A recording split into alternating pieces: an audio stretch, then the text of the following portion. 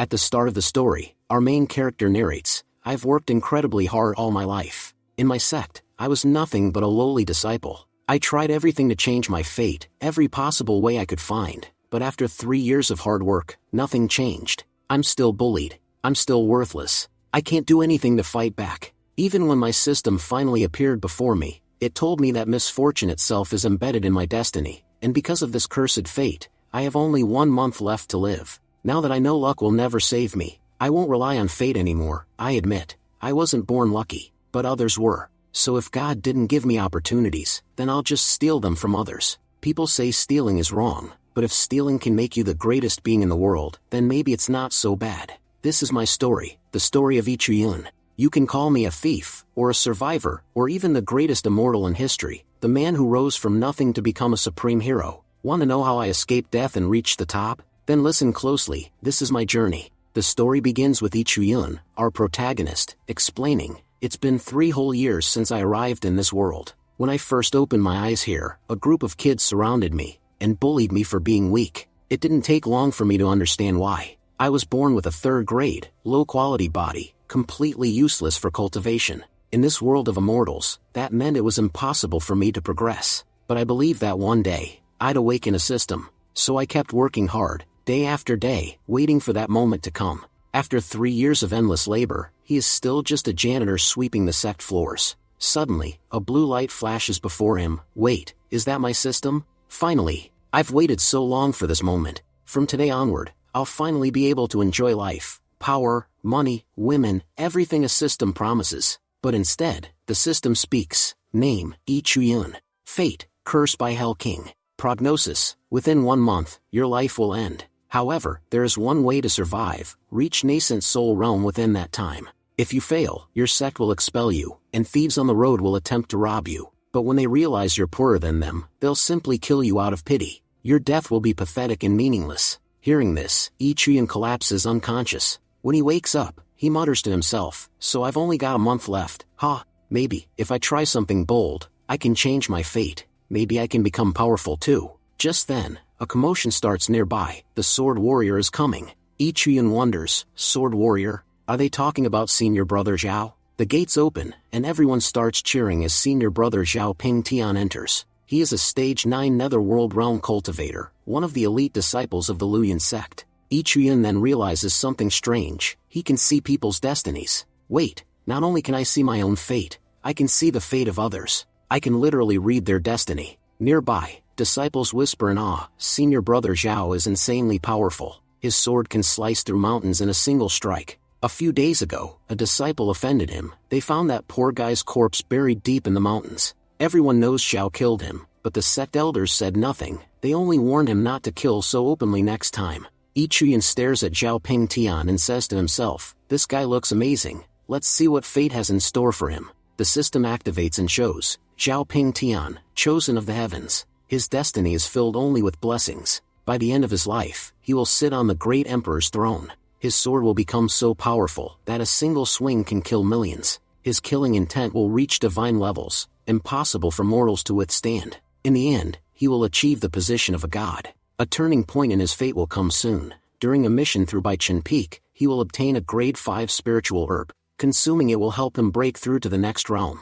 Ichiyun clenches his fists. So he's the one blessed by fate. What about me? Am I just background filler in his story? Wait, that grade 5 herb, it's extremely rare. If I get to it before he does, maybe I can change my destiny. I finally understand how to use my system. My fate may be rotten, but I have one powerful option left. I can steal from the fates of others. Sorry, brother Zhao, but that herb is mine now. Ichiyun races toward Baichen Peak, determined to find the herb before Zhao Pingtian does. Once I eat it, my destiny will finally change. No more bowing to anyone. No more being bullied. My rise starts today. Then Ichiyun quickly consumed the herb right where he stood. He muttered, "Ugh, this tastes awful, but I can't worry about that right now. I need to absorb its power immediately." After a few moments of focused meditation, Ichiyun thought excitedly, "Finally, I did it. I broke through. In one go, I've advanced 3 entire stages. I've reached the nascent soul realm. The system said it would take me a whole month, but I did it in just 1 hour.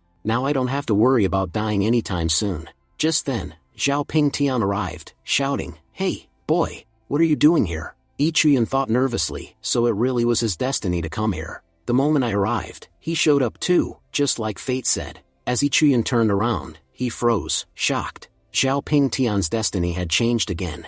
The system revealed, although Zhao Ping Tian's ultimate fate remains the same, the turning point in his life has shifted. After completing today's mission, on his way home, he'll notice something strange in the river near Nanjing Peak. When he investigates, he'll discover a spiritual weapon, the Cold Flame Sword. Acquiring it will further strengthen his destiny. Yi Chuyan muttered bitterly, unbelievable, this guy's basically the god of fortune himself. I don't get even a single opportunity, and he's drowning in them. I used to think people exaggerated when they said luck is everything, but now I see it's true. If fortune smiles on you, even a fool can become a hero. Then Yi Chuyan said aloud, pretending to be casual, senior brother, I was just cultivating here. I reached the nascent soul realm a short while ago, so I came here to stabilize my energy. No other reason, really. Zhao Ping Tian replied coldly, oh, is that so? Fine. Then get out of here. I promised my master I wouldn't kill people casually anymore. That's the only reason you're still alive. I don't really have a reason to kill you, but I kind of feel like it, so before I change my mind, leave. Yi Chuyan said politely, senior brother, are you heading toward Yunjia Pavilion? Zhao Ping Tian frowned. What does it matter to you where I'm going? Yi Chuyan smiled nervously. Oh, nothing, brother. It's just that the path passes near Nanjing Peak, and because of the recent rains, the trail is pretty bad.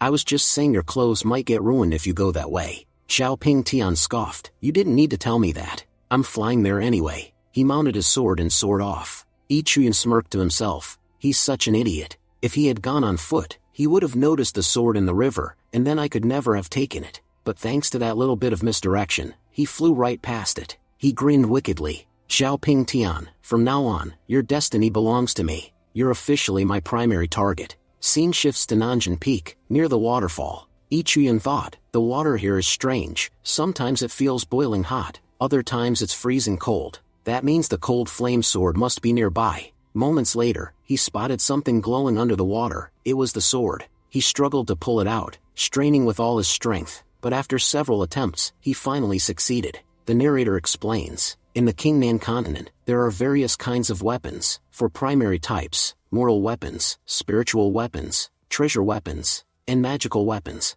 Each type is divided into 3 grades, low, middle, and high. The Luyan sect possesses only one high-grade magical weapon, which they never use except in dire emergencies. Most of the elders own low-grade magical weapons for their regular fights. The weapon Yi Chuyan just found, the Cold Flame Sword, is a low-grade magical weapon. Yi Chuyan held the sword proudly, saying, it may be a low-grade weapon, but its power is incredible. I can already feel my strength rising, my entire body feels stronger. Now that I've reached the nascent realm and obtained such a powerful sword, I must have completely changed my destiny. In the future, I'll become a truly great cultivator. Eagerly, he asked his system, show me what my future looks like now. The system responded. Yi Chuyan struggled throughout his life, and through his efforts, his life did improve. However, during a battle on a cliff, his enemy knocked him off. His body was shattered into pieces, and he died a terrible death. A major turning point will soon arrive in your life. In 1 month, an enemy will kill you, and your death will be so miserable that not even your corpse will be found. Yi Chuyan was shocked. What? What's going on? I already changed my fate. I got stronger. I even found this sword, so why does it still say I'll die within a month? As he was still processing the news, he suddenly heard someone screaming nearby. He turned sharply. That voice, that's Xiao Yu. That bastard is always causing trouble in our sect. He's bullied me so many times just because of his brother's name. Who's he picking on this time? In a dark forest, a terrified young woman was running, screaming, please help me. Someone, save me. These monsters won't leave me alone. Xiao Yu laughed cruelly. Go ahead, scream all you want. No one's coming to save you in this dark forest. Then, with an evil grin, he began tearing at the woman's clothes. You said with a wicked grin, don't be scared. We'll take very good care of you. You'll even start to enjoy it soon enough, so stop pretending. Just then, Yi Chuyan appeared from the side, and kicked you hard in the chest. Yi Chuyan shouted, ganging up on a defenseless girl? Don't you feel any shame? How can you even call yourselves men?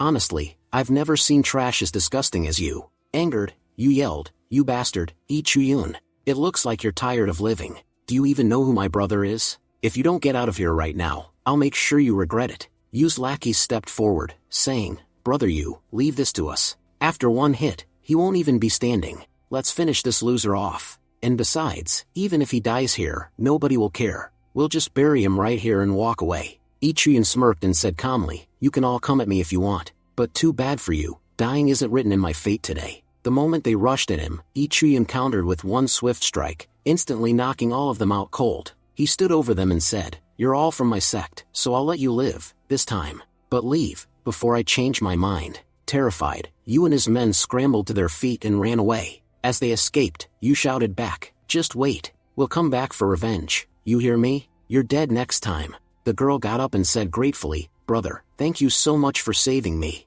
Ichiran smiled slightly, no need to thank me, just be more careful next time. But then he suddenly froze in shock. His system revealed the girl's identity. Her name was Qin Jian. Her fate appeared before his eyes. This girl's future is extraordinary. She will grow stronger and stronger, and by the end of her life, people will call her the Heavenly Empress. However, during her ascension to the heavens, she will face heavenly tribulation, and on the 9th day, she will die. In about 3 months, a major turning point will occur in her destiny. The soul of the Empress will awaken inside her body, granting her incredible luck and power. The ancestors of the Luoyan sect will even take her as their disciple. Qin Jian noticed Ichiran staring at her strangely. Brother, is something wrong? Why are you looking at me like that? Ichiran thought, the reincarnation of an empress is standing right in front of me. That means in the future, she'll become an absolute powerhouse. But her destiny will only awaken in 3 months, and I don't even know if I'll survive that long. Qin Jian asked again, brother, is something bothering you?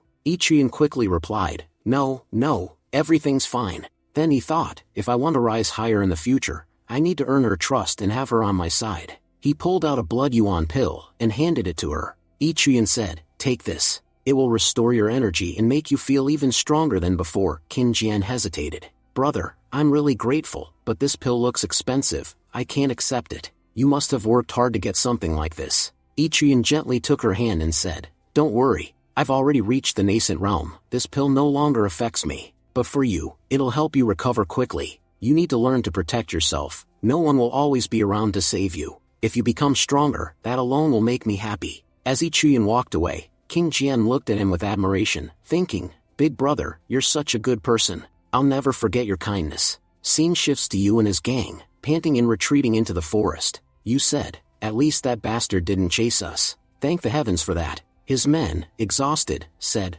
brother Yu, that sword he used was terrifying. How did that trashy Ichiran get such a powerful weapon? Another one added, brother, what should we do now? There's no way we can beat him like this. Yu smirked darkly. Have you forgotten who my brother is? Once I tell him about this, he'll make sure Ichiran dies painfully, and that amazing sword will end up in my hands. That loser's finished. Just wait, when my brother faces him, Ichiran will wet his pants in fear. Scene shifts to Yunjiao Pavilion. Ichiran walked cautiously through the dark corridor, muttering, why is it so dark in here? This place feels dangerous, and there's no one around. Suddenly, a voice echoed behind him. Boy, what are you doing here? Startled, Ichiran froze. Big brother, I was just passing through. I didn't mean to intrude. Please forgive me. But when he turned around, he realized he had accidentally fallen, landing right on top of someone. And that someone was none other than Zhao Pingtian.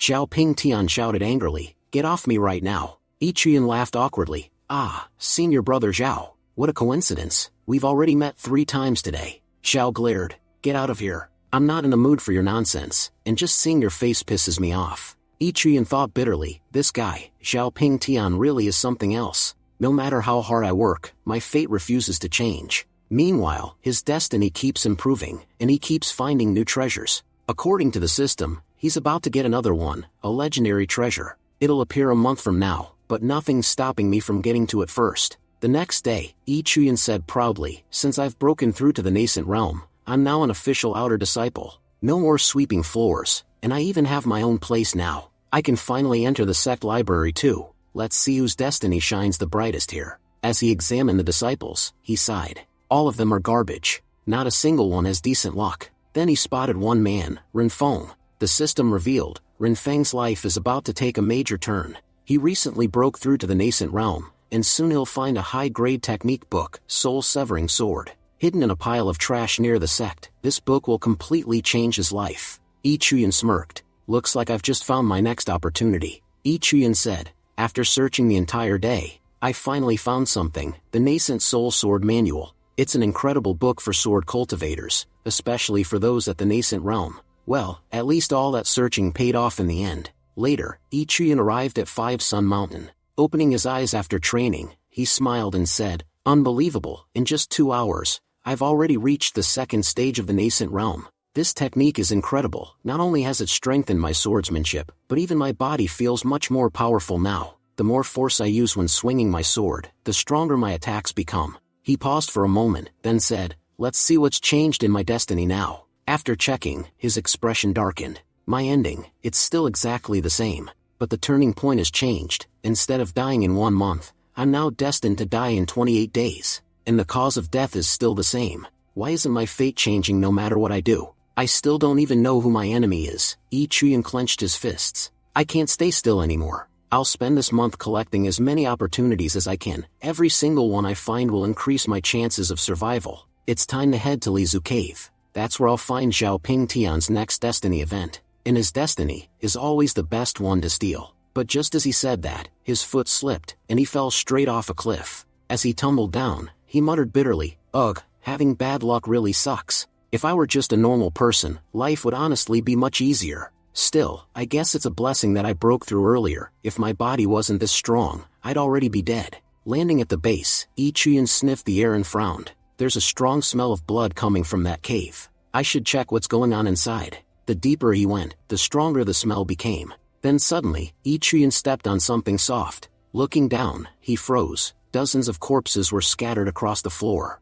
Before he could react, a voice shouted, "Who's there?" From the shadows emerged an elder and 2 disciples. The elder introduced himself, Liao Chenping, elder of foreign affairs from the Luyan sect. He looked at Ichan and said, "You're from our sect, aren't you? Judging by your robes, you're an outer disciple. What are you doing here? Are you on a mission?" Ichiran quickly bowed and replied, "Elder, I ended up here by accident. I fell off the cliff nearby, and after catching the scent of blood, I followed it inside to investigate." One of the disciples, Wang Shuang, frowned suspiciously. "Looking at your cultivation, you're only at the nascent realm, and yet you survived falling from that height without a single injury? That's strange. I don't trust you." Elder Chenping snapped, "Enough, Wang Shuang. We've lost many disciples on this mountain today, and we still don't know the cause. We're already short on manpower. If this boy can help us, it'll be useful." He then ordered, "Wang Shuang, Ichiran, both of you, head to the left side of the cave and check for survivors. Many disciples are still missing." Ichiran nodded. "Understood, Elder." Smiling faintly, he said to Wang Shuang, "Senior brother, let's go." After walking a short distance, Wang Shuang winced in pain. "Little brother, I think I twisted my ankle. Go ahead without me. I'll catch up once I recover." Ichiran thought to himself, what an idiot. He doesn't even realize he's missing out on a great opportunity up ahead. As Ichiran continued deeper into the cave, he muttered, "He just handed me his fortune because he was too lazy to keep going. If he had continued, he would have met someone important, someone who could have helped him greatly in the future. But since he gave up, that opportunity now belongs to me." After some time, Ichiran spotted a faint glow among the rocks, and a man lying motionless beside it. Ichiran said, "So this must be the guy the system mentioned. He's still breathing, though. If the system said he'll be important to my future, then this man's identity must be extraordinary." Then the system displayed information: name, Duan Heng. Fate, exceptional. In the end, he will travel to Sunset Valley, where he will be slain by a god. But before that, he will become an immortal king, and die alongside a legendary woman of great fame. Currently, he's at a turning point. Inside this cave, he is destined to find a powerful item, the mystic Yuan embryo. Ichiran's eyes widened. So he's supposed to find an artifact here, that mystic Yuan embryo. He slapped Duan Heng lightly on the cheek. "Hey, senior brother, wake up." But the man didn't move. Ichiran sighed. "Looks like he's really unconscious. Well, since he's not using this opportunity, I'll take it for myself." He began searching the area, and after a few minutes, he found it. There it is, the Yuan embryo. And wait, there's a book beside it too. He examined them closely. Incredible. This embryo contains the energy of both heaven and earth. I'll store these for now, they'll come in handy later. A little later, Ichiran called out to the others, and everyone regrouped. Elder Chenping said, "Good work, everyone. This boy's life isn't in danger, but the injury to his head is severe. We must take him back to the sect immediately for treatment. Fan Kun and Wang Shuang, you'll both stay here and guard the cave. Make sure no one else enters. As for you, Ichiran, you did an excellent job today." He handed him a token and added, "Take this as a reward. When you return to the sect, you can exchange it for a valuable prize." Yi Chuyan bowed respectfully and smiled. "Thank you, Elder." At the same time, he thought to himself, all my current tasks are done. Now it's time to head to Lizu Cave and steal Zhao Ping Tian's destiny. A while later, Yi Chuyan reached a waterfall and smiled. No one knows about Lizu Cave. In truth, it's hidden behind this waterfall. It's also one of the Luoyan sect's secret inheritance grounds. Whoever enters can obtain our sect's ancient inheritance. A month from now, Zhao Ping Tian was destined to discover it, but thanks to my system, I found out first. He split the waterfall in two using his energy and entered the cave. "It's a good thing there are no guards here today," he said with a smirk. "All of them must have gone to investigate the Five Sun Mountain incident, where so many of our people died for no reason. Judging from the energy here, the inheritance trial must already be active. Let's see what kind of fortune awaits me this time." With that, Yi Chuyan stepped into the trial. Inside, he found himself in a vast realm. In the sky, a powerful ancient master stood, speaking with a booming voice. "Compared to heaven itself, I am stronger." Then, with one strike, the master obliterated the countless figures below him. Yi Chuyan's eyes widened. So this is one of our Luoyan sect's top cultivators from ancient times. His power, it's terrifying. The ancestor's spirit turned toward Yi Chuyan and said, "Child, you shouldn't have entered here. If you wish to leave this place alive, turn back now. If you stay, only death awaits you." Yi Chuyan readied his sword. His attack is insanely powerful. Even though he hasn't directly targeted me, just the pressure alone is enough to make it hard to breathe. The ancestor frowned. "You're stubborn, boy, and I don't like stubborn people." He unleashed a violent barrage of attacks. Yi Chuyan blocked them all with difficulty, each strike heavier than the last. Still, he growled through the pain. "Running away isn't an option for me. Even if I'm destined to die in a month, I'll fight to survive. If I ever want to become the strongest among all, I must endure this, no matter what." A massive explosion filled the cave. The master frowned, sensing the aftermath. "Did I use too much power? It seems I may have gone too far and killed the boy. But that's not my fault. This was meant to be a test of strength. If he couldn't withstand even a fraction of my power, how could he possibly handle my full inheritance? My last attack was too strong. Next time, I'll hold back." But then, to his surprise, he saw Yi Chuyan still standing, barely, but alive. The master laughed in admiration. "You truly are remarkable, child. Only those with unshakable will can advance in the way of the sword. A person without determination will never achieve true cultivation." "Very well, I've waited 100 years for someone like you." The master extended his hand, channeling immense energy into Yi Chuyan's body. The master said, "Listen carefully. I have bestowed upon you the Great River Sword technique, a technique of 12 layers.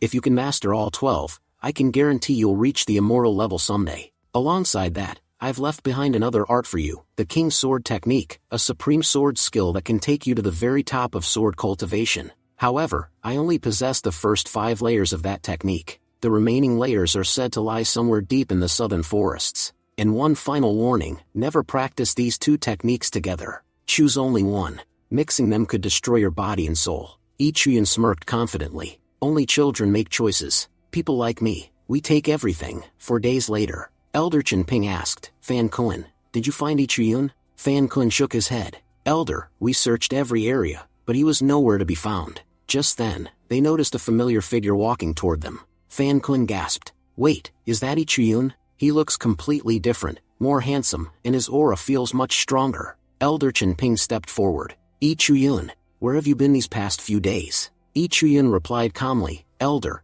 I went down the mountain for special training. I followed my schedule exactly and have now returned on time. May I ask, is there something you needed from me?" Chen Ping nodded. "Yes, follow me. Our sect leader wants to meet you." They entered the main hall of the Yunjia Pavilion. Inside, Yi Chuyan spotted a familiar face. "Senior brother Duanheng, you're here too." Duanheng smiled. "Yes, junior brother Yi Chuyan. We meet again. I never got the chance to thank you personally for saving my life that day." Yi Chuyan replied modestly, "There's no need to thank me, senior brother. I only did what was right." At that moment, the sect leader, Gu Xianda, turned toward him. "So, you're Yi Chuyan," Yi Chuyan thought privately. "This man's aura, it's incredible." Bowing respectfully, he said, "Greetings, sect leader." Gu Xianda smiled. "You're an impressive young man, Yi Chuyan. Among all our outer disciples, you stand out the most. In 3 days, the Grand Inter-Sect competition will be held, and I want you to participate. I'm putting my faith in you, Yi Chuyan. Don't disappoint me." Yi Chuyan thought silently, What exactly is the sect leader planning? Elder Chen Ping said. In just a few days, the inter-sect competition will begin. Whoever performs best in that competition will receive truly remarkable rewards. Our sect leader himself has instructed that you must participate and win. Duanheng personally recommended you. Yi Chuyun, smiling gratefully, said, "Thank you very much, sect leader, and thank you too, senior brother Duanheng. I won't disappoint either of you." Gu Xianda said, "You both may leave now." As Yi Chuyun turned to leave, Gu Xianda looked at Elder Chen Ping and asked, "Elder Chen Ping, about the incident in Five Sun Mountain Cave, where so many of our disciples were killed, have we discovered who was behind it?" Elder Chen Ping bowed slightly. "Sect leader, we still don't have the full details, but during our investigation,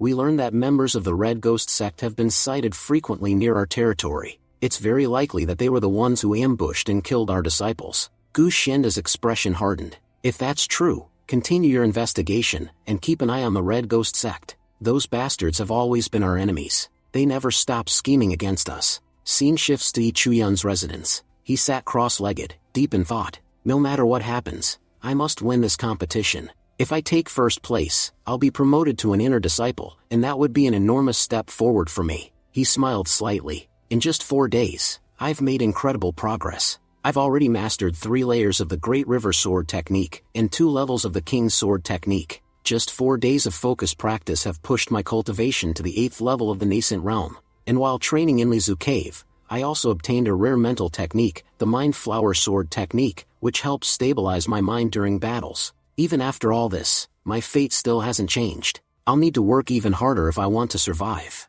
Suddenly, Yi Chuyun sensed something behind him, a stone flying straight toward his head. He swiftly caught it mid-air and threw it back with force. A calm voice echoed from above. "Good reflexes. Impressive technique." Yi Chuyun looked up in surprise and saw an old master sitting atop a tree branch. The old man said with a faint smile, "Young man, your body's quite remarkable. It seems I wasn't wrong about you." At that moment, Yi Chuyun's system activated, revealing information. Name, Dan Pingzhu. Nature, kind-hearted and righteous. 100 years ago, he was a great cultivator from the Boundless Realm. He was severely injured in battle and has since lived quietly within the Luyan sect, concealing his true identity. Very few know how powerful he truly is. Yi Chuyun thought, so this old man, he's actually one of the hidden seniors of the sect. Hardly anyone knows how strong he really is. Then, the system added, "The host's fate is shifting. The dark star that once blocked your destiny has moved away. Your fortune has now ascended from evil star fate to purple fate, a far more auspicious destiny."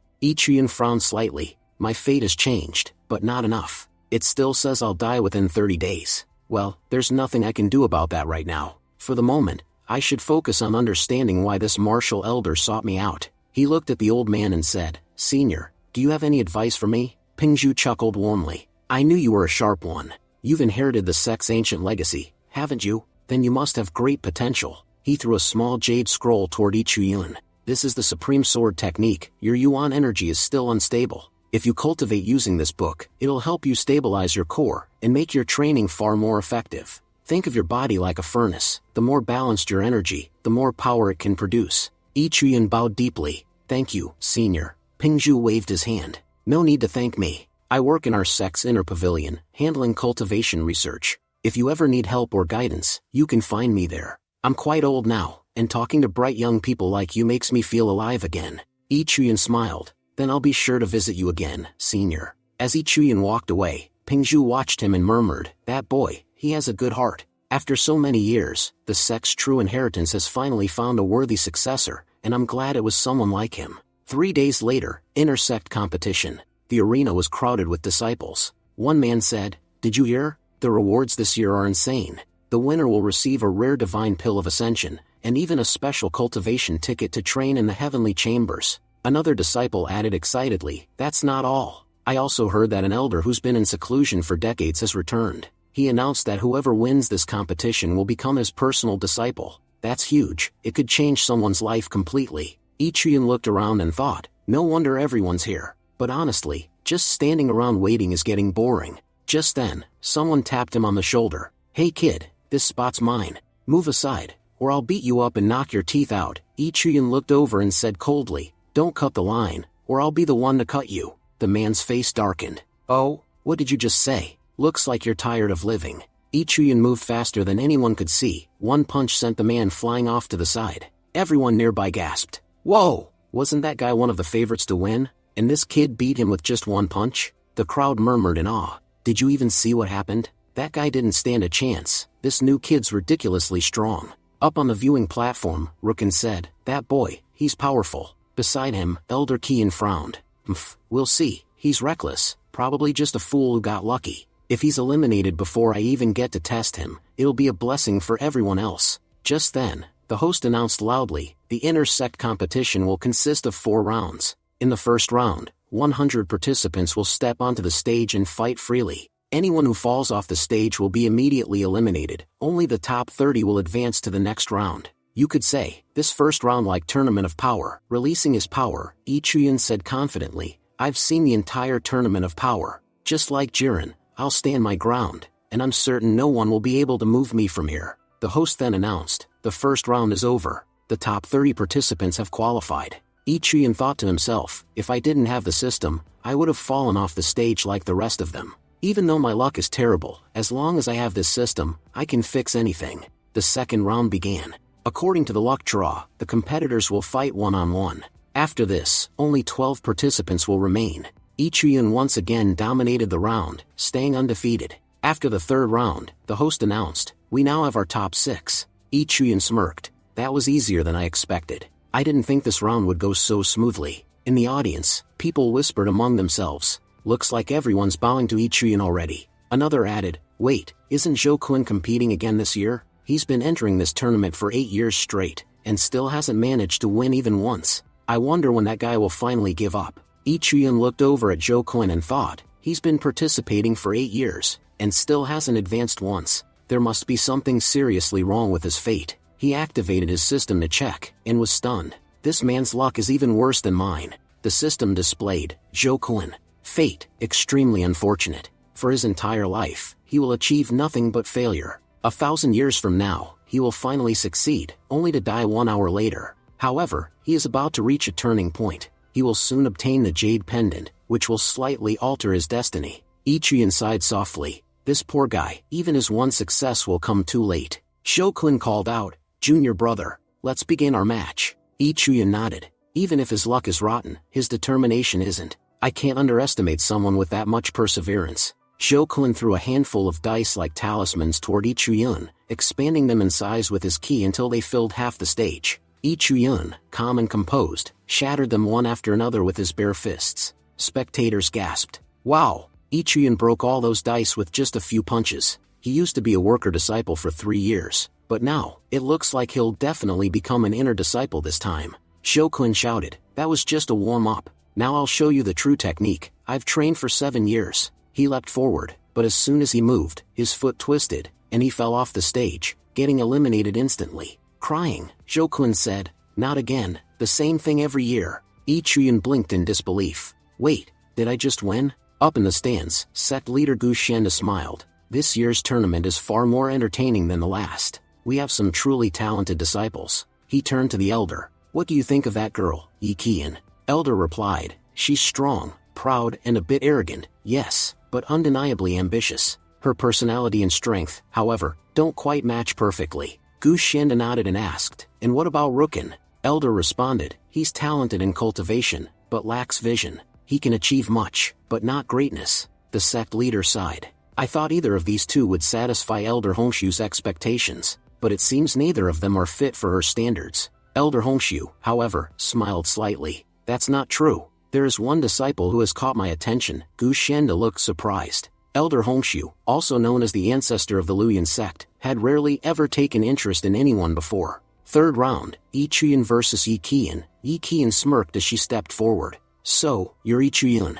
I've heard quite a lot about you. You've made it pretty far impressive, but your next match is against me, and this is where your so-called luck runs out. The audience whispered excitedly, Yi Qian is the strongest of the outer sect disciples. Everyone says she's the favorite to win this year. Looks like Yi Chuyan's finally going to lose. Yi Qian said coolly, I'll give you a chance to surrender. Admit defeat now, and you can still save your dignity. You've already won several rounds, so even if you give up here, you'll still make it to the 4th round. Yi Chuyan smirked. You say my luck's run out? To be honest, I've never had any luck. Everything I've achieved, I did it with my own strength. Yi Qian raised an eyebrow. Fine, but don't cry later when you realize how foolish that was. I gave you a chance. With that, the fight began. Yi Qian launched a series of lightning-fast strikes, but Yi Chuyan blocked each one using his sword technique of the river flow. Yi Qian's eyes widened. How is that possible? He's using a wooden sword. How can he block my attacks with that? Yi Chuyan thought. My ki is fluctuating wildly. I can barely control it. It must be because I'm using both techniques together. Yi Qian charged again. You blocked my first attack. Impressive. But let's see if you can handle this one. Yi Chuyan activated his 7-layer sword technique, his wooden sword glowing faintly. The audience whispered in disbelief. He's insane. He's fighting Yi Qian head-on with a wooden sword. There's no way he'll win. She's too strong. But even Yi Qian began to hesitate. Where is this boy getting such overwhelming energy from? Just then, Yi Chuyan's wooden sword snapped in half. Yi Qian seized the moment and slashed forward, stabbing Yi Chun through the shoulder. She smiled coldly. Reaching the top 12 was already your peak, Yi Chuyan. But wanting more than that, that's just greed. And that's why. I'll stop you here. Yi Chuyan, you were indeed a powerful competitor, but you're still far behind me. Sect leader Gu Shenda nodded thoughtfully. I knew this would happen. Yi Qian has always been the strongest among the outer sect disciples. The fact that Yi Chuyan even lasted that long against her is already impressive. Elder Hongshu, however, said coldly, Gu Shenda, it seems your judgment has become clouded. Your perception is affected by bias. Yi Chuyan's weapon was nothing more than an ordinary wooden sword, while Yi Qian was wielding a powerful magical blade. Even with that advantage, Yi Chuyan wasn't seriously injured. He's been using the 7-sword technique, and I know very well the true nature of that power. This boy is hiding his true strength. He doesn't want anyone here to know how strong he really is. He's pretending to be hurt, but he hasn't even used half of his true power yet. Just watch, you'll soon see how terrifying he really is. Yi Chuyan stood up slowly, brushing the dust from his shoulder. Yi Qian, you started celebrating a bit too early. At least wait until I'm actually down. Yi Qian looked shocked. You're not injured? Yi Chuyan thought silently. This all started because of that old man, Pingzhu. When our swords first clashed, I heard his voice echo in my head. He told me, if you wish to remain in the sect and grow stronger, you must do 2 things. First, win this competition. Second, never take any elder as your master. Yi Chuyan frowned inwardly. Why would he tell me not to accept a master? Does he want me to follow his cultivation path instead? Still, he's right. I carry a unique inheritance that only he and I know about. If I were to train under another elder, I'd be exposed immediately. So I'll have to follow his advice for now. He looked up at Yi Qian, eyes steady. I was planning to enter the inner sect by placing 6th, but now, I've changed my goal. I want the number 1 position, and if I'm going to be number 1, then, Yi Qian, you can't be. Yi Qian scowled. You don't even have a sword anymore. How will you fight me? Yi Chuyan smiled faintly. You're talented, that's true. But let's be honest, your family background gave you everything. If not for that privilege, you'd never have made it this far. Yi Qian's face darkened with fury. How dare you insult me? She infused her sword with blood, activating her blood blade technique, and lunged forward to attack. Just as her strike was about to land, Yi Chuyan summoned a faint blue aura, and suddenly, cold flame sword appeared in his hand. Yi Qian froze mid-strike. What? Where did that sword come from? Yi Chuyan parried effortlessly and countered, pushing Yi Qian back with such force that she was wounded on her arm. Yi Qian stared at him in disbelief. This energy, it's completely different from before. He's changed. If he wanted to, he could finish this fight in an instant. Yi Chuyan stepped forward, his expression calm but fierce. Yi Qian, you're too weak. He struck once, and with a single blow, Yi Qian was sent flying off the stage. The crowd gasped in shock. What just happened? Did Yi Qian, the strongest of the outer disciples, just lose in a single hit? That Yi Chuyan, is he even human? How could he become this powerful in just a few days? After the round, the host began pairing opponents for the next match. One disciple, Ji Ping, looked at the list and sighed. My opponent is Yi Chuyan. In that case, I'll surrender before the fight even starts. The crowd murmured. What? You're giving up already? Ji Ping shrugged. People call me stupid, but I'm actually quite smart. If even Yi Qian couldn't beat him, then what chance do I have? Besides, my current rank is already good enough. Brother Yi Chuyan, good luck. I'm sure you'll take 1st place. After several more matches, the final results were announced. 4th place, Ji Ping. 3rd place, Lin Rukin. 2nd place, Yi Qian. 1st place, Yi Chuyan. The host then declared, now, we begin our special challenge round. Inner disciples will now step forward to challenge these new ranking winners. If an inner disciple loses, they will be expelled from the inner sect, and their position will be taken by the victor. The first to step forward was Zhao Yulong, the elder brother of Zhao Yu. Yulong said with a smile, "Junior brothers and sisters, it's been a long time since we've met." The crowd cheered. "Brother Yulong, he's amazing. He was the first among us to enter the inner sect. There's no doubt he'll put on a great show again." From the crowd, Zhao Yu shouted nervously, "Big brother, you're incredible, but you don't know who your opponent is. Please, don't fight him. Just withdraw." Yulong smiled confidently. "Little brother, don't worry. I'll avenge you today. You've suffered enough humiliation. I'll make it right." Yu's eyes filled with tears. "It's over, he doesn't understand. Yi Chuyan's strength, he's on a completely different level." The host announced, "The inner disciples may now choose their opponents." Yulong pointed straight at Yi Chuyan. "I choose him." He stepped forward. "Boy, before this match, I already spoke with the elders. You humiliated my younger brother. Now, I'll avenge him, in front of everyone." The audience murmured nervously. Yulong made a huge mistake. Because of Yu's pride, he's about to lose his own status, and become an outer disciple again. From the stands, Yu clenched his fists and whispered tearfully, "Big brother, forgive me. I tried to stop you, but I couldn't." Yulong smirked at Yi Chuyan. "I'll give you one chance. Kneel here before everyone, admit your mistakes, lay your sword on the ground, and walk away. Do that, and I won't hurt you. Otherwise, I'll destroy you, and you'll never be able to show your face again." Acting nervously, Yi Chuyan said, "Your words, they've truly frightened me. But still, I'll fight." Yulong, furious, replied, "I gave you a generous offer, but you refused it. Fine. No more mercy. Today, in front of everyone, I'll kill you so brutally that no one will ever dare to insult my family again." But before his attack could connect, Yi Chuyan easily dodged every strike with smooth precision. Yulong gritted his teeth. "Your speed's impressive, I'll give you that. But tell me, boy, how do you plan to fight without a sword?" Yi Chuyan smirked. "To deal with a rat like you, I don't need a sword." Then, with blinding speed, he punched forward, a single devastating blow that shattered Yulong's technique midair. Yulong's attack disintegrated under the pressure of Yi Chuyan's fist. Eyes wide with disbelief, Yulong gasped, "How? Is that even possible?" He blocked a sword strike, with his bare hands. Yi Chuyan stepped in again, delivering a heavy shockwave that sent Yulong flying backward. The audience murmured in awe. "It's over, Yulong's finished."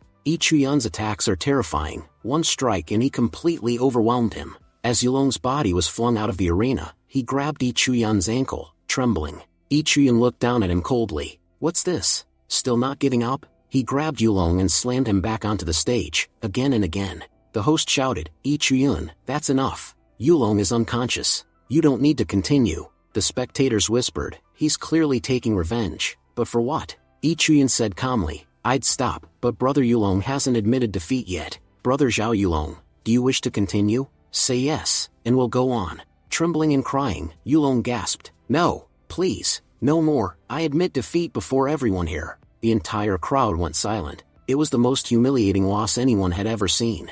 Yu covered his face and whispered, "I'm sorry, brother, forgive me." The host stepped forward and announced, "The inner sect competition has now concluded. 4 disciples have qualified for entry into the inner sect. As promised, all 4 will receive extraordinary rewards. But in addition, there's a special announcement." The crowd grew restless as they turned toward Elder Hongshu. "Isn't that Elder Hongshu, the one who's been in seclusion for years?" "Yeah, she's from Qingxia Peak, right?" Sect leader Gu Shenda said. "Yes, Elder Hongshu of Qingxia Peak is here today to select a personal disciple." Upon hearing this, Yi Qian's eyes lit up with excitement. Elder Hongshu looked at Yi Chuyan and said, "Yi Chuyan, I have decided. I want you as my personal disciple. I won't claim to be the greatest swordmaster in the world, but there are only a handful alive who can stand against me. If you accept me as your master, you'll gain immense benefits in the future, and you'll never suffer loss under my guidance. Besides, my Qingxia Peak has many female disciples. If you accept, I could even arrange a suitable marriage for you." The crowd gasped. "What? Qingxia Peak has never accepted a male disciple before. She's breaking her own sect rules for Yi Chuyan. He's unbelievably lucky. If he joins her, his entire destiny will change." Yi Chuyan took a deep breath and replied respectfully, "Elder Hongshu, I sincerely thank you for your offer. I entered this competition to prove myself, and earn the chance to become a disciple of the sect. But to be honest, I don't need a master." The entire hall went silent. He continued, "So, Elder Hongshu, please forgive me, but I must decline." Gasps echoed across the arena. Everyone stared in disbelief. No one had ever refused an offer from Qingxia Peak. Elder Hongshu's face darkened. What did you just say, boy? Gu Xianda quickly interjected. Child, don't be foolish. Elder Hongshu hasn't accepted a personal disciple in decades. Do you realize how rare this chance is? If you reject her now, you'll regret it for the rest of your life. Think carefully before you speak again. Yi Chuyan bowed his head. Sect leader, I'm not joking. I truly mean it. I don't wish to become anyone's personal disciple. Just being accepted into the inner sect is already a great honor for me. Elder Hongshu, I'm grateful for your offer, but I must respectfully decline. Everyone was stunned into silence. After a pause, Elder Hongshu chuckled softly. This boy is truly fascinating.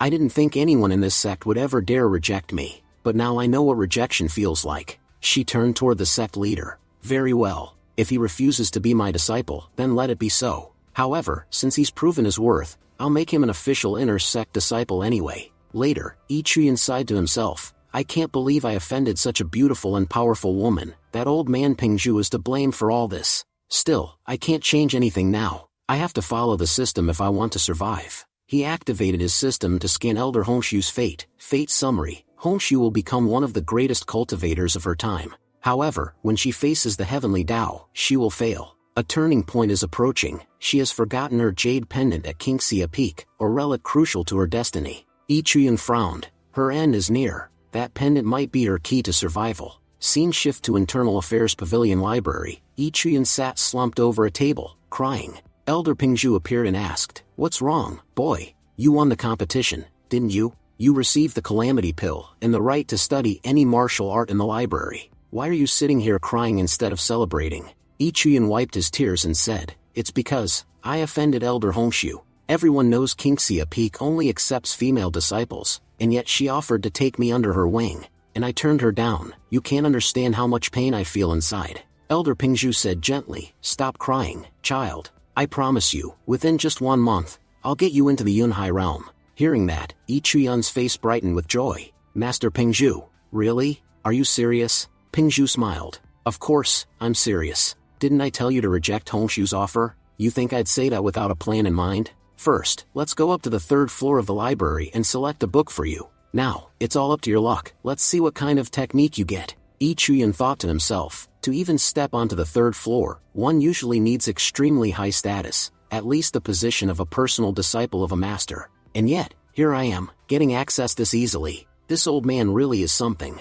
After half an hour of searching, Pingzhu sighed impatiently. You've been standing here forever. Haven't you found a book yet? Hurry up and choose one already. I'm getting bored. Yi Chuyan replied, There are so many fighting techniques here, but I don't want anything related to brute combat. What I'm looking for is a movement technique, something that improves agility and speed.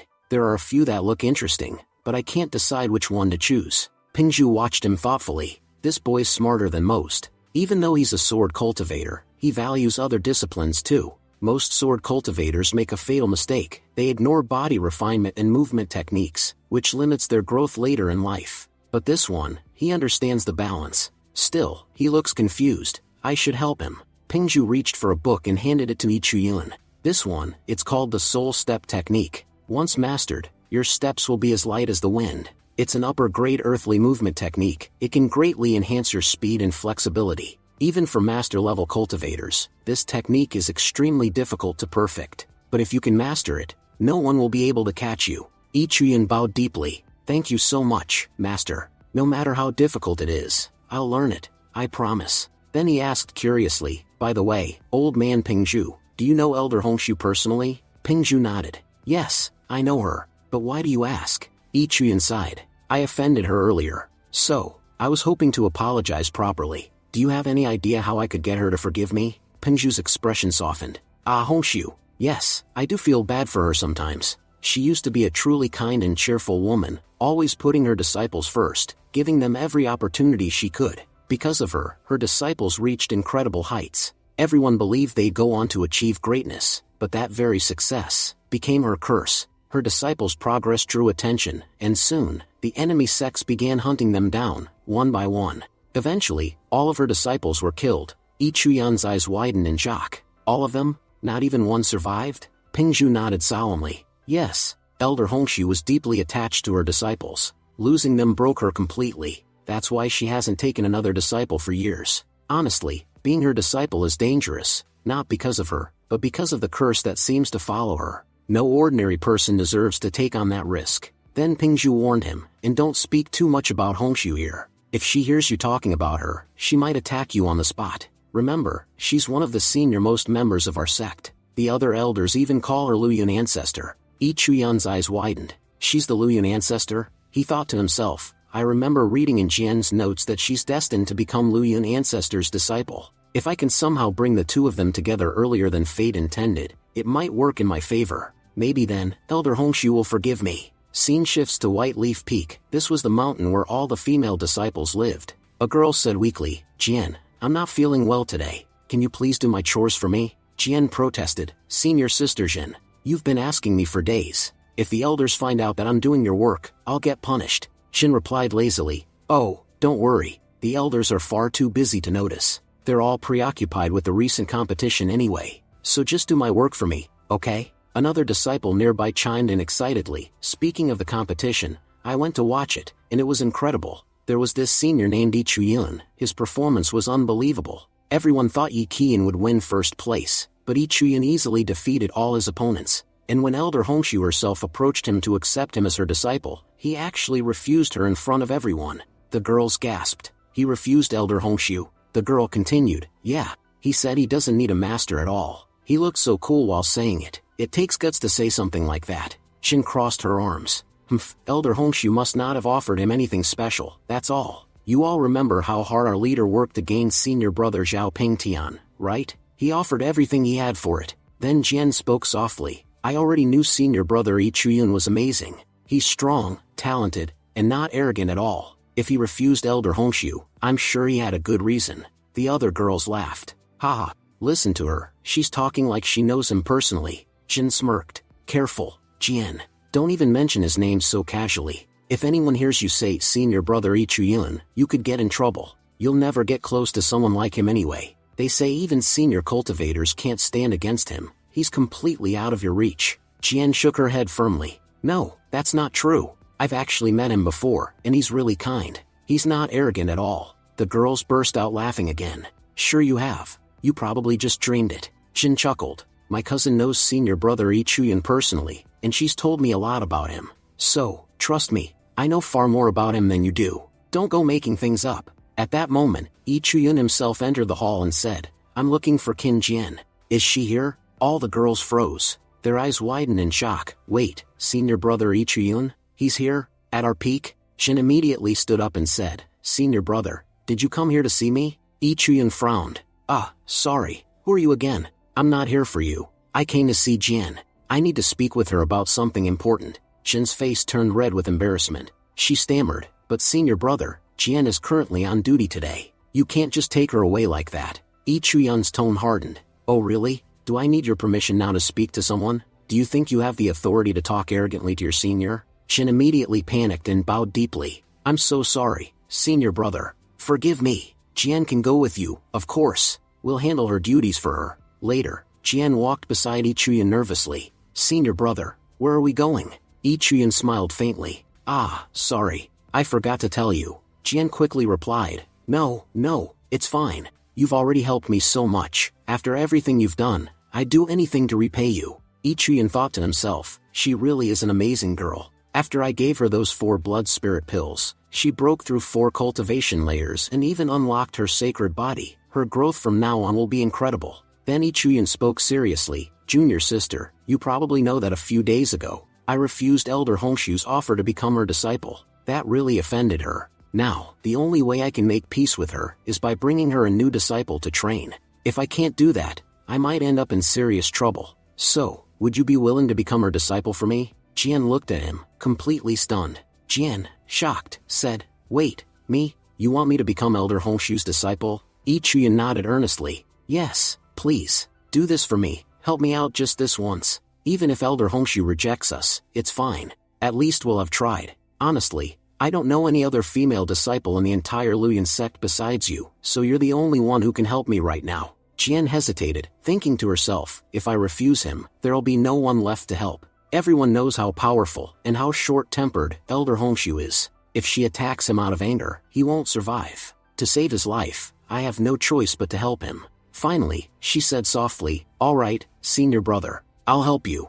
Yi Chuyan smiled. Good. We'll be meeting Elder Honshu soon. When you see her, give her this pendant. She's been searching for it for a long time.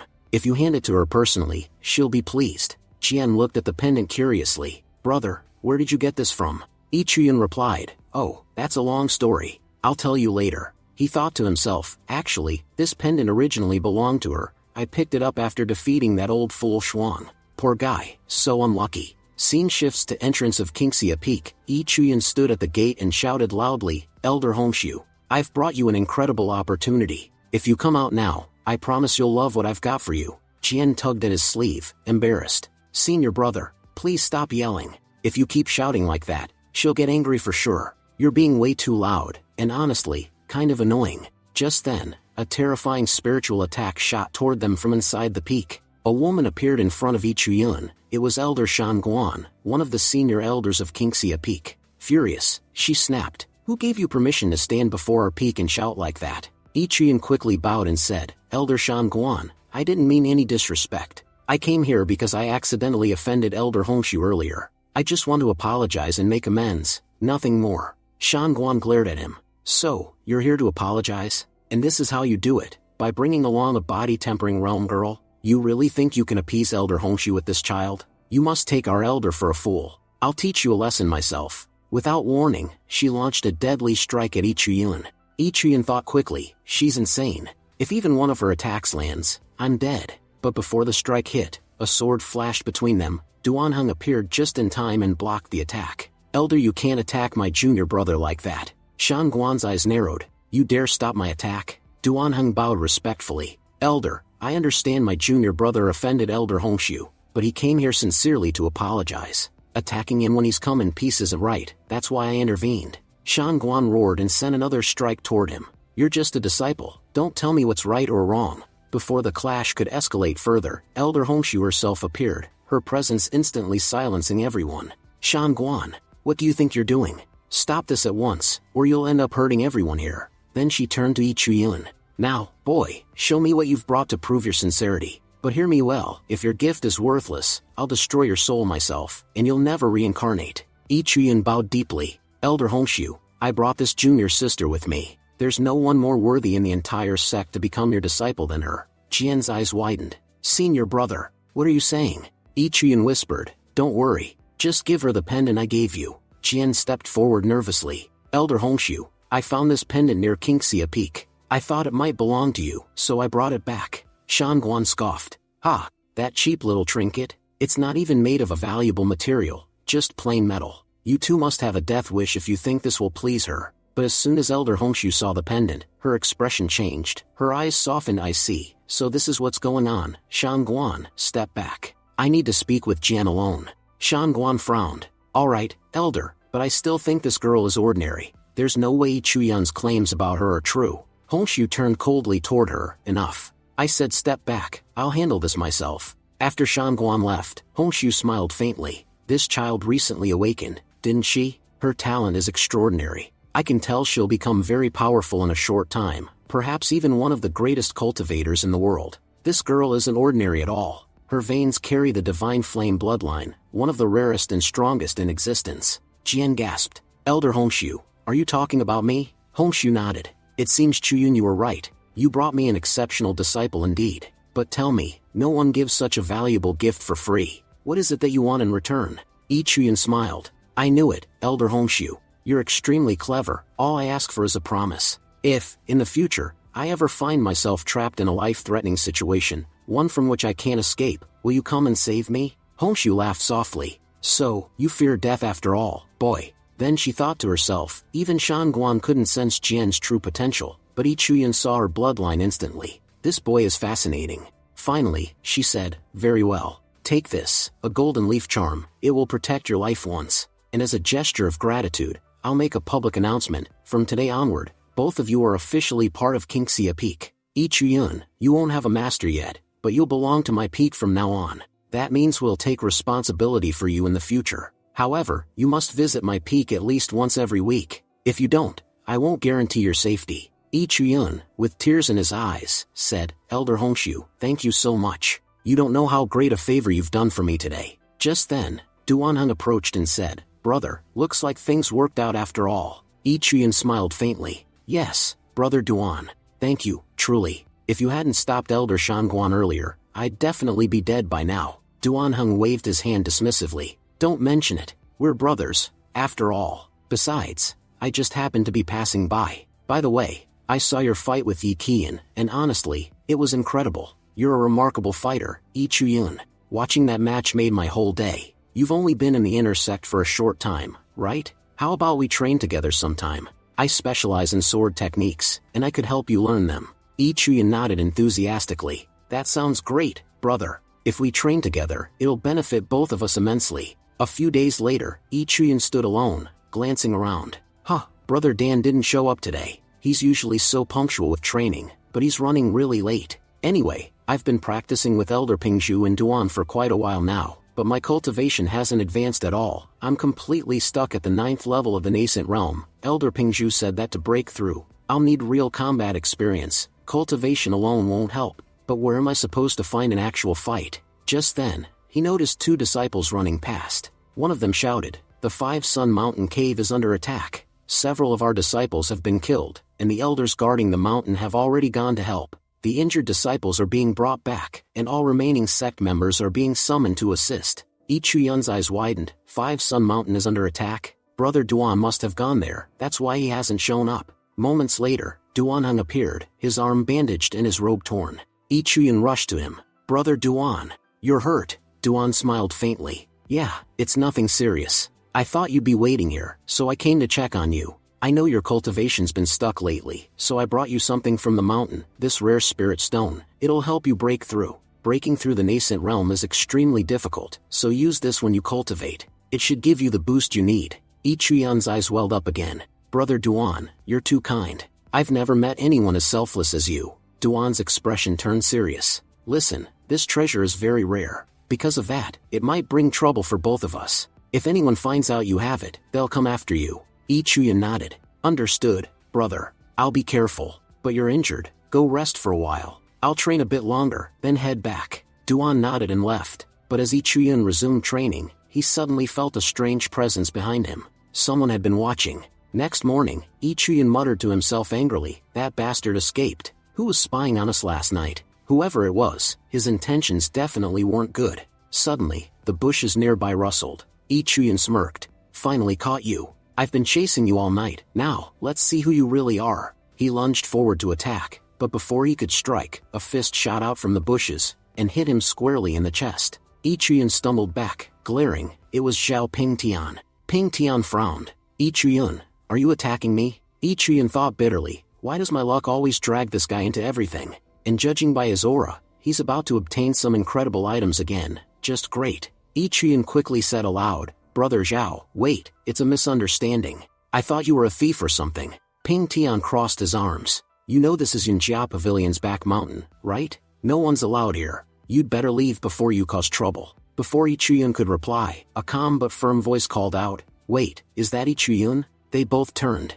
It was Elder Gu Xuanda, the sect leader's assistant. Yi Chuyun immediately bowed. Greetings, second leader. Gu Xuanda smiled. I heard you've joined Kingxia Peak, correct? Yi Chuyun nodded. Yes, sir. My master said that simple cultivation isn't enough anymore. If I want to grow stronger, I need real-world combat experience. That's why I came here. Gu Xuanda turned to Ping Tian.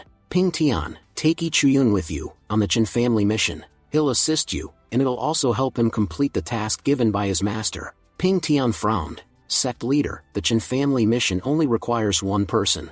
I'm confident I can handle it alone. Yi Chuyun quickly added, Please, sect leader, let him go alone. His skills are far above mine. I might just slow him down. Gu Xuanda chuckled. Oh really? You think you're that weak? If we're talking about progress, there's not a single disciple in the entire Luyan sect who's advancing faster than you. You'll go with Ping Tian. Consider it an opportunity to learn. He has plenty of experience, and you could benefit from it. Then, turning away, he said, All right, that's settled. You two can leave for the mission immediately. Yi Chuyun bowed respectfully. Thank you, sect leader. I'll do my best. As they left, Yi Chuyun said, Let's go, senior brother. Ping Tian sighed to himself, annoyed. Why did master pair me with this idiot? The narrator began explaining. Chen Family Fort is a remarkable city that has been under the protection of the Luyan sect for thousands of years. Because of their presence, no major masters or invaders have dared to attack it. As a result, the city has grown prosperous and peaceful. Every 10 years, the Chen family fort holds a grand ceremony to honor their ancestors. During that time, the Luoyuan sect disciples arrive to protect the city and ensure the event runs smoothly. Chiyun looked around and said, "Senior brother, this place is incredible. It looks like a fair will start here soon. But senior brother, you still haven't told me, what exactly is our mission? Is it something dangerous?" Ping Tian frowned and snapped, "Shut your mouth already. Our only job here is to watch over the city and make sure the ancestor worship ceremony goes well. Nothing more. And stop with your endless questions, you're giving me a headache. If you ask one more stupid thing, I swear, I'll kill you myself before any master gets the chance." Just then, a butler from the Chen family came running toward them. Chen Heba said respectfully, "Senior brother Zhao, finally, you're here. We've all been waiting for you." Ping Tian replied, "Everyone at the main sect is quite busy right now, so the master asked me to handle this mission personally." Chen Heba smiled, "That's wonderful news for us. It's an honor to have you here, senior brother Zhao. By the way, who's this with you?" Ping Tian said dismissively, "He's just a useless disciple who came down from the mountain uninvited. I have some important matters to discuss with the Chen family head, so take me to him immediately." Chiyun thought silently, this Ping Tian is unbelievably arrogant. One day, I'll take everything he values, every opportunity, every bit of recognition, and then let's see if he dares talk down to me again.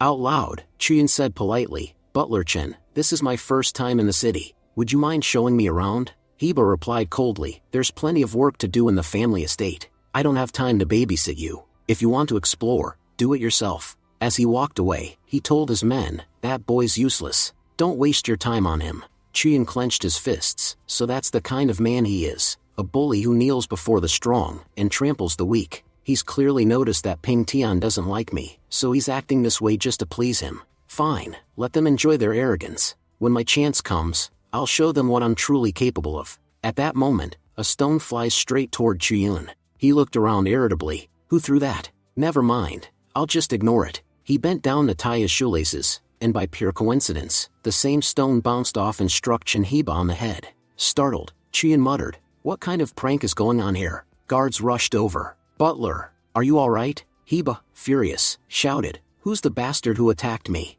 That brat from the Luoyuan sect is getting too full of himself. We'll have to teach him a lesson. Move! Surround him." They all encircled Chiyun. Chiyun said calmly, "Butler Chen, I've been patient with your rudeness, but this time, you've gone too far." Heba snarled, "Enough with your acting. I know what you are, a piece of trash. Let's see how cocky you are when we beat you down." At his signal, his men lunged at Chiyun. Heba added proudly, "I only bow to powerful people. I'll never kneel to a low-level disciple like you." 30 minutes later, all of Heba's men lay beaten and groaning on the ground. Chiyun stood tall, dusting off his hands. So this is how the Chen family behaves, attacking people without even knowing who's right or wrong. Just then, a young girl's voice shouted, "Let go of my Uncle Chen, or I won't let you go either. And if I tell my father about this, he'll definitely kill you." Chiyun turned and saw a young lady from the Chen family, the family's young miss. He said flatly, "Don't threaten me. I already know you're the one who threw that stone." She crossed her arms defiantly. "Fine, I threw it. So what? Don't you know who I am? In this city, I can do whatever I want, and no one can challenge me. Now let go of my uncle, or you'll regret it." She lashed out with her whip, but Chiyun swiftly caught it midair and pulled hard, dragging her forward. The girl panicked. "If I crash into him, how will I maintain my dignity?" At the last second, Chiyun stepped aside, and she flew past him, crashing straight into a wall. Chiyun smirked. "Ouch, that must have hurt, but I'll admit, that was kind of fun to watch." The young miss, red-faced and furious, shouted, "You're horrible. I'll tell my father, and he'll make sure you're killed." Just then, the Chen family head, Chen Nanfeng, arrived with his guards. He barked, "What's going on here?" Duan Heng greeted Chiyun politely, "Junior brother, how have you been?" Chiyun added, "Senior brother Duan, you're here too." Soon, everyone gathered inside the main hall of the Chen family estate. The family head said sternly, "I understand what happened now. Daughter, I've spoiled you too much. You keep causing trouble, and now you've even attacked our guests." The young miss pouted, "Father, please forgive me. That guy's awful. He attacked our people first." Nan Feng roared, "Silence. You started all this nonsense. And you, Butler, you're an even bigger fool. If you were just an idiot donkey, that'd be better. How could a human be this brainless? You said this man was just a useless disciple. Don't you realize he's a direct disciple of King Sia Peak? How dare you offend someone that powerful? He turned to his guards. Take Butler Heba away and lock him in the punishment cell. He'll spend the rest of his life in confinement. Crying bitterly, the butler said, Senior brother Chuyun, please forgive me. If you say a word on my behalf, they'll let me go. Chuyun replied calmly, Butler Chen, don't worry. I've already punished these people myself. There's no need for you to face any further punishment. Please forgive them. Chen Nanfeng, the family head, said, Junior brother, please forgive me as well. I truly regret what happened to you. As compensation, I'd like to offer you 300 spirit stones. Please don't refuse them. Chuyun smiled slightly. Alright then, if you're offering so kindly, I'll accept. Nanfeng nodded. Our junior brother is a good man. He doesn't wish to punish anyone harshly. Butler, take the young miss to her room immediately. She's grounded. She won't be allowed to leave her room for the next 5 days. The young miss glared angrily at Chuyun as she was escorted away. Suddenly, a man in purple robes rushed into the hall, out of breath. Patriarch, there's a serious problem. Nanfeng frowned. Speak quickly, what happened? The messenger said. We've just received a report from Mount Wuyan. During our sect's ancestor worship ceremony, a group of strangers suddenly interfered, causing chaos and disrupting the rites. We believe their intentions are malicious. Should we send someone to investigate? Nanfeng, shocked, exclaimed, someone is daring to disturb our ancestor ceremony? Chuyun thought to himself, finally, the moment I've been waiting for. Now I can steal Ping Tian's destiny. According to his fate, he was supposed to encounter a mysterious man on Mount Wuyan, and obtain a rare cultivation manual that would help him achieve a breakthrough. But this time, that manual will be mine. Later, Chuyun and Ping Tian set out toward Mount Wuyan. As they arrived, Chuyun said, I didn't expect it to be this dark here. Ping Tian replied mockingly, if you're scared, you can always go back. Chuyun smirked. No, it's not that. It's just, there isn't a single sound around us, not even an insect. When a place is this quiet, it usually means something dangerous is lurking. Just then, they noticed a shadowy figure darting through the trees. Both of them immediately chased after him. Chuyun thought, Ping Tian is incredibly fast. Even though I'm using my movement technique, I still can't keep up with him. Out loud, he said, Senior brother, that man seems to be leading us somewhere. I think it might be a trap. Ping Tian smirked. Then let's find out what kind of trap it is. Then he throws his sword towards that man, striking him in the leg. The man fell to the ground, wounded. Ping Tian barked, Speak, who are you? If you hesitate even for a second, I'll kill you right here. The injured man laughed weakly. You can't kill me. Xiao Ping Tian, we came here specifically to kill you. And now, using our special technique, you won't be able to escape. Ping Tian narrowed his eyes. You think you can kill me alone? The man suddenly activated a vanishing technique and tried to flee. Chuyun shouted, Senior brother, if you go ahead, tell me first. Ping Tian responded quickly, Chuyun, hurry back to the Chen family fort and warn Nanfeng. Tell him we're under attack by the Red Ghost sect. I'll stay here and hold them off. Then he rushed into battle. Chuyun called out, Senior brother, wait, you're going the wrong way, there are no enemies over there. At that moment, a figure appeared behind Chuyun. The Red Ghost sect assassin sneered, Well, I didn't expect you to be this capable. Ping Tian has already fallen into our trap and is running around in confusion. But you figured it out, that this entire place is a setup. Chuyun said coldly, so the Red Ghost sect only knows how to lay traps. You think you can kill Ping Tian? Not a chance. In fact, I'll kill you instead, and take your precious ancient manual for myself. The assassin's eyes widened in shock. What did you just say? He knows about the manual. The man thought desperately, how could he have figured that out? Chuyun smirked. So I was right. You really do have the ancient manual. In that case, it belongs to me now. He struck swiftly, slicing the man's arm clean off. The assassin screamed, collapsing to his knees. Master, please, don't kill me. You want the manual, right? I'll give it to you, just spare me. Even as he bled, the Red Ghost sect member thought, how is this possible? I'm at the Yunhai realm, but I still can't defeat this guy. How can he be this strong? Chuyun said, I might let you live, but first, tell me how to break this formation. The man sobbed, I swear, I don't know. I was only ordered to lure Ping Tian here. My mission was to kill him. The rest of my team was assigned to attack the Chen family fort. That's all I know. Chuyun's expression hardened. Then you're useless. He struck again, killing the man instantly. Breathing heavily, Chuyun muttered, This is the first time I've ever killed someone. But if I hadn't done it, it would have caused huge problems later. If he had escaped and reported my strength, it would have been impossible to keep my power hidden. He picked up the glowing ancient manual from the ground. So this is it. I can tell, this book's power is terrifying. With my current cultivation, I can't even open it yet. He tucked it away. For now, I need to leave. Senior brother Ping Tian is still trapped somewhere, but he might return any moment. And since the assassin mentioned his comrades are going to attack the Chen family fort, I have to hurry back there immediately. The scene shifted to the outer area of the Chen family fort. The once lively outskirts were now littered with corpses. Every guard and fighter of the Chen family lay dead.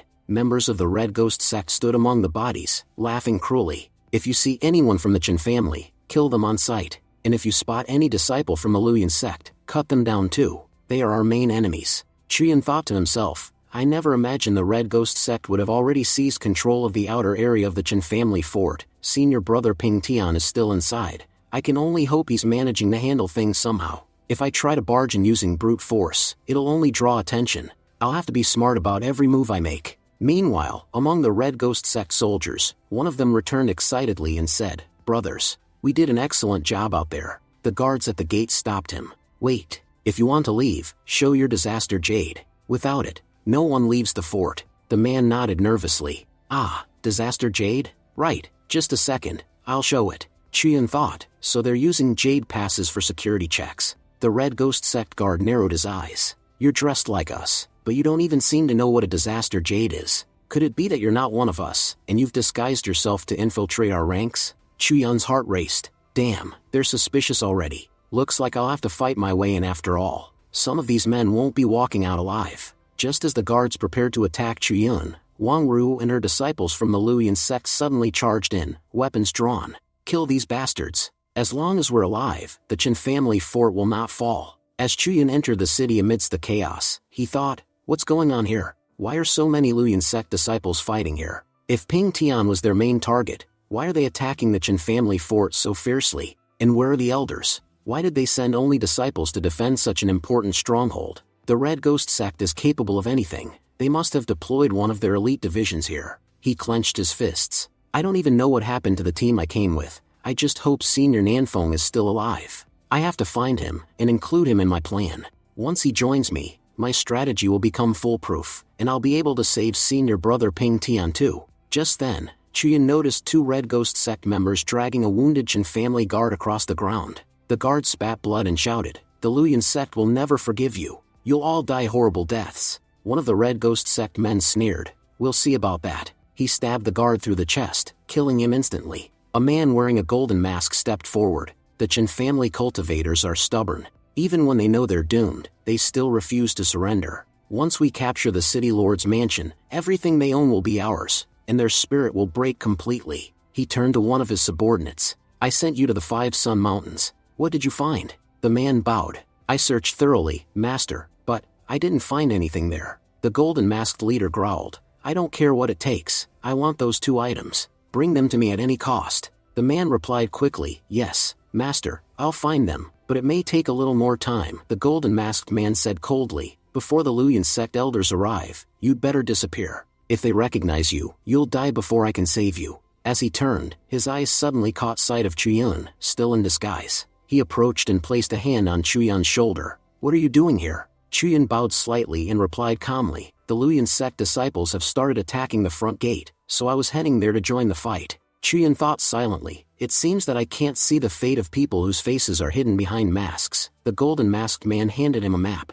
This contains the entire layout of the city lord's mansion, every hall, every chamber. Tell everyone to follow the plan marked on this map. If they do, they'll encounter no resistance. Chuyan glanced at it and thought, this map is incredibly detailed. It's clear their goal isn't just to attack, they're trying to capture the city lord's residence. And from the looks of it, they're searching for something inside. One of the masked men yelled impatiently, What are you waiting for? Move! Chuyan nodded. Yes, sir. I'm on my way. The scene shifted to the outside of the city lord's mansion. The area was covered with bodies. The Red Ghost sect had slaughtered nearly everyone. One of the Red Ghost sect warriors laughed. No matter how hard you struggle, you'll all die by our hands. He raised his sword and killed the young Mrs. Bodyguard right in front of her. But before he could move again, Chuyan appeared, cutting the attacker down in one swift strike. The remaining Red Ghost sect soldiers shouted in shock. What the hell are you doing? You're one of us. Why are you killing our men? Chuyan tore off his mask and threw it aside. Who said I'm one of you? I am nothing like you, and I never will be. The young miss, stunned, gasped, You're Chuyan. The surviving guards murmured, He's from the Luyan sect. But what's the point of him being here? His cultivation isn't even as high as ours. What can someone at his level possibly do? Chuyin smirked. True, your cultivation may be higher than mine, but having higher cultivation doesn't make you stronger. He charged forward, his sword blazing with energy, cutting through the Red Ghost sect soldiers like a storm. His speed and power were overwhelming, so fast that the enemies couldn't even react. The onlookers were frozen in disbelief. Chuyin turned to them and said, "So, were you saying something about my cultivation level? Do you still want to compare?" The young miss, awestruck, replied softly, "Chuyin, I never imagined you could be this powerful. You saved me today, and for what I did before, I sincerely apologize." Chuyin said, "If you're sincerely apologizing, then fine, let's forget about our past. But tell me something, where is Senior Duan? I came here specifically to find him." The young miss replied, "When the Red Ghost sect first attacked, Senior Duan led a small group to fight them off. Everyone else eventually returned, except for him. He's been missing ever since. No one in the entire city has seen him." Shocked, Chuyin muttered, "Senior brother Duan is missing?" Meanwhile, inside the Patriarch's mansion, chaos had erupted. The disciples and elders were panicking, shouting, "Patriarch Nanfeng, what's going on? We came here to celebrate the ancestor ceremony, not to die. Please, tell us what the Red Ghost sect wants. If they're after money, we'll pay them whatever they want, just keep us alive." Chen Nanfeng raised his hand and said firmly, "Everyone, calm down. There's no need to panic. We'll soon have the Red Ghost sect under control." The young miss, angry at the cowardice around her, shouted, "All of you are pathetic. Our Chen family has helped you countless times, and now, when we're in trouble, you blame my father instead? I've never seen such spineless people in my life." Chuyin stepped forward and said, "Patriarch Chen, I can help you in this situation. Our senior brother Ping Tian has been trapped by the enemy, and our entire sect has been blocked outside by the Red Ghost sect. They've poured all their strength into sealing the area, making sure no one from our sect can enter. It's clear they've been planning this for a long time. Every move of ours, every defense, has been anticipated. I also managed to obtain this map from one of the Red Ghost sect members. According to them, there's an extremely valuable item hidden inside the Chen family fort. This map marks the exact spot where it's supposed to be located. The Red Ghost sect hasn't found it yet. If they had, everyone here would already be dead." Nanfeng frowned. "So that's what they're after." The other men murmured nervously, "Then just give them whatever they want, Patriarch. If they get what they came for, maybe they'll leave us alive. Our survival is what matters most right now." Nanfeng ignored them and turned to Chuyin. "Junior brother, you said you have a plan to deal with this. Tell us." The scene shifted to Chuyin, fighting inside the ancestor hall of the Chen family fort. He slashed through a group of Red Ghost sect fighters, saying, "I've already taken down every one of their men in this area, but it's clear the Red Ghost sect has infiltrated every corner of this place." Nearby, more of the sect's men were talking among themselves. The leader said that if we capture 10 ancestral halls, we'll each receive a breakthrough pill as a reward. That pill will help us reach a breakthrough instantly.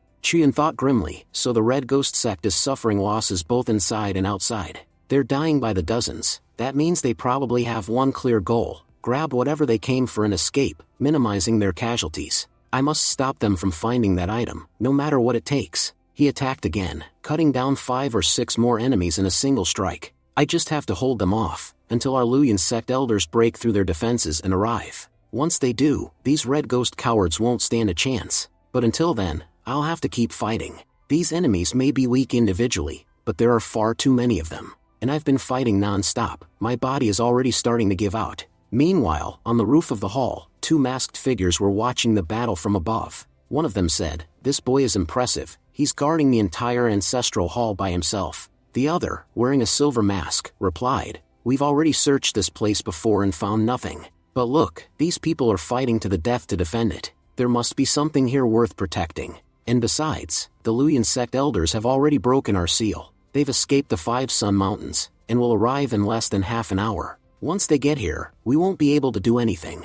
We need to finish our task before then. Shura, go down there and deal with that boy. Make it quick." Shura leapt down from the roof, landing in front of Chuyin. Chuyin dodged his first strike and thought, "This guy is fast, really fast." Shura sneered, "You're only at the nascent soul realm, and yet you've killed so many of our people. You've been showing off your power all this time. Let's see just how strong you really are." Chuyin smirked. "So you've been watching me fight from the roof all this time, huh? Finally decided to come down and face me?" Shura's eyes widened. He knew we were there, but we were completely hidden. Chuyin took a deep breath and began channeling his energy. "This attack, I've never used it on anyone before since mastering it. You should consider yourself lucky, fat man, because after this strike, you probably won't be alive to see another. Shura said coldly, why is this boy's power increasing? Before he could react further, Chuyin charged forward, unleashing his great tiger roar technique, dodging the powerful attack with a smirk. Shura taunted, I'll admit, that was a strong strike, impressive, even. But compared to my speed, your attack is far too slow. What's the use of power if it can't even hit its target? Your technique still has many flaws, boy. Unfortunately, you'll never get the chance to correct them. With that, Shura threw a heavy punch. Chuyin quickly brought up his arm guard to block, but the force of the blow sent him flying backward, crashing into the ground. Despite the hit, Chuyin laughed. Now this is getting exciting. He gathered his energy again, activating his hidden spirit technique. Shura's eyes widened. He has another hidden technique? So that earlier attack, he used it to bait me, to draw me in close, and now that I've taken the bait, he's going for his real strike. Damn, I walked right into his trap. I can't dodge this one. A massive explosion shook the hall as Chuyun's attack hit. The Chen family fighters around them screamed and fell back, blinded by the blast. What happened? Did we win? Senior brother, that attack was incredible. Chuyun said sharply, don't celebrate yet. The fight isn't over. Through the smoke, they saw Shura on his knees, wounded and gasping. I underestimated this kid. He looked up at the silver-masked man nearby. Huangshi, what are you waiting for? Go, finish him. Huangshi smirked. You talked too much during the fight, Shura. If you had focused instead of bragging, this wouldn't have happened. Without moving from his place, Huangshi raised a hand, and a deadly wave of energy erupted from him, vaporizing several of his own men in an instant. Chuyun's eyes widened. That attack was unbelievably fast. If I didn't have my step technique, I'd already be dead. He steadied his breathing. I've used the King Yuan sword technique twice already. My body's reaching its limit. If I don't retreat soon, these guys will definitely kill me. Shura stood shakily, glaring. Running away, are you? After killing so many of my men, you think you can escape? Chuyun thought quickly, if I reach the inner chamber, I can use Hongshu's artifact. That might be my only way to survive. Then, from below, a familiar voice shouted, Chuyun, over here. It was the young miss, waving her hand. Chuyun frowned. What is she doing here? She'll get herself killed. He dashed to her, grabbed her arm, and said sternly, move aside. If you stay here, you'll die for no reason. But as he pulled her back, a glowing barrier suddenly surrounded the house. Shura and Huangshi try to enter, but the barrier rejects them completely. The young miss said quickly, this is our Chen family's ancestral residence. Our ancestors placed a powerful barrier around it. It can hold off intruders for a short time. Right now, this house is our last hope. Most of my brothers and uncles are already dead. Chuyun said reassuringly, don't lose hope. I know where your father is. A few moments later, they entered Chen family residence. Chen Nanfeng said with relief, junior brother Chuyun, you've finally returned. He turned to his daughter. Jiao Yu, stand guard outside. Make sure no one enters. Yes, father, she said, hurrying out. Chuyun said urgently, Patriarch Chen, if there's something you need to say it clearly and quickly. We don't have much time, every moment counts. Nanfeng slowly got down on his knee. Junior brother, please, save my daughter. Chuyun's eyes widened. Patriarch, what are you doing? There's no need for this. Nanfeng shook his head. You've seen it yourself, saving the Chen family is impossible now. So I beg you, take my daughter and get her out of here. Even if I die, as long as she lives, I'll die content. Chuyun protested, but the Luyan sect elders will arrive soon. The only reason they're not here yet is that they were trapped by the Red Ghost sect's formation, but they've broken free. They'll be here any moment. Nanfeng sighed. Our ancestral barrier is the last line of defense we have. Once it breaks, the Chen family is finished. They're already attacking it. It's only a matter of time before it falls. Before I die, there's only one thing I want to say. Please, save my daughter, Jiao Ru. No matter what it takes, take her to Qingxia Peak. That place, it will be completely safe for her, Chuyun said. I'm already badly injured. In this condition, I can't even protect myself. Taking responsibility for Jiao Ru's safety, it would be nearly impossible for me. Chen Nanfeng said firmly, then look at this item. This is called the Dragon Jade, an ancient artifact passed down by our ancestors. It's the reason our family has grown stronger generation after generation, and, ironically, the reason we're being destroyed now. I can tell, junior brother, you're a good man. You've risked everything to save us, even though we can't repay you. I trust you completely. Take this artifact, and take Jiao Ru with you. There's a secret passage beneath this hall that leads out of the city. It's the only way you can both escape safely. Chuyun looked at the jade, realization dawning on him. So this is what the Red Ghost sect has been searching for all along, Nanfeng said firmly. Don't refuse, junior brother. Chuyun nodded. Don't worry, Patriarch Chen. As long as I'm alive, I won't let anything happen to your daughter. Just then, a loud crash echoed through the hall, the gate was shattered, and a group of terrified townsmen stormed in. Jiao Ryu cried. I told them not to enter, but they forced their way in. The mob shouted angrily, your father locked us inside this barrier to protect us, and now he's dooming us all. The Wang family head stepped forward. We're all going to die anyway. We know the Red Ghost sect wants something that you're hiding, Patriarch. Give it to them, now. Otherwise, we'll kill you ourselves. Why should we all die because of your stubbornness? We've done nothing wrong, yet we're being dragged into your family's war. Chen Nanfeng said calmly. Everyone, give me 2 minutes. I'll be back shortly. Chuyun turned and entered the inner chamber, taking Jiao Ryu with him. Inside, Jiao Ryu looked at Chuyun anxiously. Chuyun, what are we going to do? Are those people trying to force my father to give them the artifact? My father is a good man. He's helped them so many times, but those cowards have already forgotten his kindness. Chuyun replied. No matter what they do, Patriarch Chen will never hand over the artifact. You must stay calm. If you panic, you'll only make things worse. He thought to himself, when I arrived here, I made a mistake, and that mistake led to this disaster. I should have read Patriarch Chen's fate first. If I had, none of this would have happened. He focused his spiritual sight and muttered, Patriarch Chen's destiny shows that the Chen family fort will perish with him. Before dying, he will activate the family's secret formation to protect his daughter. But because of this, Duanheng will torture him, and in the end, Duanheng will kill him. Chuyun's eyes widened in shock. Wait, senior brother Duanheng? It says here that he will kill Patriarch Chen, and even torture him before that? Why? Senior brother Duanheng came here to protect them. Why would he do something like that? Just then, Chen Nanfeng activated a teleportation array. Smiling faintly, he said, if the Red Ghost sect wants to come here, let them. Those bastards will leave empty-handed, just like always. The array's activation caused a tremor, the protective barrier around the mansion shattered. From outside, Shura growled, have they lost their minds? They're destroying their own barrier from the inside. The silver-masked man said coldly, the barrier is broken. It's time to move in, and check where the artifact is. Once we find it, kill everyone. Inside the teleportation array, Jiao Ryu panicked. Chuyun, what's happening? Why are we flying? Chuyun replied, it's because we're standing directly on the teleportation array. It's activating. At that moment, they noticed blood smeared across the gate, and the moment they opened it, they saw the entire courtyard outside filled with corpses. At the center stood the silver-masked man, holding Patriarch Chen by the neck. Stop the formation, he ordered. Patriarch Chen said weakly, I've already activated it. No matter what I do, it won't stop now. Jiao Ryu says, Senior brother Chuyun, I'm begging you, please, save my father. He's a good man. He's never done anything wrong. Chuyun said firmly, Miss Chen, calm down.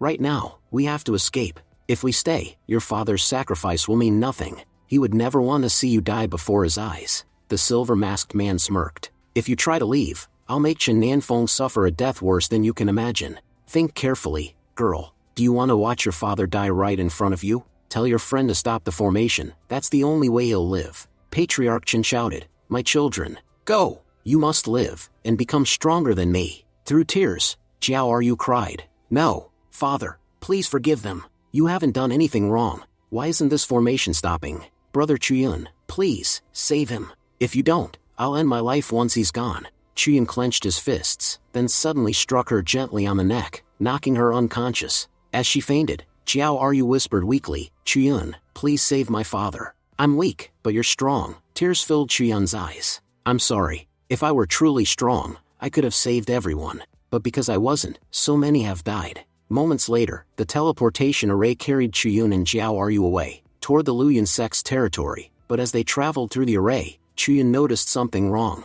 This route, it leads to the Luoyuan sect, but the array's power is fading. Its speed is slowing down. Too much energy was used to activate it earlier. It won't last long. He looked to the side. What should we do? Suddenly, a shadow appeared. One of the Red Ghost sect assassins had used a speed talisman to chase them. Chuyun realized grimly, the array's losing power fast. If this continues, he'll catch up to us, and we'll have no way to fight back. He exhaled deeply. I have no choice, running won't help anymore. It's better to fight here and now. He landed in the middle of a dense forest. The Red Ghost sect assassin appeared before him, sneering. Struggling is useless. No matter how hard you try, you can't escape me. Hand over the artifact, and I'll let you and the girl live. Chiyun replied coldly. Do you take me for a fool? We both know that if I give you the artifact, you'll kill us right after. Patriarch Chen gave his life protecting it, and you think I'll just hand it over? Well, I have to admit, your acting skills are impressive, isn't that right, Duanheng? Removing his mask, Duanheng smirked and said, Junior brother, you're not as foolish as I used to think.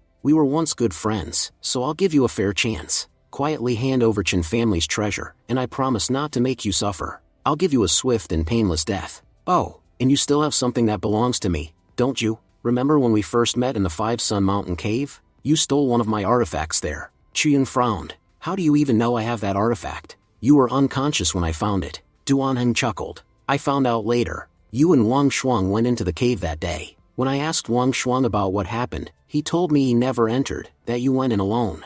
And you know what? He told me this right before he died, so I'm sure he wasn't lying. Besides, your recent growth has been extraordinary. If someone improves that fast, they must be hiding incredible secrets. And now, I know exactly what yours are. Just then, Chiyun's system spoke in his head. Your fate has changed. You will soon be killed by Duanheng in Sunset Valley. Even if you take the calamity pill, it won't help you. Chiyun was stunned. What's going on?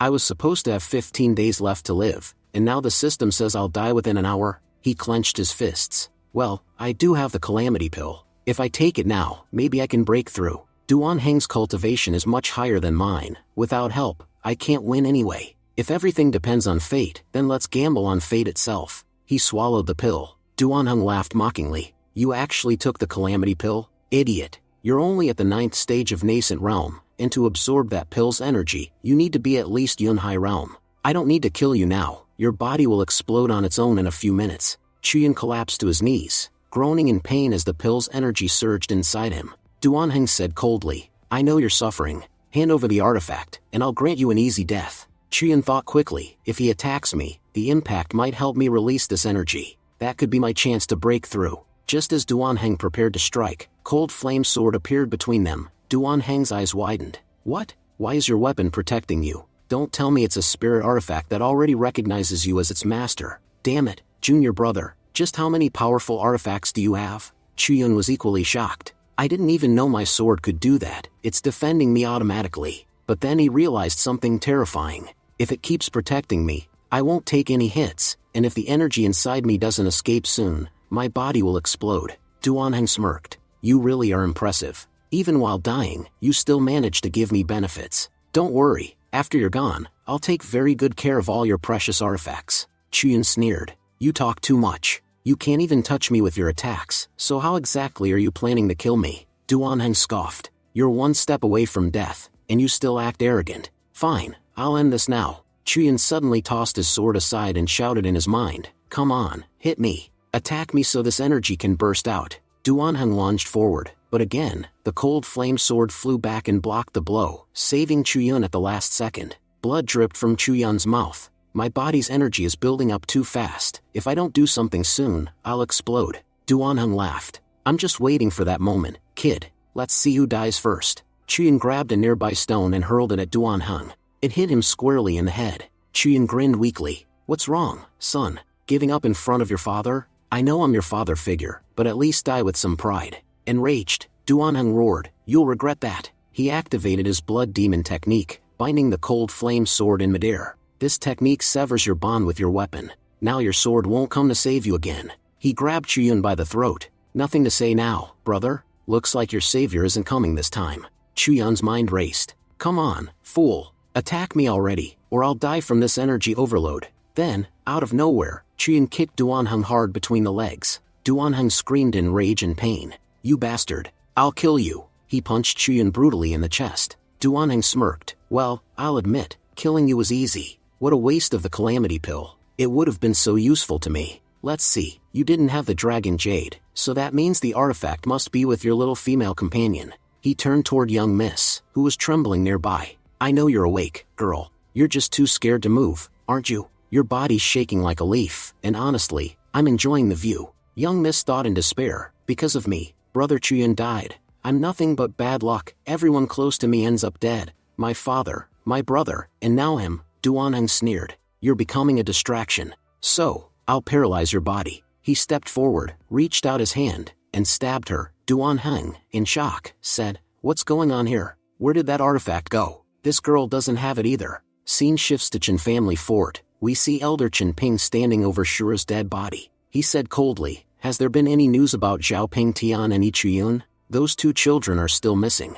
Another elder replied, "No, Elder Chen Ping. We haven't found any trace of them yet." Chen Ping frowned. "We've already wiped out every member of the Red Ghost sect, but we still haven't located those kids. We must find them at all costs, or the sect leader will be furious, especially because Zhao Ping Tian is very important to him. Everyone knows that boy is the sect leader's favorite. If even a single scratch appears on him, the consequences will be disastrous." Scene shifts to Sunset Valley. Duan Heng paced angrily, muttering to himself, "What the hell is going on? Where's the Dragon Jade? I saw Chen Nanfeng give that artifact to the boy, but now he doesn't have it. I've worked so hard just to get that artifact. Years of pretending, manipulating, and earning everyone's trust in the Luyan sect, and now, after everything, it's gone." He clenched his fists in rage. "I endured all this, infiltrated the sect, and killed countless people just for that one artifact, and now it's missing?" But just as Duan Heng raised his weapon to finish Chuyun off, a sudden surge of energy erupted from within Chuyun's body. Duan Heng froze in shock. What? He was dead. How is there energy flowing through his body again? Was he pretending to be dead this whole time? Well, that's actually great news. If he's still alive, he can tell me exactly where the artifact is. Chuyun slowly stood up, his eyes glowing with power. "I've broken through. I'm now a cultivator of the Yunhai realm. From now on, it will be my power that decides who lives and who dies." He raised his hand and unleashed his technique, Great River Sword Technique. Duan Heng sneered, "You just advanced to the Yunhai realm. No matter how strong you've become, you can't harm me. I'm in the Sky Control realm, far beyond your level." But Chuyun suddenly vanished in a blur and struck him with incredible speed. Duan Heng staggered back, coughing blood. How is this possible? Your speed, how did it increase this much?" Chuyun replied coldly, "Don't be surprised. This fight isn't over yet." Realizing he was outmatched, Duan Heng panicked. "I have to escape.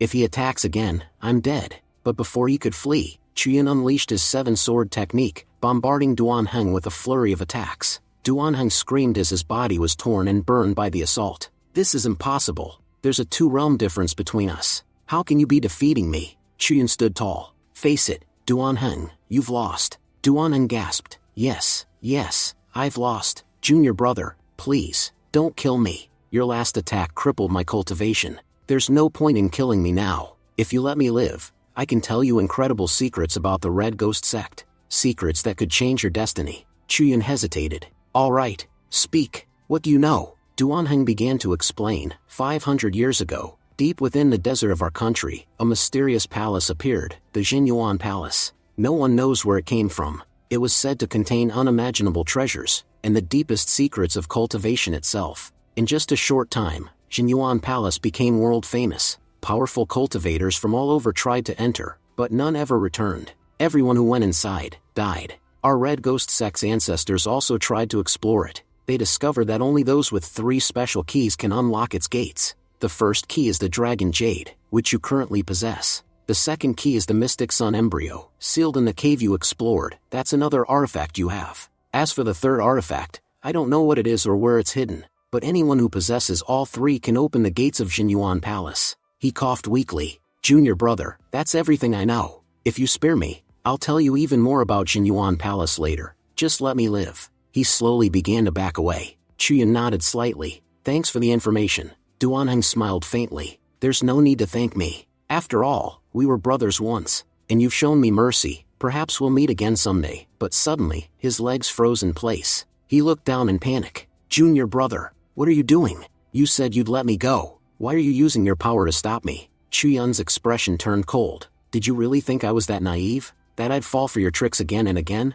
If you were Zhao Ping Tian, I might have spared you, because at least he's honest about his cruelty. But you pretend to be righteous while being filth inside. Men like you disgust me." He stepped closer, his sword glowing. "It's because of people like you that I can't trust anyone enough to call them brother again. So yes, your death is necessary." With one swift strike, Chuyun ended Duan Heng's life. He stood over the body and muttered, "I can't do anything with this information yet, but at least now that he's dead, my destiny must have changed." Just then, the system voice echoed in his mind. "A turning point approaches in your life. After killing Duan Heng, you will return to Luyan sect. There, your sect members will accuse you of treason and expel you. Chuyun's eyes widened. So now I'm the child of misfortune again. I thought my luck was changing, but it's only gotten worse. He clenched his fists. I haven't done anything wrong. Why would my own sect throw me out? He glanced at young Miss, still lying paralyzed nearby. She was stabbed by Duan Heng's dagger. That strike caused severe blood loss.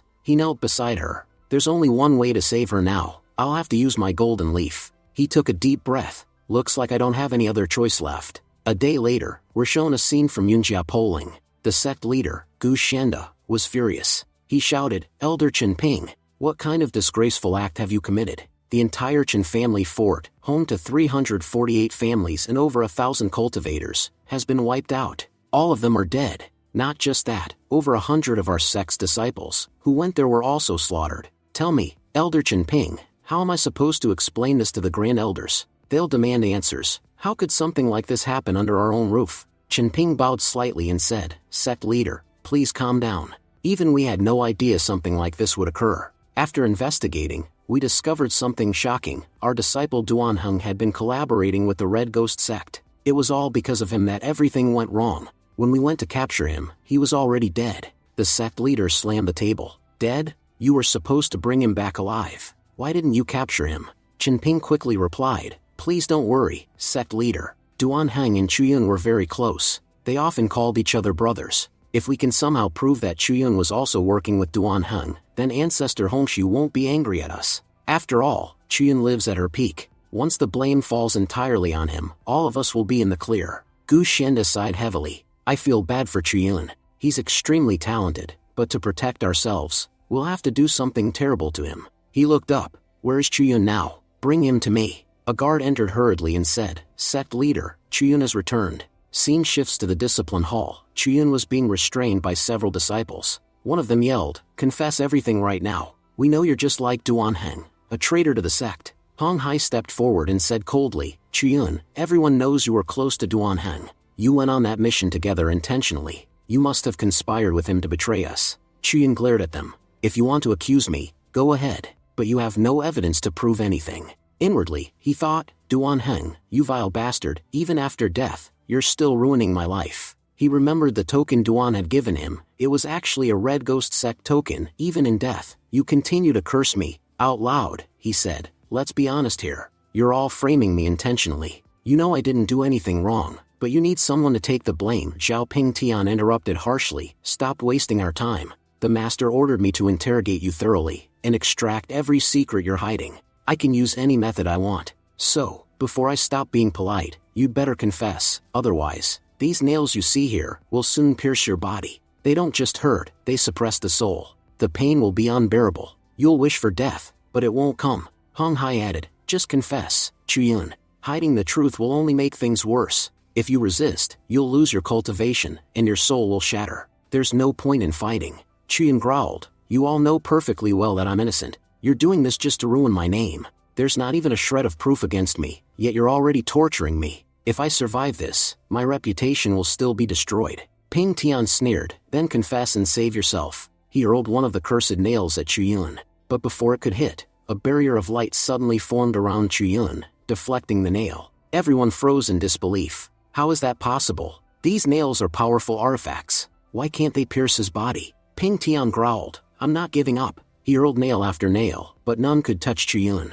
Hong Hai stared, astonished. Unbelievable, his body's become so strong that even these nails can't pierce him. What is he, the man of steel? Xiao Ping Tian shouted angrily, tell me, what have you done? Every time I see you, you look more mysterious. You must have stolen something from me, didn't you? Because of you, I've suffered. Even my body can't withstand the power of these nails, so how are you surviving this? If it weren't for the master's orders, I'd kill you myself right now. Hong Hai quickly intervened, calm down, Ping Tian. If you kill him, Elder Hongshu will be furious, and we'll all have to answer for it. You know we're following the sect leader's plan. If you act rashly, you'll ruin everything. Just then, a female voice echoed from behind them. Well, let's see which of you dares to lay a finger on him. Chuyun looked up in surprise. Who's that? Everyone turned. It was Jian, who had just entered the hall. She said firmly, if you're so brave, go ahead, touch him. You're attacking him based only on rumors and lies. I'm warning you now, release him immediately, or this won't end well for any of you.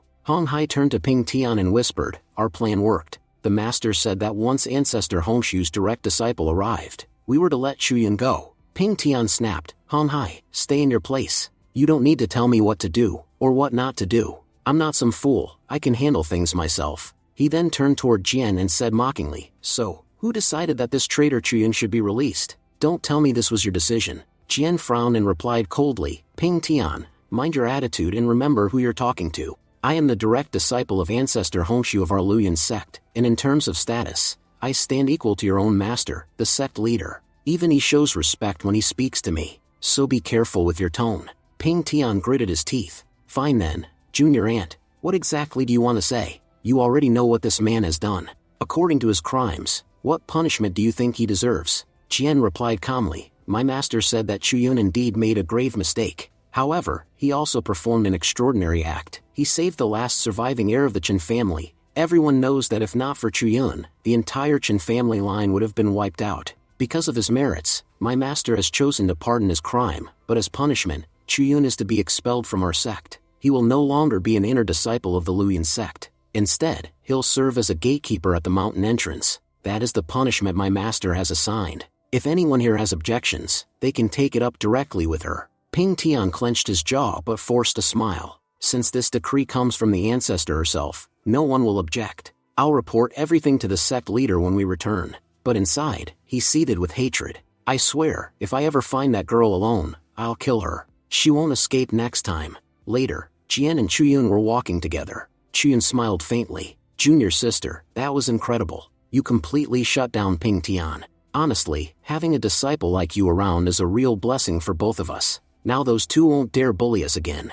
Jian stayed silent. Chuyun frowned. "What's wrong? Why aren't you saying anything?" Tears welled up in Jian's eyes as she said softly, "Senior brother, I'm just so relieved that you're alive. All this time, I was only pretending to be calm. You don't know how terrified I was before." Chuyun looked at her in surprise. He thought, in less than a month, she's made such incredible progress in cultivation. She was only at the refinery level before, but now she's reached the 8th stage of the nascent soul realm. She really deserves the title of Heavenly Empress. It says here that she pleaded with Ancestor Hongshu on my behalf, and even received a 3-day punishment because of it. Chuyun's expression softened. "She's done so much for me," he said gently. "Junior sister, you did an amazing job. If it weren't for you, your senior brother would be dead by now." Jian shook her head.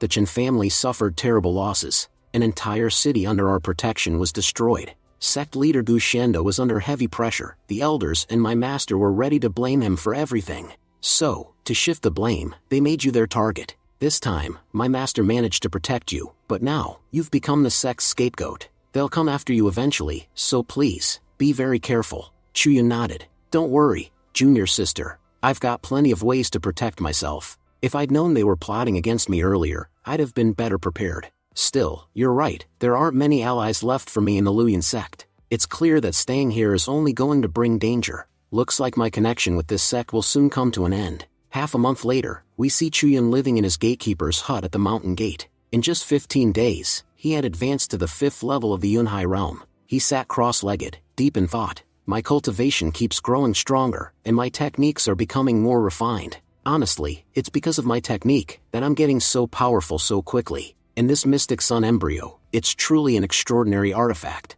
It contains enough energy to supply the entire sect for years. It even absorbs spiritual energy from the surroundings, and channels it directly into me. But the downside is, I've already absorbed most of the nearby energy. So now, my cultivation isn't improving as quickly as before. Still, it's at least 100 times faster than any normal cultivator." He sighed. "There's still something I don't understand. Why didn't those soul nails pierce my body that day? There's only one person who can answer that, Old Man Pingzu." He reached into his system inventory. "I also have this ancient manual, the one that belonged to Ping Tian. His treasures are always impressive. I should check what this one does." He looked around in confusion. "Wait, where's the manual? It's gone." He scrolled through his system. "I can't pull it out from my inventory, system. Don't tell me you ate my artifact. You can't just take my treasures like that." The system spoke. "Your ancient manual isn't a physical book. It's actually a set of ancient texts that have already merged with your mind. If you focus deeply within your consciousness, you'll soon be able to comprehend and learn the technique."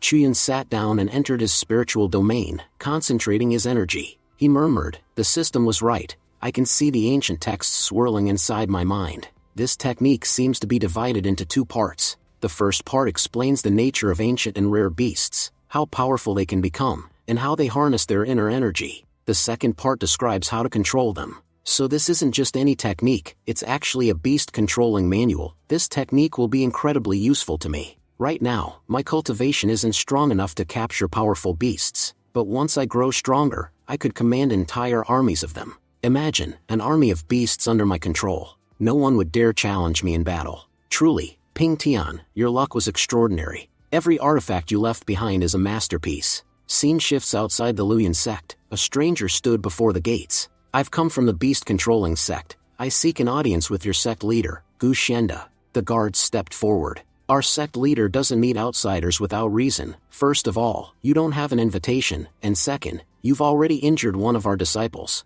Is this how your beast-controlling sect behaves? Seems like you're no different from the wild beasts you tame. No manners at all. The man's eyes blazed with anger. How dare you insult my sect? Just then, Chiyun appeared and said calmly, this beast of yours, it's magnificent. It's fur is soft and glossy, clearly well cared for. The man scowled. Don't touch my beast. That's a Zhu tiger. No one touches it except me. The system voice echoed in Chuyun's mind. This man's name is Li Hozi. In the future, his arrogance will be his downfall. He will attempt to control all 18 White Mountain apes at once, but they will tear him apart, ending his life. However, before that, he will stumble upon a hidden ancient treasure, located at the Dayan Peak of the Luyan sect, where he will gain a rare opportunity. Chuyun thought, so, getting involved with him might lead me to something valuable. When Li Hozi tried to punch Chuyun easily caught his fist. You're in the Yunhai realm, right? With that weak level of power, you can't defeat me. Li Hozi's eyes widened. Impossible. How did you block my full-strength punch?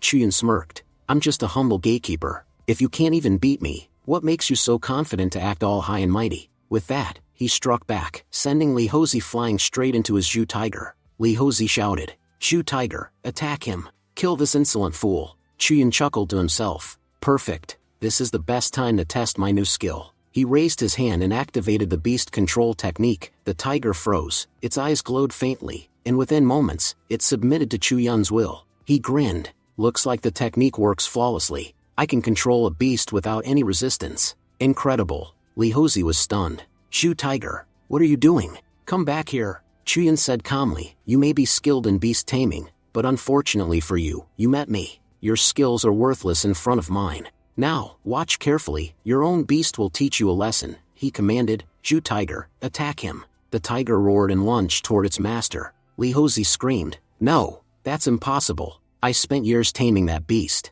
How could you take control of it in just seconds? Just then, a powerful aura descended from above. Stop this fight immediately. Everyone turned. It was Elder Li Hong, one of the elders from the beast-controlling sect. Li Hong said sternly, young man, I admit that my disciple lacks manners, but you are clearly very talented. I ask you to return this beast. He spent years raising and bonding with it. Chuyun thought, this old man seems reasonable enough. He said aloud, if I'm not mistaken, you're an elder of the beast-controlling sect. However, elder, this fight took place between two junior disciples, so it's not appropriate for an elder to intervene. Besides, since you're currently standing on Luyan sect grounds, you must respect our rules. We have a designated place for keeping beasts here, so your disciple's tiger will be well taken care of. Li Hozi shouted angrily, what nonsense. Zhu tiger belongs to me. He's not staying here. Li Hong sighed.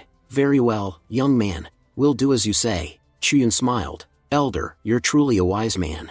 Li Hozi glared at Chuyun. Boy, just wait. I'll make you pay for this. Chuyun thought to himself, I'm not afraid of the future. My luck is already terrible anyway. Even if I do nothing wrong, bad things still happen to me. So I might as well seize every opportunity that comes my way. That's the only way to stay alive. 2 hours later, the scene shifts. We see Chuyun arriving at Dayan Peak. Chuyun murmured, it's been quite a while since I started exploring the ancient cave, but I still haven't found the opportunity that fate supposedly promised me. Suddenly, something caught his eye. What's this? Are all these herbs growing inside the cave? I can feel an incredibly rich spiritual energy radiating from them. Could it be that even the elders of the Luyan sect don't know such a place exists? Perhaps Hozi came here while searching for a beast, and discovered this area by chance. Then he noticed something glowing faintly among the herbs, a pendant. This pendant, it's absorbing all of the surrounding spiritual energy. Chuyun reached out and picked it up. I should keep this with me. Let's see how I can use the absorbed energy later.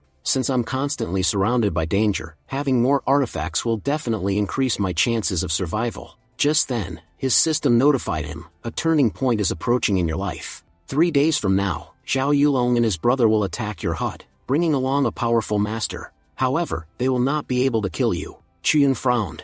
Those bastards Zhao Yulong and Zhao Yu are coming back to cause trouble again? This time, I'll make sure neither of them leaves alive. 3 days later, Yu said nervously, Brother, are you sure this plan will actually kill Chiyun? Sitting nearby, Ping Tian smirked. Don't worry, this technique will definitely work. They had secretly released dozens of poisonous snake into Chuyun's room. Yulong explained, these snakes are in Yunhai realm. I spent a fortune getting them. Just one bite from these, and Chuyun will die instantly. As soon as he said that, one of the snakes lunged at Chuyun and bit him. Yu grinned. Brother, the snake bit him. But, why isn't he screaming? Yulong laughed. You fool, these snakes are extremely lethal. He's probably paralyzed already and can't even react. Yu scowled. Because of Chuyun, our lives have been ruined. Dying in his sleep is too easy for him.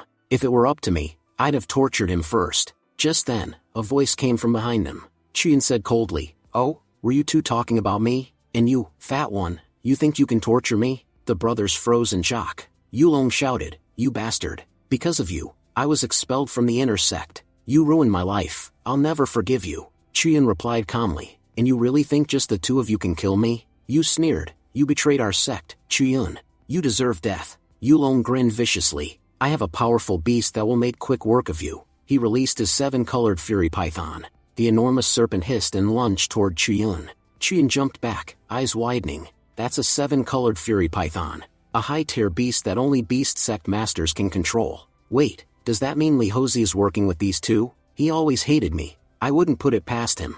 Yulong laughed mockingly. What's wrong, Chuyun? Not so arrogant now, are you? Yu smirked. He's terrified, brother. Look at him. He knows death is standing right in front of him. Yulong continued, he's not even a disciple anymore, just a gatekeeper. His death won't matter to anyone. Chuyun narrowed his eyes. You've given me quite a few surprises today, but it's only fair I give you one in return. Yu barked, stop acting tough. Order the beast to finish him off. Yulong nodded. You're right, he's lived long enough, time for him to die. But suddenly, the 7-colored python turned, and began slithering toward them. Yu shouted, Brother, what's happening? Why is it attacking us? Before they could react, the serpent devoured both of them whole. Chuyun stood calmly, controlling the python with his energy. You said if I died, no one would care, but it seems you're the ones whose deaths won't matter to anyone. Just then, Ping Tian appeared. He shouted, Chuyun, how dare you kill members of our sect? I saw everything with my own eyes. You murdered them without reason.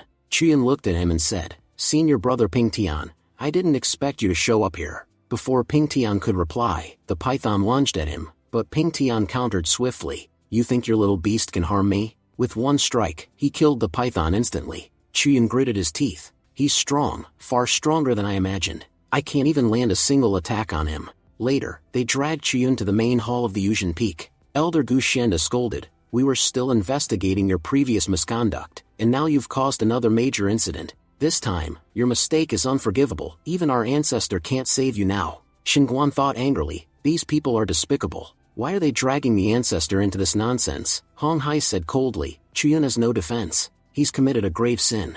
I say we execute him immediately. The other elders nodded. Agreed. There's no reason to keep him alive. Chuyun raised his voice. Before you pass judgment, let me report what really happened. The true victim here isn't those dead men, it's me. Senior brother Ping Tian and his 2 lackeys ambushed me first. And now that they're dead, you're framing me as the villain. Tell me, why does it feel like every single one of you is against me? It seems this entire sect is filled with nothing but hypocrites. Every single person standing in this hall is a two-faced liar. Hong Hai shouted furiously, How dare you talk such nonsense? You even called our leader a hypocrite? Leader, I say we should execute this insolent brat right now. Gu Shenda said sternly, Chuyun, the statement you've just made is very serious. I expect you to explain yourself clearly, otherwise, things could turn very dangerous for you. Chuyun replied calmly, I have one question for senior brother Zhao Pingtian. What were you doing on that mountain so late at night? Normally, no one goes there after dark. Pingtian answered confidently,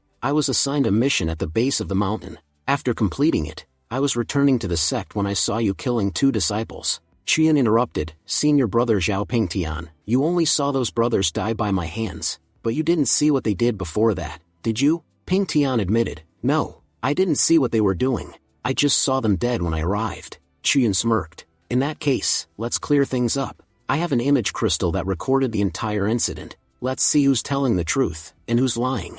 The entire hall went silent. Xiao Pingtian looked shocked. What? An image crystal? Chuyin activated the crystal. A glowing projection appeared in midair, replaying everything that had happened on the mountain, from start to finish. Everyone saw that Zhao Pingtian had been there all along, working together with Zhao Yulong and Zhao Yu. Everything Pingtian had said was a lie. Chuyin looked at him coldly. Senior brother Zhao Pingtian, do you have anything left to say? You told those brothers to kill me, didn't you? And now you claim that I murdered them in cold blood. The truth is, the spirit beast they summoned to kill me turned on them instead, and that's how they died. All of you were calling me a murderer moments ago, saying I deserved death. Well then, here's your chance to prove your justice. If you're not hypocrites, punish him, kill him right here, right now. He glanced around the hall. But I know none of you have the courage to do it. The sect leader finally spoke. Yesterday, I did assign Ping Tian a mission at the foot of the mountain. However, as we've just seen in the recording, those two brothers attacked first.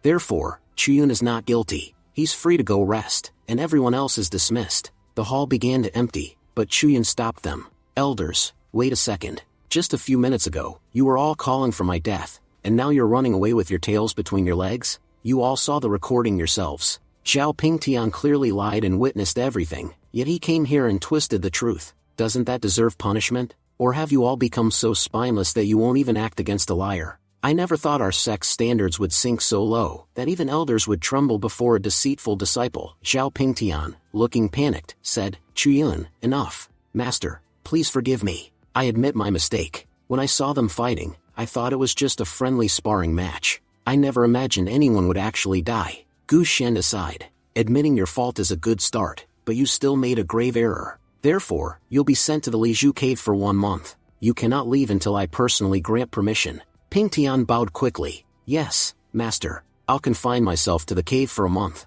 Chuyun thought silently. The sect leader is a vile man. He's pretending to punish Xiao Pingtian, but in truth, he's sending him to the Lizhu cave to gain opportunity and treasure. Too bad for him. I already claimed that opportunity myself. No matter what they try to do to me, I've already beaten them at their own game. Later, Chuyun met with Elder Ping Zhu. Chuyun said angrily, Elder, I'm furious. I can't stand how corrupt this sect has become. Elder Ping Zhu spoke gently. I understand your anger, but to cultivate properly, you must calm your heart. You now possess the physique of a sword cultivator, and a sword cultivator must have a clear, focused mind. A mind clouded by anger is like a blade covered in rust. You once asked me how you survived the soul nail poison. The truth is, the power of the calamity pill is still within your body. That same power protected you from being destroyed by the soul nail poison. You're extremely lucky, Chuyun. Without it, you'd already be dead. Chuyun nodded slowly. Anger only exists for those we care about. I was never truly angry at these people. I just didn't realize how despicable they could be. The sect leader pretends to be righteous,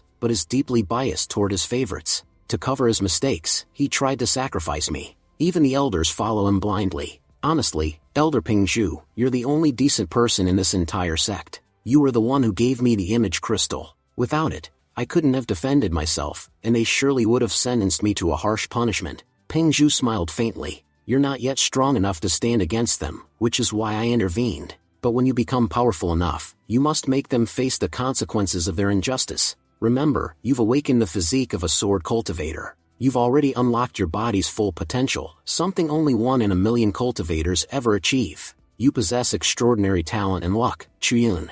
If you train diligently, you'll one day reach the very peak of sword cultivation. Chuyun said with a slight grin, Elder Ping Zhu, the day I reach the peak of sword cultivation, you'll probably have already ascended and become an immortal yourself. Ping Zhu laughed heartily. You really know how to flatter an old man, don't you? You're quite the interesting one, Chuyun. To be honest, I've never seen anyone reach that level of cultivation. I don't even know if it's truly possible. Anyway, I'll be leaving the sect for some time. Chuyun was surprised. You're leaving? But where are you going? Ping Zhu replied, there's an old friend of mine, my life companion. He entrusted me with an important task long ago, and now the time has come to finally fulfill it. I must leave to complete that mission. Chuyun frowned. Wait, in the original timeline, Elder Ping Zhu's fate was tragic. It says he would be ambushed by demonic forces in the northern forests, stumble into a hidden cave, and die there from severe injuries. I didn't think his destiny could be this cruel. Determined, he spoke quickly. Elder Pingzhu, you're traveling far, and your journey will be a long one. Please, listen carefully. I'm going to read your fortune. Pingzhu chuckled. What nonsense are you talking about, boy? There's no such thing as reading fate. Chuyan shook his head. It's true, Elder. I received a divine technique from my ancestor, one that allows me to see glimpses of the future. If, in the coming days, you go north and find a cave, don't go inside. No matter what, something terrible will happen there. Please remember my words. Do not enter any cave in the northern forests. Pingzhu lightly smacked him on the head. You silly boy. I haven't even begun my journey, and you're already cursing me? Don't worry, my fate is my own to control. I refuse to believe in bad omens. Chuyan sighed inwardly. I did what I could to warn him. Hopefully, he'll avoid his misfortune. The scene then shifts to Yuzhen Peak. Gu Xianda asked sharply, Ping Tian, why are you back so soon? I sent you to the cave to obtain an inheritance. Why did you return so quickly? Xiao Ping Tian bowed nervously. Master, someone else already took the opportunity. When I got there, everything was gone. There was nothing left. Gu Xianda's eyes widened. What did you say? That mountain has been off limits for years. We have guards posted there day and night. How could anyone even enter, let alone claim the inheritance? The cage trials are deadly. No one without immense power could possibly survive them. Ping Tian clenched his fists. Master, I have a strong feeling that all of this is connected to Chuyun. Every time I see him, rage builds up inside me. It feels like he's stolen something from me. His cultivation is advancing too quickly, unnaturally fast. No ordinary methods could give him that kind of strength. Gu Xianda thought for a moment, then said, now that you mention it, Elder Chen Ping once told me he saw Chuyun fighting Duan Heng. Astonishingly, Chuyun killed him with a single strike. Ping Tian gasped. What? Duan Heng was in the sky control realm. I knew him well, he was no weakling. How could Chuyun possibly defeat someone so powerful with just one hit? Gu Xianda replied coldly, I understand your concern, but don't worry. Chuyun's progress is indeed impressive, yet he's still only at the Yunhai realm, far below you. Continue your cultivation and leave this matter to me. Ping Tian bowed again. As you wish, master. But one more thing, those two brothers who attacked Chuyun used a 7-colored python. As far as I know, no one in our sect owns such a beast. They claim they bought it, and recently, some outsiders have been seen who can control such creatures easily. Gu Xianda frowned deeply. So, the people from the beast sect have grown bold enough to meddle in our affairs. No matter what, Chuyun may be our enemy, but no outsider can interfere with our sect's matters. I'll handle this personally. You've done well bringing me this information. The next day, the scene shifts again. Gu Xianda summoned Chuyun. He said with a smirk, Chuyun, are you still angry with me? Yesterday, you called me quite a few unpleasant names. Chuyun thought to himself, he dragged me here early in the morning just to talk nonsense. He must have some ulterior motive. He said aloud, Leader, you don't need to apologize to me. I have plenty of work to do, and if I'm here, that means no one's guarding the sect gates. So please, get to the point. I don't have time for small talk. Gu Xianda, clearly annoyed, muttered to himself, this arrogant brat, does he think he's too important for me? Then he spoke aloud, don't be so hasty, Chuyun.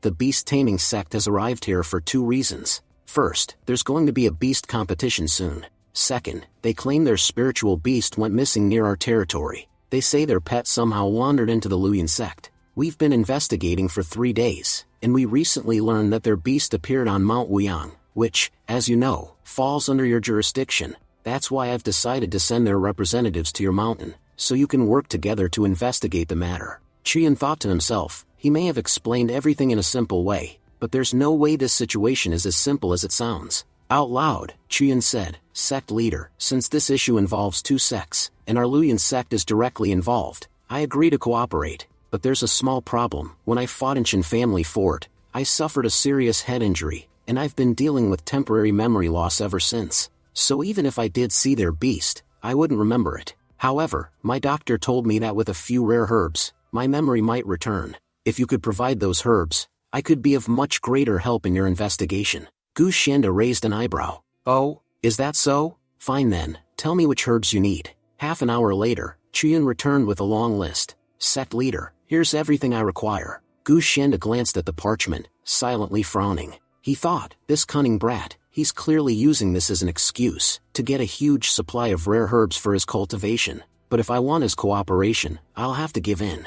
Qian smiled politely. Sect leader, I was just wondering if they were available. Gu Xianda quickly replied, of course they are. I'll have them delivered to your quarters immediately. Qian bowed. Thank you very much, sect leader. Nearby, Elder Chen Ping muttered, sect leader, this boy is robbing us blind. He's included herbs in this list that we don't even own. Buying them from the market will cost us a fortune. Gu Xianda sighed. Let him have what he wants. Once he dies during the mission, everything will return to us anyway. A few days later, Zhu Qin arrived. Junior brother Chuyun, all the items you requested have been delivered. Everything on your list is accounted for, you can check if you'd like. Chuyun smiled faintly. Impressive. The sect's logistics department truly works fast, preparing all of this in just a few days. Some disciples standing nearby whispered among themselves, can you believe this? He's just a gatekeeper, yet he's acting so high and mighty. Another disciple replied, you must be new here. That guy used to be an inner disciple, but he was expelled after making a huge mistake. Still, his power grew rapidly afterward. They say he's the only one in the entire sect who could match Xiao Pingtian in strength.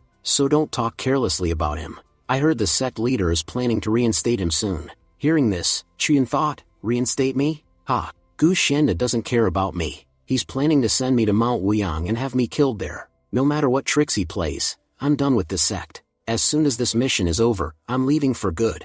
Zhu Qin said cheerfully, Junior brother Chuyun, your performance in the last competition was amazing. I, on the other hand, fell off the stage. I still regret that. Anyway, the sect leader has assigned you a mission, and I've been ordered to accompany you. Qian asked warily, you're coming with me? Zhu Qin nodded. Yes. The sect leader told me to deliver these supplies to you first, then we'll head out together. I wanted to let you know beforehand. Qian thought grimly, Gu Xianda, you really are a devil. When your other schemes failed, you sent this walking disaster to drag me down. My luck's already bad, now with him around, it'll only get worse. Zhu Qin smiled. Junior brother, are you ready? We should begin our mission.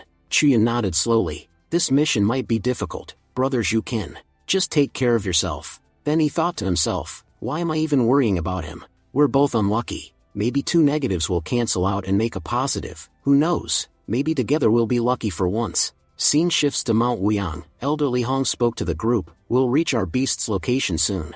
Stay alert, it's extremely powerful and might attack. They arrived at a shimmering lake. Li Hong said, the tracking stone indicates that our beast is here. Could it be hiding underwater? Qian thought, why did they even bring me here? They claimed I know this mountain well, but they haven't asked me a single thing. Li Hong's tracking stone can locate the beast easily, so why am I really here? They must have another plan. Li Hong continued, this here is the water repelling pulse. Using it, you'll be able to breathe underwater. Take one each. Hosey and Zhu Qin, you both will dive first, to bring the beast out. Chuyun, you'll stay with me and provide assistance from here. Chuyun thought, so Gu Xianda really plans to use these beast sect members to get me killed. But since we arrived, they've barely paid any attention to me. Could it be that their goal isn't the beast at all? He turned to Li Hong. Elder Li Hong, be honest with me. Is there another reason behind this mission? Did our sect leader give you a special task? Li Hong looked startled. How did you know that? Chuyun smirked. So it's true. Our dear sect leader wants me dead, doesn't he? Li Hong burst into laughter. You have quite the imagination, boy. Don't be ridiculous. Everyone in the sect knows you're one of our most promising disciples. Sect leader Gu personally instructed me to ensure your safety. In fact, he said that as long as we protect you, the Luyan sect will reward us with great resources. Then, softening his tone, Li Hong added, I know you're not weak, Chuyun, but sect leader Gu is genuinely concerned about you. He favors you greatly. How could you think such terrible things about such a kind man? Chuyun thought to himself, what is this elder even saying? How could Gu Xianda possibly favor me? No, something's definitely off here. I should check their fates. That'll tell me what Gu Xianda is really planning. Things are never this simple. He activated his ability and focused. Gu Xianda has never liked me. There's no way he's suddenly acting kind. As he read Li Hong's fate, the truth was revealed. The beast-taming sect has been lied to by the Luyan sect. The Luyan sect deliberately sent Chuyun with Li Hong, intending for both of them to die under Li Hong's command. Once that happens, the Luyan sect plans to demand massive compensation from the beast sect. Li Hong will eventually realize that the Luyan sect deceived him, that everything, every step of this mission, was part of their scheme. Furious, he'll refuse their demands. In retaliation, the Luyan sect's people will kill him on the spot. Chuyun clenched his fists. So that's it. They plan to kill both me and Li Hong. That's why Gu Xianda made it look like he favored me, to trick the beast sect into lowering their guard. Suddenly, Zhu Qin surfaced from the water, shouting, "Elderly, there's something strange below the lake." Hosey added, panic in his voice, "Our spirit beast, it's dead. It's been killed." Li Hong's eyes widened in disbelief. "What? That's impossible. Our beast was a crimson flame lion, a peak-level sky control realm creature. Even underwater, it would have been incredibly powerful. No normal human or beast could have killed it." Chuyun's mind raced. "I need to uncover Gu Shenda's plan completely. To do that, I must read everyone's fate here." He turned his divine sight toward Zhu Qin. Zhu Qin's fate says that after returning from Mount Wuyang, all his teammates will die. The sect will accuse him of treason and imprison him for life. 1 year later, he'll be executed inside the prison. Then he checked Hosey's fate. Hosey's arrogance will be his downfall. Overconfident in his own strength, he'll challenge the 18 white mountain beasts on Mount Wuyang, and they'll tear him apart. Back near the lakeside, Hosey was examining the beast's corpse. Our crimson flame lion was brutally slaughtered. It looks like something ripped it limb from limb. Whatever did this, must be far stronger than we imagined. Chuyun stared at the mangled body and thought grimly, now I understand everything. Gu Shenda's plan isn't just to eliminate me, he's orchestrated the deaths of everyone here. He's already set the stage for our destruction. Half an hour later, we see Chuyun sitting quietly by a riverbank. He muttered, "So, they've come this early to kill me." One of the assassins whispered, "Why is this boy sitting here alone?" The second assassin replied, "I have no idea. It feels strange." Chuyun said loudly, "You don't need to whisper, I already know you're here for me. Am I right, Elder Chenping?" Elder Ping sneered, "Kid, I don't know whether to call you smart or stupid. You know coming here means certain death, yet you still came." Chuyun thought with a smirk, this old fool just exposed himself. I was only guessing, but he confirmed everything. Chuyun said boldly, "Senior brother Ping Tian, I know you want to kill me. And why wouldn't you? You used to be famous, but ever since I arrived, no one pays attention to you anymore. Everyone only talks about one name, Chuyun. You're scared, aren't you? Scared that someday I'll replace you." Ping Tian shouted angrily, "Replace me? Let's see you try. I'll kill you right now." He lunged at Chuyun, attacking with all his strength. Chuyun barely dodged, getting a small cut on his cheek. Suddenly, Ping Tian looked at his weapon and froze. "Wait, this is poison. Who the hell used poison on me?" Just then, Elder Li Hong and Hosey arrived at the scene. Li Hong said firmly, "The boy was right all along. Sending him with us was part of your entire plan, wasn't it? You people from the Luyan sect, you have quite the reputation. But tell me, do you feel no shame ambushing your own members in the dark of night?" The scene flashes back to a few hours earlier. We see Chuyun speaking to the others. Chuyun said seriously, "Everyone, listen to me carefully. We've been trapped. Our sect leader wants me dead. Once I'm killed, he'll blame everything on the beast control sect. That way, he'll kill 2 birds with 1 stone." Hosey frowned and said, "Chuyun, are you out of your mind? What nonsense are you talking about?" Chuyun replied calmly, "I know it's hard to believe, but please trust me, Elder Li Hong. Everything I'm saying will be proven true within a few hours. What you do next is your choice, but remember, our fates are now tied together. If anything happens to me, your sect will also fall." Li Hong sighed and said, "All right, I'll trust you, boy. But remember my words, if even one thing you said turns out to be false, I'll personally report you to your sect leader." Back in the present, Chuyun thought to himself, I already told Zhu Qin to get far away from here. Staying would only put him in danger. If he returns to the sect, they'll imprison him for life.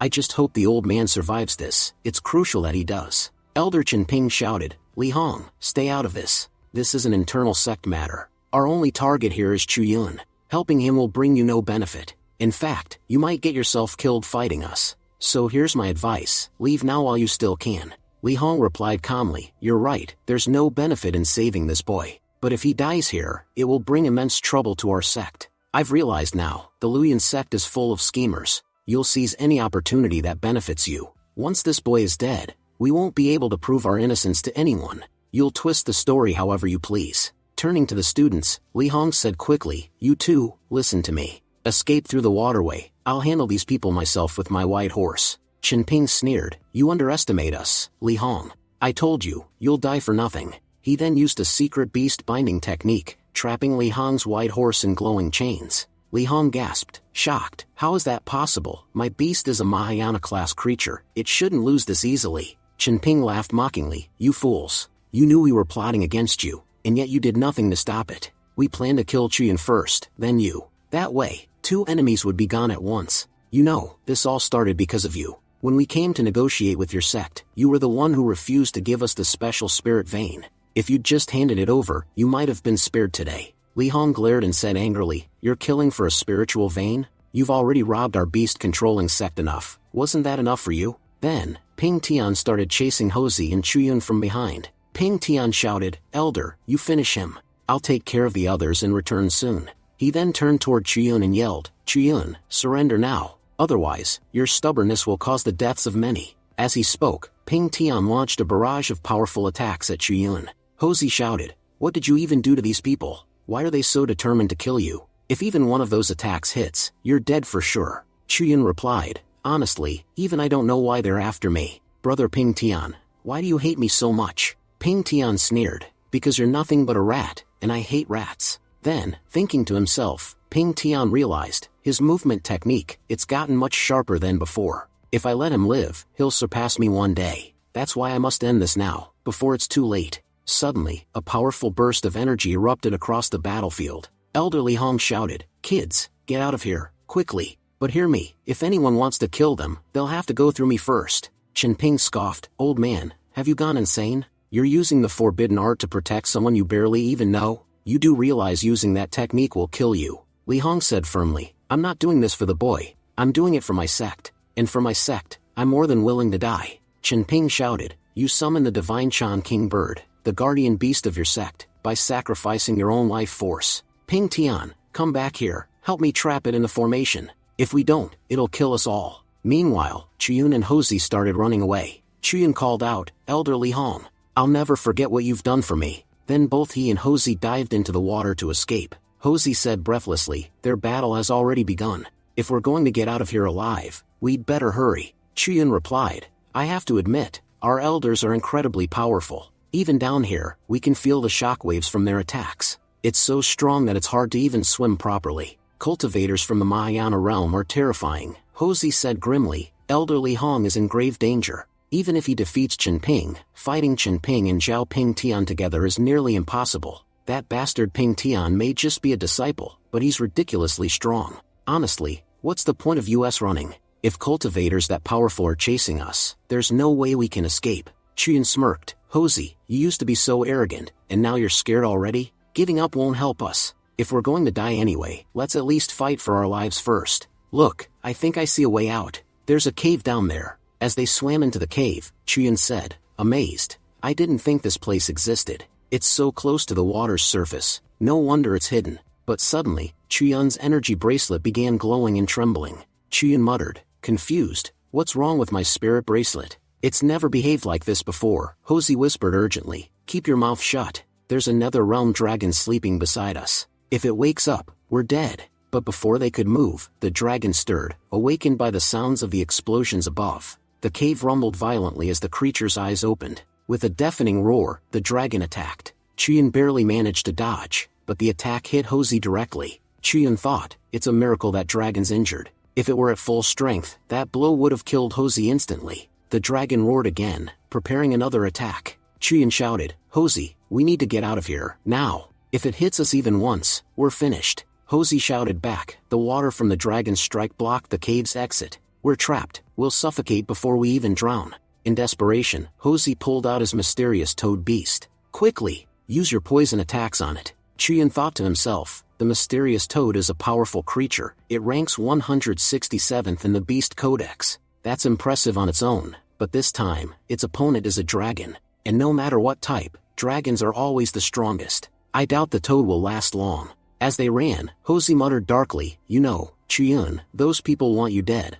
not me. Honestly, I'm praying that the dragon's poison kills you first. That way, maybe I'll survive a bit longer. Elder Li Hong might care about the sect, but me? I only care about my own life." Chuyun thought angrily, "Of course, just my luck. The one person with me is hoping for my death. I wish that dragon had killed him instead." As Hosey tried to escape, he broke part of the cave structure, causing water to pour in. Chuyun realized immediately, he did that on purpose. He wants the cave to flood so I'll drown. But just then, Chuyun's pendant began to glow, forming a protective barrier around him. Chuyun gasped, "This pendant, it's incredible. It's blocking the poison and keeping me safe. Seems even the heavens don't want me to die here." He began swimming toward the exit, only to see a glowing barrier blocking the gate ahead. Chiyun said angrily. Who put up this barrier here? Breaking through it will take me at least 15 minutes. Damn you, Hosey, I'll never forgive you. You really went all out just to kill me. Meanwhile, the dragon advanced toward him, preparing to attack. Chiyun thought desperately, the toad is already dead, and I can't possibly fight a dragon head-on. What should I do now? Then, gathering his courage, Chiyun activated his King Yuan sword technique and attacked the dragon, but his strikes had no effect. The dragon roared, grabbing Chiyun tightly in its claws. Chiyun thought, struggling to breathe, this dragon is far too powerful. If it clenches its fist any tighter, it'll crush my entire body. Just as he was about to lose consciousness, a strange energy began radiating from his body. His Yuan embryo emerged from within him, glowing intensely. Chiyun whispered weakly, something's happening, something is about to come out of it. Suddenly, the embryo exploded, unleashing a terrifying surge of energy that tore through the cave. The dragon screamed as deep gashes appeared across its body, the very force of the blast shredding its scales. Chiyun stared in disbelief. What is this power? How can something so small contain such strength? Within seconds, the Yuan embryo killed the flood dragon outright. Chiyun said in awe, what was that? What came out of my embryo that could kill a dragon in an instant? Then he noticed a dragon core floating in the water before him.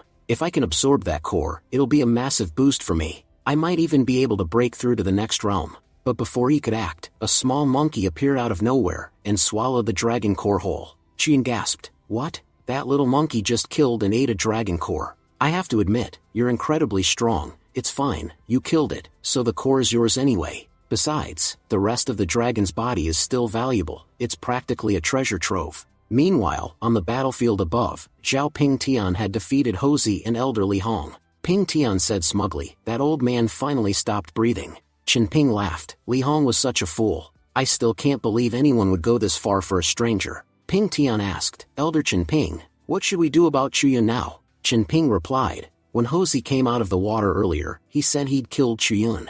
Honestly, I can sense that something died down there. Its energy matches Chiyun's level. So yes, I think he's really dead. We should leave now. We've already killed elders from another sect, and the massive energy released from our battle must have drawn attention. Others will be heading this way. It's best we disappear before anyone finds out what we've done. As for Hosey, he could still be useful. We'll take him back to our sect. But this old man, let him die here. The beasts on Mount Wuyang are starving. They'll make good use of his corpse. A short while later, Chiyun resurfaced from the water. He rushed to Elder Li Hong's side, checking his breathing. Chiyun said, relieved, he's still alive. Barely, but there's still time. As he began to heal him, Li Hong weakly grabbed his hand. He whispered, don't waste your strength on me, child. This old body has reached its limit. Chiyun pleaded, please, Elder Li Hong, give me a chance. I'll heal you. I promise I can save you. We can go back together to the beast control sect. They must have a way to restore your strength. Li Hong smiled faintly, listen, boy, I'm barely holding on as it is. These will be my final words. My attack severely injured Chen Ping. His cultivation has dropped significantly. It'll take him at least a decade to recover. But I sacrificed my soul to cast that spell, and now, saving me is impossible. Besides, Mount Wuyang is crawling with your sex guards. Escaping unnoticed will be nearly impossible. Suddenly, the monkey leapt forward and sat upon Elder Li Hong's chest. Li Hong's eyes widened.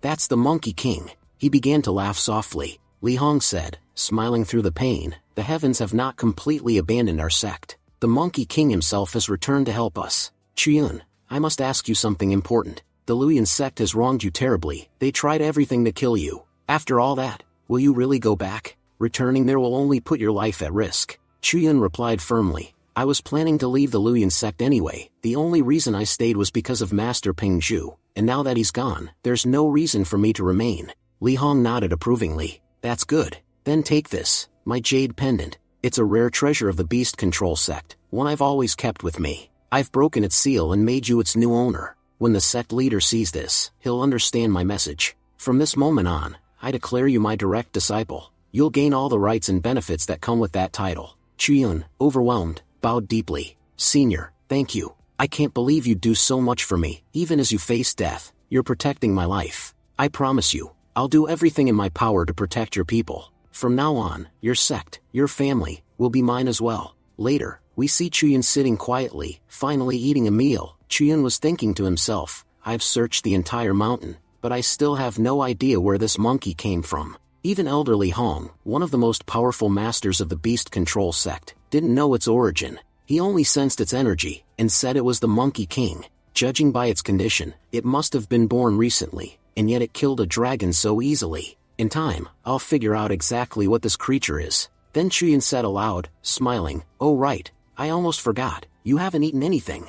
Wait a second, I've got some amazing herbs here. You'll love them." He reached into his storage ring and pulled out a glowing herb. Chuyin said cheerfully, "Here, little monkey, try this herb, it'll make you feel great. Eat it and grow big and strong." But the monkey frowned, grabbed the herb, and tossed it aside. Chuyin asked, confused, "What? You don't eat herbs? Then, do you eat fish?" As soon as he said fish, the monkey's eyes lit up with excitement. Chuyin laughed, "So you're not like normal beasts that eat herbs. You're a foodie, huh?" Just as the monkey was about to eat the fish, Chuyin suddenly threw him aside. Chuyin shouted, "Ping Tian, you don't need to hide. No one here is dumb enough to die from your sneak attacks. Come out and fight me like a man." Ping Tian stepped out, smirking. "Chuyin, I have to admit, your luck is unbelievable. You got trapped underwater next to a dragon and still survived. But unfortunately for you, I knew that dragon wouldn't be able to kill you. That's why I've been waiting, to finish the job myself." Chuyin glared and said, "Zhao Ping Tian,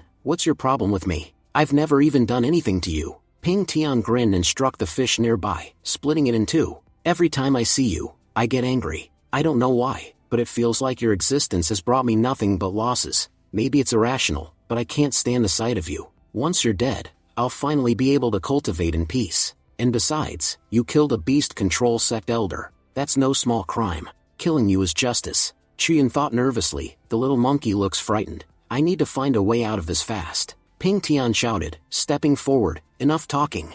I'll end you here and now." But before he could strike, the little monkey suddenly leapt in front of Chuyin, growling fiercely. Ping Tian laughed mockingly, "A tiny monkey thinks it can stop me? Let's see what you can do, beast." The monkey roared, and in an instant, its claws slashed through Ping Tian's heavenly grand sword, shattering it into pieces. Ping Tian's eyes widened in shock. "Impossible. That sword was a gift from my master. It's indestructible." Chuyin watched in amazement. What's going on with this monkey? Just moments ago, it was scared of him, now it's gone berserk. Then, he noticed the monkey glancing back toward the broken fish. Chuyin realized, it's protecting its food, so that's what set it off. He grinned slyly. "Well, if it loves food this much, I can use that to my advantage." Chui said loudly, "Listen, my dear Wukong, if you defeat that man for me, I'll give you 100 fish every day, cooked, seasoned, and delicious. All you have to do is finish him off." The monkey's mouth started watering at the sound of 100 fish. Ping Tian thought uneasily, how can a mere monkey possess such power?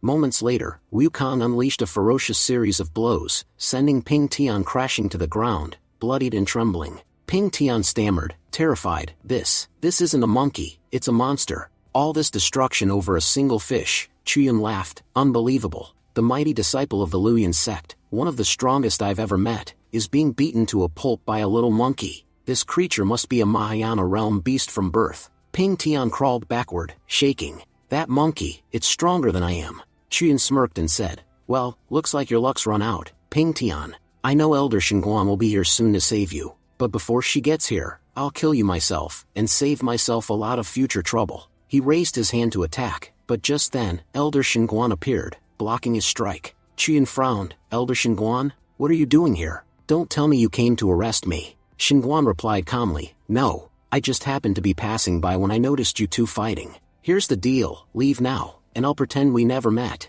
I'll also report that you never attacked Ping Tian."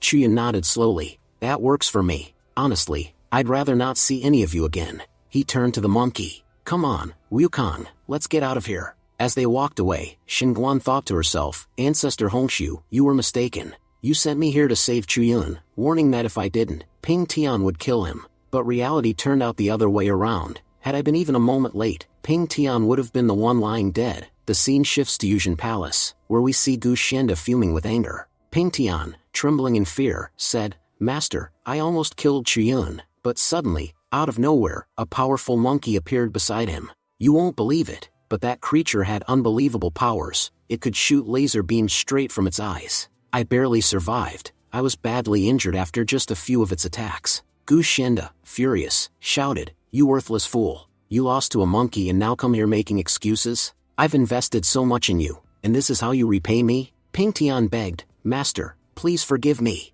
I admit I failed once, but I promise, I'll be the one to kill Chuyun myself. Grabbing Ping Tan by the collar, Gu Shinda growled, do you have any idea how much I've invested in you? Half the sex resources were given to you. I gave you everything so you could reach the nether realm, and all I wanted in return was that you perform well, but instead, you ruin every single plan I make. That boy, Chuyun, is so talented that I didn't even want him near us, and it's all because of you. Yet you still don't understand how much you failed me. He threw Ping Tian to the ground and continued, forget about Chuyun, he's no longer important to us. Right now, focus on your cultivation, and heal your injuries. You're useless to me in this condition. Ping Tian, bowing low, muttered, yes, master, I'll go heal myself. As he walked out, his face twisted with rage. Damn you, Chuyun, just wait. The day I meet you again, I won't spare you. While he was fuming, a disciple accidentally bumped into him. Ping Tian shoved him aside, snapping, get out of my way. I'm in no mood, I'll kill anyone who annoys me. Then Chen Ping came running up and reported, sect leader, we caught that traitor, Zhu Qin. That bastard tried to run far from our territory, but one of our students, Hao Hai, found him. Hao Hai learned everything about our plans from him and brought him back. The leader smirked and said, good, use the Li Hozi. Make that man lie for us. Tell him to say that it was Chuyun who betrayed us, and that Chuyun also killed elderly Hong. That way, all the blame will fall on him, and we'll stay clear of trouble. 7 days later, the scene shifts to Beast Control Sect. We see Chuyun arriving at the gates. Nearby, 2 disciples were gossiping. First disciple said, have you heard about that guy, Yi Chuyun? He was a disciple of the Luyan sect. That bastard killed our elderly Hong and betrayed his own sect before running away. Second disciple said, yeah, and there's a huge bounty on his head now. If I ever see that bastard, I'll crush him myself. Chuyun, overhearing them, smirked to himself, so, they've even put a bounty on me now, huh? Gotta admit, my old sect sure spends a lot to ruin my name. Anyway, I haven't rested in days. I'll meet this sect's leader, then rest for a while with Wukong. But as soon as Chuyun reached the gates, the guards stopped him. First guard sneered, beggar, people like you aren't allowed inside our sect. Chuyun calmly replied, first of all, I'm not a beggar. My name is Yi Chuyun. I came to speak with your leader about something important. So go and tell him that Chuyun has arrived. The guards froze for a moment. Wait, you're Chuyun, the same one who killed our elder. You've got some nerve showing your face here. They yelled to the others, everyone, get over here. Chuyun, the traitor who murdered elderly, is at our gates. Within moments, dozens of disciples surrounded him. They shouted angrily, how dare you come here? You're not leaving alive. Then Manketu, a senior disciple of the Beast Control Sect, arrived. Manketu said, our junior, Li Hozi, came back earlier and told us everything. We know exactly what you did. You trapped and killed elderly Hong. Even after committing such a terrible crime, you dare to show up here? Seems like you people from the Luyan sect never learn. You've always looked down on us, haven't you? Chuyun thought, so Li Hozi joined hands with Luyan sect and spread lies about me. Great, now clearing my name will be even harder. Manketu smirked, funny thing, I just got back from a mission, and look at my luck. I complete my task and run into you right after. Seems like today's my lucky day. Chuyun thought dryly, heh, this guy's luck is about to run out. He's about to make a huge mistake that'll get him arrested by his sect leader for 3 days. As the fight began, Chuyun moved swiftly, dodging every attack. The Beast Sect disciples whispered in awe, his speed is insane. Our demon hawk is at the sky control realm, and even he can't touch him. Chuyun's faster than a hawk. Another disciple said, I can't believe it. How can someone move this fast? These body cultivators are monsters. Their physical strength is unmatched. Pulling out an artifact, Manketu shouted, everyone's watching us now, no matter what. I'll kill you right here. He used a binding seal, trapping Chuyun in glowing chains. Chuyun struggled. What is this thing? It's strong, too strong. Then Manketu used poison arts and attacked again. The explosion filled the area with smoke and blood. Manketu laughed, brothers, we've avenged elderly Hong. That bastard's either dead or crippled. Just then, the sect leader arrived, shouting, Manketu, stop right there. Manketu bowed quickly, sect leader, I killed Chuyun. Please, reward me. The sect leader, glaring furiously, yelled, you fool, do you even realize what you've done? I needed to question Chuyun, but you killed him. If he came here himself, we could have brought him in alive. Manketu fell to his knees, stammering, sect leader, I was just so angry. Elderly Hong was such a good man. I couldn't believe someone would kill him without reason. The moment I saw Chuyun, I lost control and couldn't hold back my power. He's dead, the sect leader said sternly. I'm sentencing you to 3 days of house arrest. Don't leave your quarters until I say so. Chuyun protested. Sect leader, your disciple just killed someone, and you're only giving him 3 days of confinement? Don't you think that punishment is far too light? A murderer like him deserves at least 30 years in prison. Meanwhile, Chuyun thought to himself, that last attack, Wukong managed to block it, but it took a lot of his strength. He's resting inside my spatial domain now. Nearby, a few female disciples gathered around, staring at his body. One of them whispered, "Isn't this the same beggar who came here earlier? After his clothes tore, he actually looks incredible." Another added, blushing, "Look at his body, it's amazing. Even our senior, Man Ketu, trains constantly to stay fit, but his body isn't this perfect." A third said in disbelief, "And despite taking such a powerful attack, there's not even a scratch on him." The sect leader turned toward Ketu and said coldly, "Ketu, step back. If you attack again, I won't spare you." "Chuyun, I know many accusations are against you, yet you still dared to come here. That means you must have something important to say." Chuyun thought, this sect leader seems like a good man, but it's clear that this sect is full of traitors. These same people will soon betray and kill him.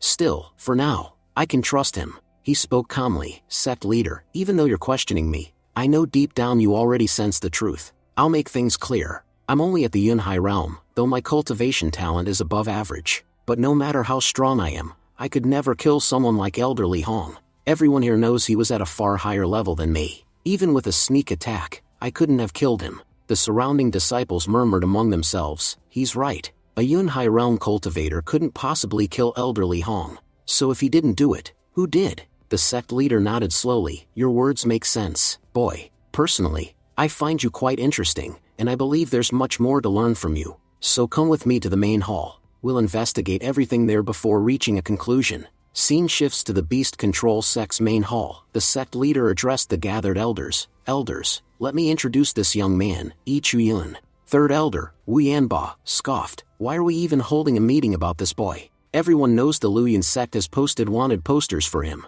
You should have executed him on the spot the moment you saw him. Honestly, if you hadn't stopped me, I'd have killed him already. This bastard murdered our junior brother, Elderly Hong, and just looking at him makes my blood boil." Yi Chuyun thought silently, this third elder, he's the real traitor. He's actually a spy for the Luyan sect. He played a key role in Li Hong's death. But if the records are right, his true nature will be revealed soon, and the sect will banish and execute him. Fifth elder Defy said coldly, "I agree. Let's just kill him. That way, we won't offend the Luyan sect, and besides, someone who's done such a thing deserves to die." Yi Chuyun thought again, "Defy, what a coward. He'll die a pathetic death without ever achieving anything." Hard to believe, both the third and fifth elders are traitors. They've been leaking sect secrets to outsiders. The third elder is a shameless manipulator, while the fifth is just a fearful puppet. The fourth elder, Fang Yan, is loyal to Wu Yanba, and the first and second elders care only about cultivation, ignoring sect politics entirely. Even the sixth elder is allied with Wu Yanba. Now I understand why the Beast Control sect always loses to the Luyan sect. It's because half their own elders are traitors. The only loyal man was Elderly Hong, and he was murdered. This sect's fate is truly tragic. It's headed toward destruction. Fourth elder Fang Yan shouted angrily, "Why are we wasting time? Sect leader, just give me the order, and I'll kill this scum right here and now." The sect leader raised his hand and commanded, "Enough. Everyone, be silent. Chuyun, you claim you're innocent. Then explain, what exactly happened that day?" Yi Chuyun spoke clearly, "It's true that Elderly Hong was attacked, but the one who struck him down wasn't me. It was Elder Chen Ping of the Luyan sect." Wu Yanba sneered, "Don't spout nonsense. Everyone knows the Luyan sect and we have an alliance. Why would they ever attack us? Admit it, you killed Elderly Hong on purpose. You wanted to create conflict between the two sections. When you realized your plan wasn't working, you came here pretending to explain yourself. What do you take us for, fools? You can't hide your true colors from us forever." Chuyun spoke firmly, "I don't know what's going on between your sect and the Luyan sect, but I, Chuyun, swear that every word I've spoken here is true. The good thing is, I got to meet Elderly Hong one last time. Before he died, he showed me this bag and told me that once I reveal it, everything would make sense. I don't know what I'm supposed to do next, but I came here following his final instructions." The sect leader looked shocked. "That's Elderly Hong's spiritual bag. He never gave that to anyone." Wu Yanba, the third elder, sneered, "You wretched liar. You must have stolen that bag from his dead body." The sect leader replied calmly, "Elderly Hong was a wise man. He always left spiritual marks on his belongings. I know for a fact that no one can open his bag without his consent. Chuyun, I'm willing to believe your story, but to prove it, you must take something out of that bag. If you can open it, that will be proof enough that Li Hong granted you permission. Wu Yanbo thought to himself, impossible, he's lying. Chen Ping told me personally that he saw Li Hong die. There's no way this boy could have met him afterward.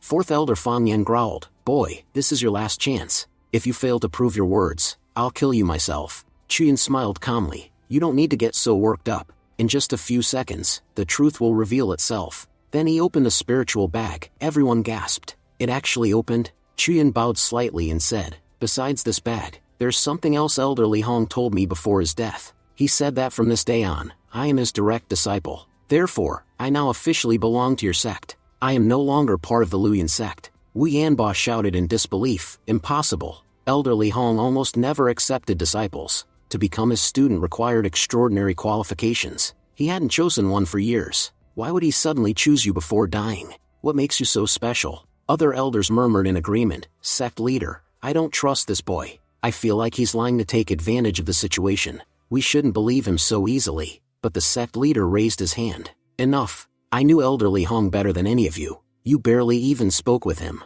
He gave this boy the Chan King Bird token, a sacred symbol he swore never to give to anyone. If he entrusted it to this child, then I can guarantee he truly accepted him as his disciple. You may all argue as much as you like, but I will protect this boy. Elder Li Hong's final wish was for me to keep him safe, and I will honor that wish with my life. Chuyun, from this day forward, you are officially a member of our sect. We will properly investigate everything that happened. I'll personally visit the Luoyan sect to uncover the truth, and if I find even a single piece of evidence against any of them, I swear none of the traitors will escape punishment. Chuyun bowed respectfully. Thank you, sect leader, for believing me. If it weren't for you, these elders would have killed me already. He thought to himself, the sect leader truly has courage. He knows most of the elders here are corrupt, yet he still dares to defend me in front of everyone. Wu Yanbo grumbled, since the sect leader has spoken, we have no choice but to obey. But remember this, boy, if you wish to stay in our sect, you'll have to follow our rules. Until you pass the sect examination, none of us will recognize you as a fellow disciple. The sect leader nodded. Our examination focuses on one thing, how well a disciple can control and bond with spirit beasts. The faster a student can train a beast, the higher their rank. Unlike the Luoyan sect, which focuses solely on cultivation, our strength lies in beast mastery. That's why this test will be particularly difficult for Chuyun. Even if I want to help him, I can't give him special treatment. Just then, a radiant Chan King Bird, the sect's sacred guardian beast, suddenly appeared in the hall. Everyone was stunned. Why is the Chan King Bird here? It never shows itself before anyone. Outside, the younger disciples whispered, there's a huge surge of divine energy coming from the main hall. It's the Chan King Bird's aura. But why would it reveal itself? Inside, the majestic bird spread its wings and released glowing energy, flowing directly into Chuyun. Chuyun, shocked, muttered, why? Why is it giving its energy to me? The elders gasped. The Chan King Bird has chosen him. It's acknowledging him as its master. The sect leader explained, his voice full of awe. The Chan King Bird is our sect's guardian beast. It belonged to our first sect leader. Ever since his death 500 years ago, it hasn't accepted anyone as its master. And yet, today, it has chosen Chuyun. Earlier, some of you questioned this boy's worth, even claimed he wouldn't pass the examination. But now, you all have your answer. The divine Chan King Bird, whom no one could tame, has come forward on its own to recognize Chuyun as its master. I trust none of you have any objections left. One elder stepped forward, still stunned. Sect leader, everyone knows that the Chan King Bird can see the future. Perhaps it chose this boy because it foresaw that he will bring great benefit to our sect. Sect leader said solemnly, yes, you're right. Our first sect leader was once an incredibly powerful master. Back in his time, no other sect even dared to speak in his presence. But after his death, our sect began to decline, and we've fallen so low that even the Luoyan sect dares to challenge us now. Things were very different when he was alive. Perhaps under Chuyun's time, things might return to how they once were. If this boy truly brings fortune to our sect, then I hereby announce, all the duties and responsibilities of Elder Li Hong now belong to him. From this moment, Chuyun is officially a temporary elder of our sect. He has the same authority as any other elder, and all of you will show him the same respect you would to the others. Wu Yanbo objected loudly, you made him an elder? Sect leader, his cultivation level is far too low. There are many disciples here who are far stronger than him. Why should anyone in our sect respect a mere Yunhai realm cultivator? The sect leader glared at him. The Chan King Bird itself chose him, and yet you dare question that? How foolish can you be? Elder Li Hong only died a few days ago, and his work remains unfinished. That's why I've assigned his tasks to his direct disciple. And let me make something clear, I will not answer any more questions on this matter. Stop wasting your breath. He then concluded, this meeting is over. You may all leave. After everyone had departed, the sect leader turned to Chuyun and spoke more softly, child, the Chan King bird chose you, that means fate has a plan for you. By now, you must have seen what kind of sect we truly are. Outwardly, we seem united, but in truth, when the time comes, none of them will stand by us. The Luoyan sect suppresses us constantly, and many of our own elders secretly support them. I honestly don't know what future awaits our sect, but I will tell you this, be careful. Chuyun replied, I know why your sect has been declining. Every year, the Luoyan sect and the Beast Control sect compete, and your sect has never won. Every defeat forces you to pay them huge tributes, and over time, they've taken nearly all your wealth and resources. Your spiritual minds, once your main source of income, are now controlled by the Luoyan sect. You're left with almost nothing. It's not that your sect was always weak, but years of losses have drained your strength, while the Luoyan sect grows stronger each time. And let me tell you, aside from a few rare individuals, there's not a single decent person left in the Luoyan sect. Their leaders and elders are nothing but snakes. Sect leader Jiang, I can promise you this, if you put your trust in me, I'll make sure we win the next competition. There isn't a single disciple in the Luoyan sect who can defeat me. The sect leader replied cautiously, you do have the Chan King bird's protection, that's true. But let's be honest, your current strength is still low. Within our sect walls, you'll be safe. No one will dare harm you under my watch. But the upcoming competition outside, that's another story. It's dangerous, Chuyun. According to the rules, contestants are allowed to kill each other. If the Luoyan sect's disciples attack and kill you during the match, there's nothing I can do. Elders are forbidden from interfering. Competing will be extremely risky for you, so I'm giving you a chance to reconsider. Think carefully, because joining the competition could very well mean your death. Chuyun smiled confidently. Sect leader, don't worry, I've thought this through. There are many people I need to settle scores with, and I'll do whatever it takes to bring down the Luoyan sect, even if it costs me my life. The sect leader sighed. Very well, child, it's your choice. We'll discuss the details later. For now, you may go. I'll send one of my disciples to guide you, show you around the sect, and help you change your clothes. Later, Chuyun met a cheerful disciple named Judah. Judah smiled and said, Junior uncle, our sect has very few strict rules. You're free to move around as you please. No need for registration or permission to visit most areas. If you ever get confused about anything, just ask me. I'm a pretty easygoing guy, happy to help anytime. Chuyun nodded. Thank you, Judah. Nearby, some disciples were whispering, isn't that the traitor who fled from the Luoyan sect? Another replied, you don't know, do you? He even tamed the Chan King bird. If he hadn't, he'd be dead already. I can't believe a traitor like that is walking around freely. Our sect leader must be going senile. Another sneered, yeah, if he betrayed the Luoyan sect, what's to stop him from betraying us next? He should have been executed already. Angered, Judah snapped, you idiots. Do you even realize that Chuyun is now an elder? He deserves the same respect you gave Elder Li Hong. Anyone who speaks against him will answer to me. The disciples immediately bowed their heads. Forgive us, senior brother. We didn't know he'd become an elder. Still, they whispered among themselves afterward, he's only at the Yunhai realm. How can someone that weak be an elder? Our beast-controlling sect was already in decline, and now it's falling even lower, with elders weaker than disciples. Judah turned back to Chuyun and said kindly, don't listen to their nonsense, uncle. My master told me that the Chan King bird chose you as its master. That bird can see the future, and it only submits to those destined for greatness. You know, the Chan King bird once belonged to our first sect leader. Since his death, no one has been worthy of its bond. Back when he was alive, our sect was number one, and I believe that with you here, we'll rise to the top again. Chuyun smiled slightly. You might be right. Judah pointed ahead. Do you see that gate over there? That's the path to Mount Mingtai, the restricted area of our sect. No one is allowed in without the sect leader's permission, not even the elders. But come, let me show you something else instead. There's a place I think you'll like, our beast taming arena. It's right behind this mountain, where we train and bond with our spirit beasts. Chuyun thought to himself, let's see what kind of fate this guy, Judah, has. I wonder what he'll actually achieve in his life. The system replied, Judah may look like a fool, but in reality, he's quite intelligent. A major turning point in his life is about to occur. 2 days from now, Judah will go to Mount Mingtai, where he'll discover the truth about Elder Defy. That Defy is secretly working for the Luoyan sect, and is currently stealing a map for them. Later, Defy will send one of his men to assassinate Judah. Chuyan frowned, thinking, I have to admit, the Luyan sect are masters of scheming. They already know the competition is about to start, so they've begun setting their plans in motion. Even though our own leader knows something's wrong, he's powerless to act. The scene then shifted to the beast taming arena, where several disciples were training their beasts. Elder Wu Yanbo barked, Zhuda, why have you brought Chuyan here to the beast arena? Zhuda replied respectfully, Elder Wu, you should know that my junior uncle, Chuyan, has officially joined our sect. Since he's now one of us, he has permission to visit any area within the sect. I don't believe bringing him here is a mistake. Wu Yanbo scoffed, Zhuda, you call me junior uncle, and now you call him the same? Do you even understand what it takes to earn that title? I already told the sect leader, until this boy passes our test, I will not acknowledge him as part of our sect. The sect leader may be convinced, but the rest of us are not. Tell me, what has he done that's so remarkable? He just arrived, and you've already made him an elder. Meanwhile, many of us have trained for years without any promotion.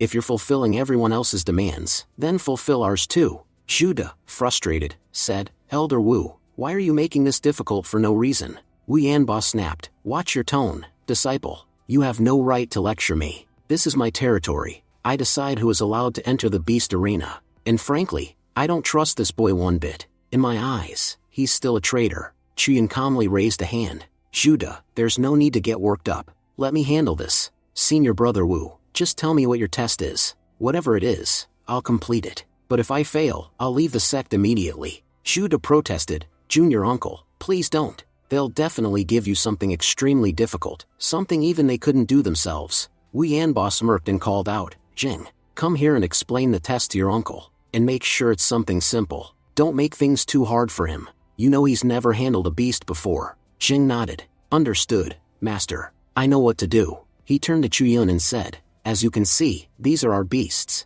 Your task is simple, just feed this one.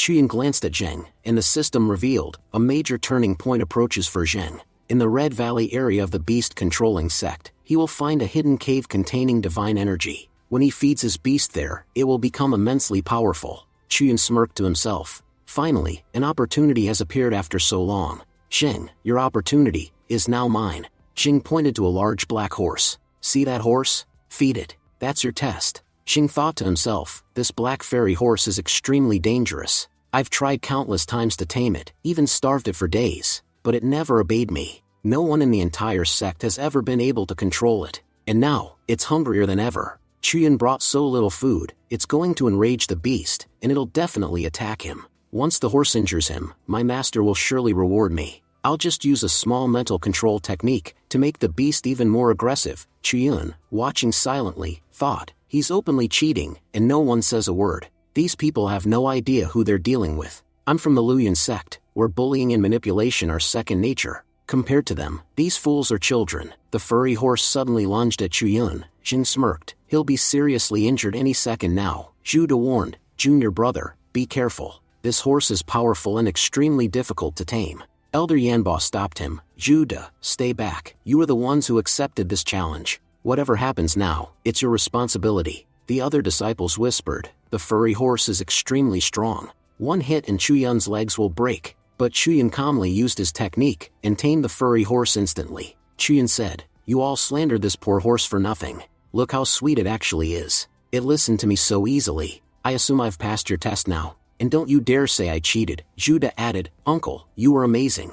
No one can deny you passed fair and square. Xing froze in disbelief. How is this possible? I commanded the horse to attack. Why didn't it obey? Even Yanbo thought, something is off. Chuyan's beast taming technique is far stronger than mine. How is he better at controlling beasts than me? Chuyan smiled. Junior brother, this horse is yours now. I'm giving it to you. But remember, if I want, I can take it back anytime. One word from me, and it will never listen to you again. Xing snapped, all right, don't act too smart. But before he could finish, Chuyan gave a subtle signal. The furry horse kicked Xing in the chest, sending him flying.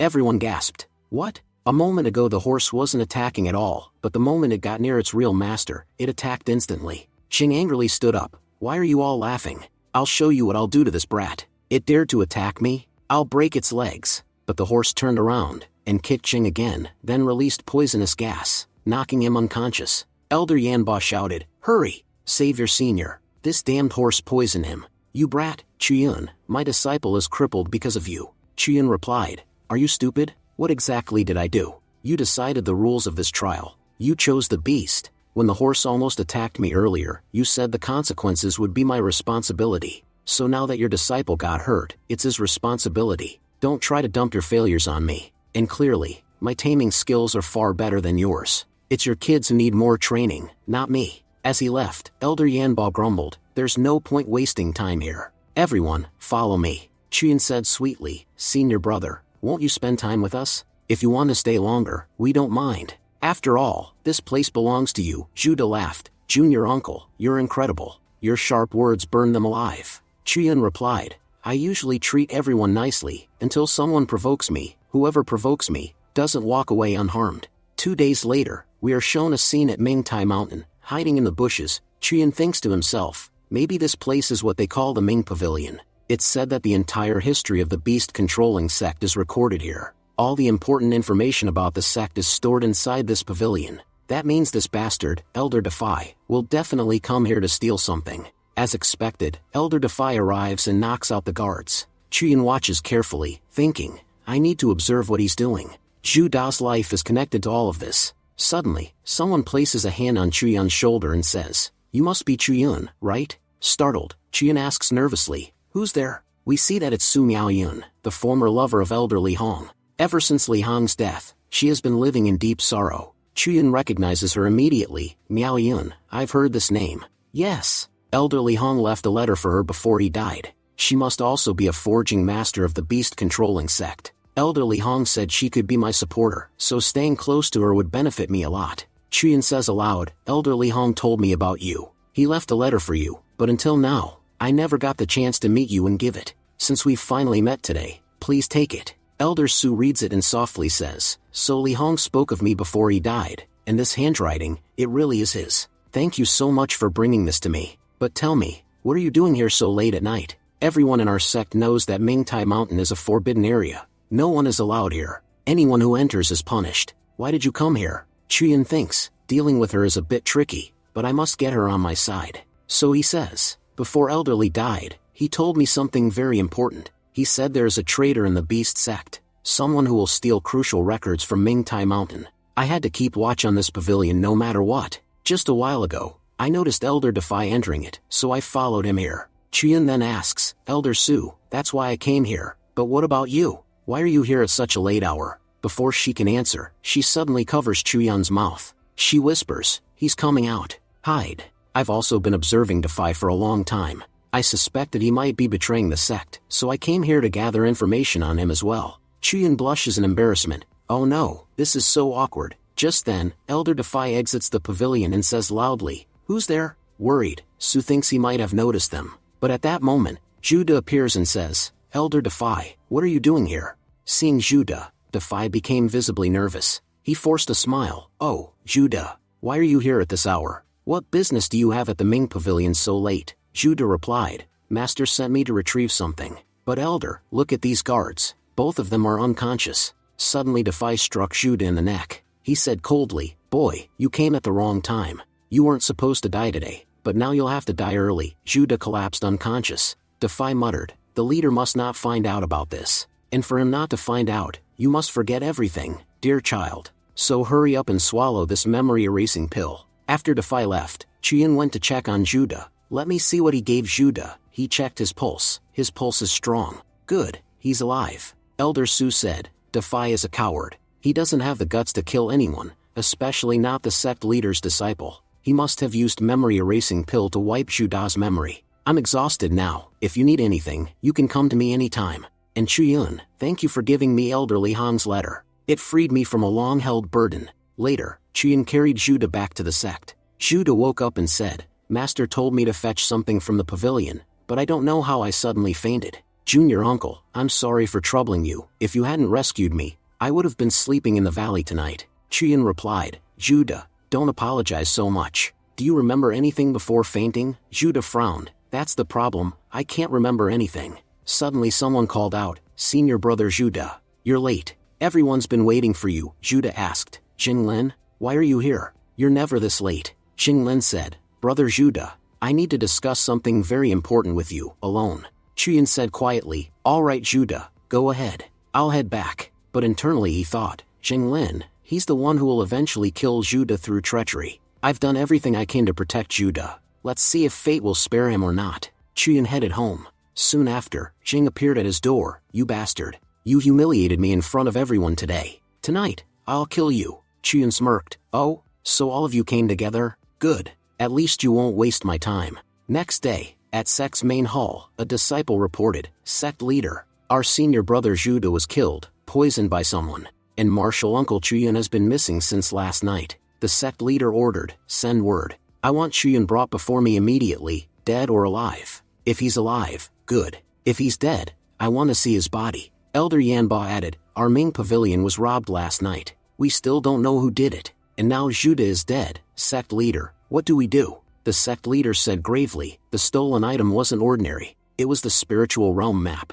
Without that map, we cannot enter or navigate the spiritual realm. We are now completely helpless. All elders were shocked. The map was stolen? How will we compete now? We're doomed without it. Another elder said. And Chuyin disappeared at the same time. It proves he was a spy sent by the Luyan sect. We foolishly trusted him, and look what happened. Others agreed. He'd only been here a short while, and during that time one of our own was killed, our pavilion was robbed, and now the sect is in chaos. It's all because of Chuyun, Yanba said angrily. How will we face our ancestors after this? If senior brother hadn't insisted on letting Chuyun stay, we would have never accepted that brat. Because of him, our beast-controlling sect is finished. Suddenly Elder Su burst into the hall. Stop talking nonsense. Last night, I personally saw that bastard Defy enter the Ming pavilion. When he came out, he met Judah, and when Judah asked what he was doing there, Defy fed him the memory-erasing pill. Soon after, Judah died. So think, who else could have killed him? Yanba said, Sister Su, what are you implying?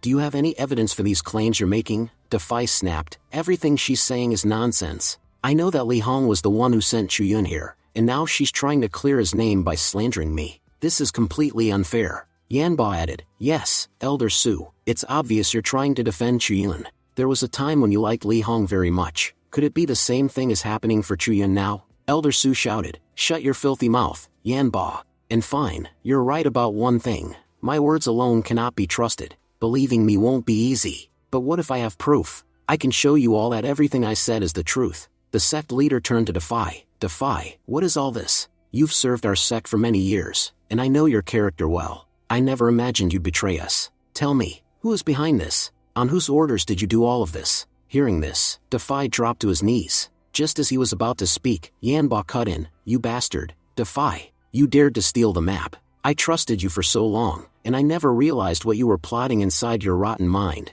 Defy protested. Senior brother, how can you accuse me like this? But suddenly Chuyun walked into the hall. He said, Elder Yanba, you sure are quick to throw all the blame onto Defy. If there's anyone who knows how to use others, it's you. Everyone gasped. Chuyun, you're alive? And Judah, you're alive too. But who said Judah was killed? Yanba looked confused. Jing, what is going on? Jing explained, Master, we captured that bastard Chuyun. We fed him the deadly poison you gave us, and then threw him into the wolf den behind the mountain. We even made sure he was dead. So how is he still alive? Chuyun smirked, disappointed to see me breathing? Your poison wasn't strong enough to kill me. He thought to himself, these fools don't know I have a powerful pendant. As long as I wear it, no poison can harm me. Elder Yanba demanded, Chuyun, what nonsense are you talking about? What happened last night? Explain everything. Judah stepped forward. I'll explain. As you all know, Master told me to retrieve an artifact from the Ming pavilion. When I went there, I saw Defy stealing items from inside. He knew I would expose him, so he sent Jinglin with poison to kill me. Thankfully, Junior Uncle Chuyun had already warned me, so I avoided his trap. Otherwise, I would be dead right now. The sect leader glared at Defy. I knew you were a disgrace, but I never expected you to sink this low. There is no one left in this sect who can protect you now. If you have any last words, speak them. On his knees, trembling, Defy said, Sect leader, do you remember Zhuling? The sect leader looked shocked. Yes, but she died years ago. Defy nodded. Yes, she died. But the people of the Luyan sect, they have a rare technique, a technique that can open the boundaries of this world, and bring back the dead. If I could obtain that technique, I could revive Zhuling. Qian interrupted, Elder Zhu, what are you saying? Everyone knows the Luyan sect is a sword sect. They don't have such a technique. I was a part of that sect for a long time, and I can guarantee that no such method exists. Someone lied to you and used you like a fool. They wanted your potions, and you helped our enemies without even realizing it. Defy trembled. Impossible. They promised me that technique. How could it all be a lie? The sect leader said tiredly. So in the end, you're nothing but a fool, Defy. But there is still one question I need answered. Where's the map? Defy pointed. I gave the map to senior brother Yanba. Ask him where it is. He is the one working with the Luyan sect. Everything I did because he told me to. Yanba exploded. You shameless dog. You dare accuse me? You must be offended by something I said before, so now you're trying to ruin my name. Chuyin stepped forward. Elder Yanba, just a moment ago you were lecturing Elder Su about evidence. But what evidence do you have to prove your innocence? Everyone here knows how cunning and disgusting you can be. The map was stolen last night, and the prime suspect is the person who had access to the pavilion, which happens to be you. So hand over the map, and if you don't do it willingly, you already know how dangerous these people can be. Yanba turned to the sect leader angrily. Sect leader, this boy is insulting me right in front of you. I am a respected elder of this sect. Are you really going to let him talk like this? The sect leader replied calmly. Junior brother Yanba, as you yourself said, this map is vital for the survival of our sect. Without it, we cannot continue. So for the future of the sect, we must investigate. We're only conducting a search, nothing more. If you are innocent, the search will prove it. Yanba thought to himself, I'm trapped. Everyone here already knows what kind of person I truly am. A selfish, shameless schemer who can do anything. The sect leader is trying to frame me. I need to escape this. Suddenly, Yanba lunged forward to attack Chiyun. He shouted, I know you're the one behind all of this. Even if I die today, I'll make sure you don't survive either. But Zhuda stepped in front of Chiyun and yelled, how dare you try to attack him here? You know fighting inside the sect grounds is forbidden. Yanba ignored him. If I'm already going to die today, then I'll at least kill the one responsible before I go. His attack slammed Zhuda so hard that Zhuda was forced into the ground. Yanba roared, I controlled the beast-controlling sect for so long. I stole from this sect countless times. But then you showed up, Chiyun.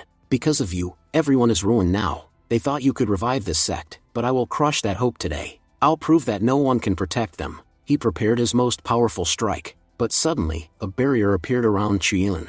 Yanba froze. What? I used my strongest attack. How is he still alive? Then Wukong appeared beside Chiyun. Chiyun said, Wukong, you came out. Wukong fired a beam of energy that hurled Yanba backward. All the elders were stunned. Did you see that? What kind of beast is that? No ordinary beast possesses that kind of power. Another elder added, Yanba is a powerful elder. Even high-level cultivators struggle to face him directly. How did a mere lower realm kid overpower him? Yanba stood up trembling. Impossible. Someone at the Yunhai realm, blocking my attack? Trash like you could never do that. But the sect leader finally spoke. Junior brother Yanba, your true nature is finally exposed. Even with all the evidence against you, you refuse to accept reality. I can't believe I kept snakes like you in my sect. You have done more harm than I ever imagined. Chuyin muttered, how is this possible? Yanba is a powerful cultivator, yet these chains bound him so easily. Elder Su explained, that's the Kun lock. Anything below the earth realm can be restrained by it.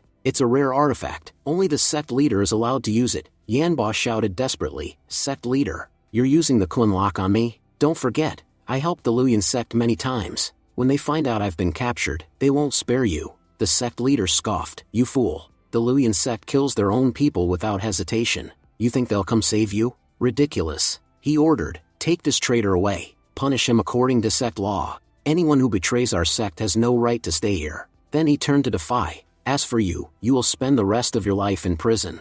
Think about every mistake you made. If you hadn't chosen this path, your life could have been very different. Defy bowed his head. Thank you, sect leader. The sect leader continued, the matter is settled. Chiyun, I must say, you did an excellent job today. If you hadn't acted in time, our entire sect might have fallen apart. I am very pleased. Ask for anything you want. Chiyun replied politely, sect leader, before all this happened, I tried to warn you. You trusted me, even though many wouldn't, so thank you. And what I want is permission to participate in the upcoming competition. But before that, I need some treasures to forge my own weapon. The sect leader nodded, very well, take my token. With this, you can access any part of the sect. Our treasure pavilion is open to you. Take whatever you need. You can even enter the library, every floor. There are many powerful techniques inside. Study them well. Another elder said enviously, Chiyun, you're incredibly lucky. Even we rarely get access to the treasure pavilion, let alone take anything we want.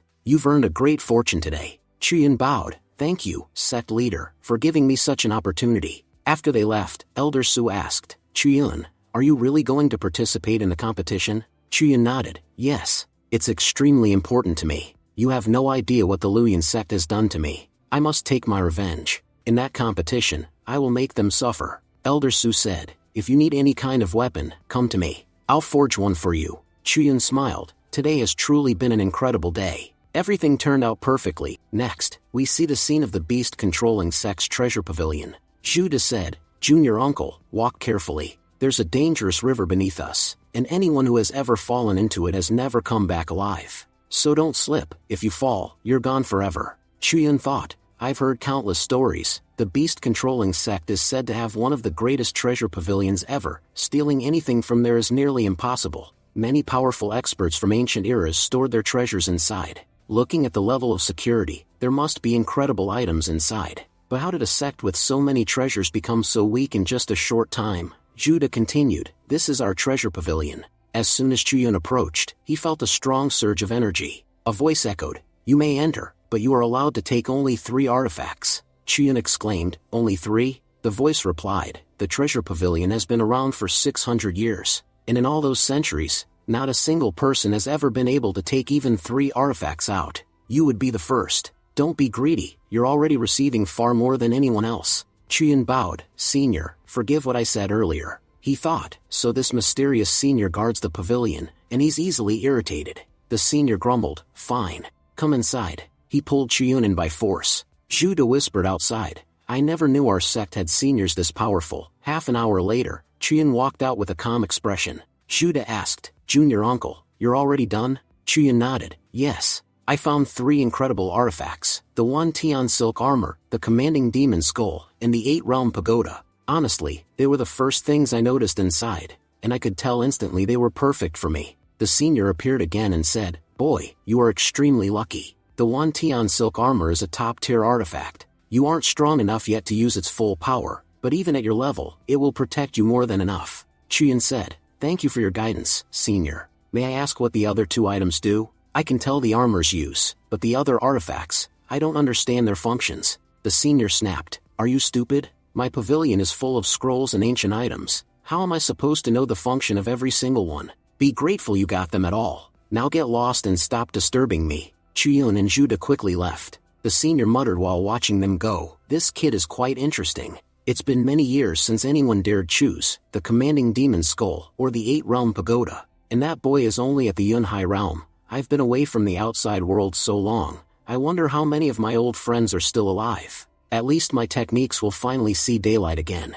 Let's see what that boy accomplishes with them. The scene shifts. Elder Su says, child, you've brought some extraordinary materials. These are demon dragon bones and scales. Do you know? Demon dragons used to rule the continent in ancient times. You're extremely fortunate to have found such precious artifacts. Chuyun replies, I found all of this at Weiyan Lake. There was a giant python there, seriously injured, and it had collected all these artifacts. I always believed that someday I'd be able to use them. Judging from your reaction, they seem extremely valuable. Elder Su says, alright then, tell me, what do you want me to forge using these? Chuyun answers, Senior, you helping me is already a huge blessing. I don't even have the courage to request anything specific. Whatever you think is best, please make that. Elder Su nods, fine. Then leave for now. When it's ready, I'll inform you. Tell the sect master that I'll be taking a few days off. For at least 1 week, no one should enter my workshop. I'll be doing intense work on this artifact. Chuyun thinks, this woman is really strange. Did she already figure out what to make with these materials?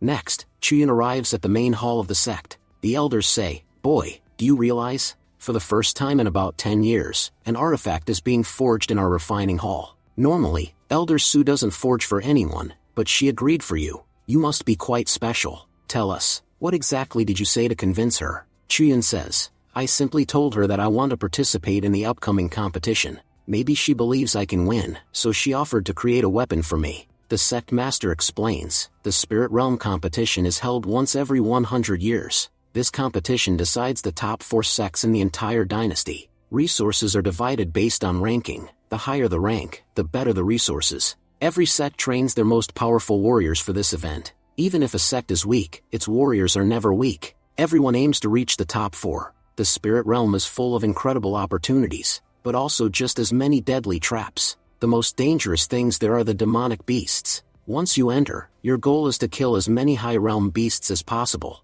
The more beasts you kill, the more points you earn. The map of the spirit realm is divided among 4 sections. It was created using information gathered from all disciples who explored it over the years. Every sect has its own separate map. Our sect still possesses enough power to own a territory inside the realm, and someone even tried to steal our territory map. Technically, there's no need to fight each other during the competition, but kids still kill one another, because, if you're not careful, you'll definitely die inside the realm. Everyone except your friends will see you as a target. They want your points. And Chuyun, you're in special danger. The Luoyan sect bears a huge grudge against you. Because of you, they killed Elder Li Hong. They will go to any lengths to kill you. Chuyun replies, I know they'll do anything, but I won't hide at home in fear. I'll enter their territory, and kill them. Sect leader smiles. Good. Don't worry, we will support you as much as possible. All the elders have discussed it. We'll open the ancient forbidden land for you. You will be able to learn a lot inside. Shocked, Chuyun says, What? The ancient forbidden land? What is that? An elder explains, the ancient forbidden land is a battlefield created by our ancestors using their ultimate powers. It is a separate space filled with powerful energies and dangerous monsters. Opening this space requires a huge amount of cultivation energy. We don't even know if opening it will bring us good fortune or disaster. But child, we are taking this risk just for you. We have no other choice. The sect master adds, but remember, the forbidden land is extremely dangerous. Entering is easy. Returning alive is extremely difficult. So tell me, are you willing to go? Chuyun says, yes, I must try. If I don't grow stronger now, I'll definitely die in the spirit realm. It's better I risk it here first. 2 days later, we see the disciples gathered in the training ground. The sect master says, remember everything I told you. The ancient forbidden land is enormous. Most beasts there are at the Yunhai realm or higher. Some parts are under our control, but some areas are extremely dangerous. Never, ever enter those areas.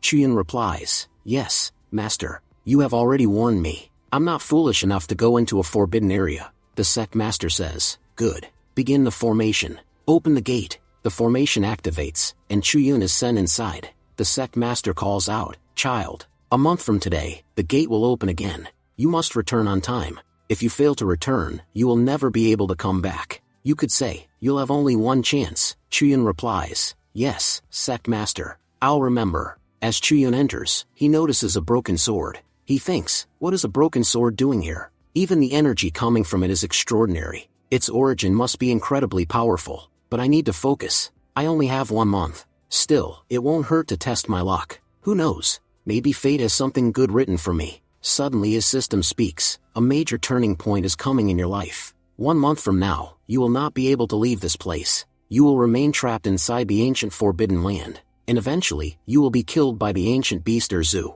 This will be your end. Shocked, Chuyun says, so, I'm really going to die? A moment later, Chuyun faints on the spot. When he finally opens his eyes again, he realizes he is inside the forbidden land. Chuyun says, this whole place looks like a military camp. System told me the beast control sect won't be able to reopen the passage after 1 month, which means I also won't be able to leave. It looks like I'll have to cultivate here while also finding my own way out. Now that I'm inside, there's no option to escape. For now, I can only rely on the people outside. If they fail to open the gate, I'll be stuck here forever. Looking ahead, he sees many camps. Let's go check what's inside these tents. Chuyun enters one of the camps. Reading a book, he says, this is a record. It describes how this army was wiped out. The book reads, powerful beasts surrounded us. We had no choice left. To survive, we must retreat into the forbidden place. Chuyun thinks, so this army must have encountered extremely powerful beasts. Out of fear, they ran into the forbidden area,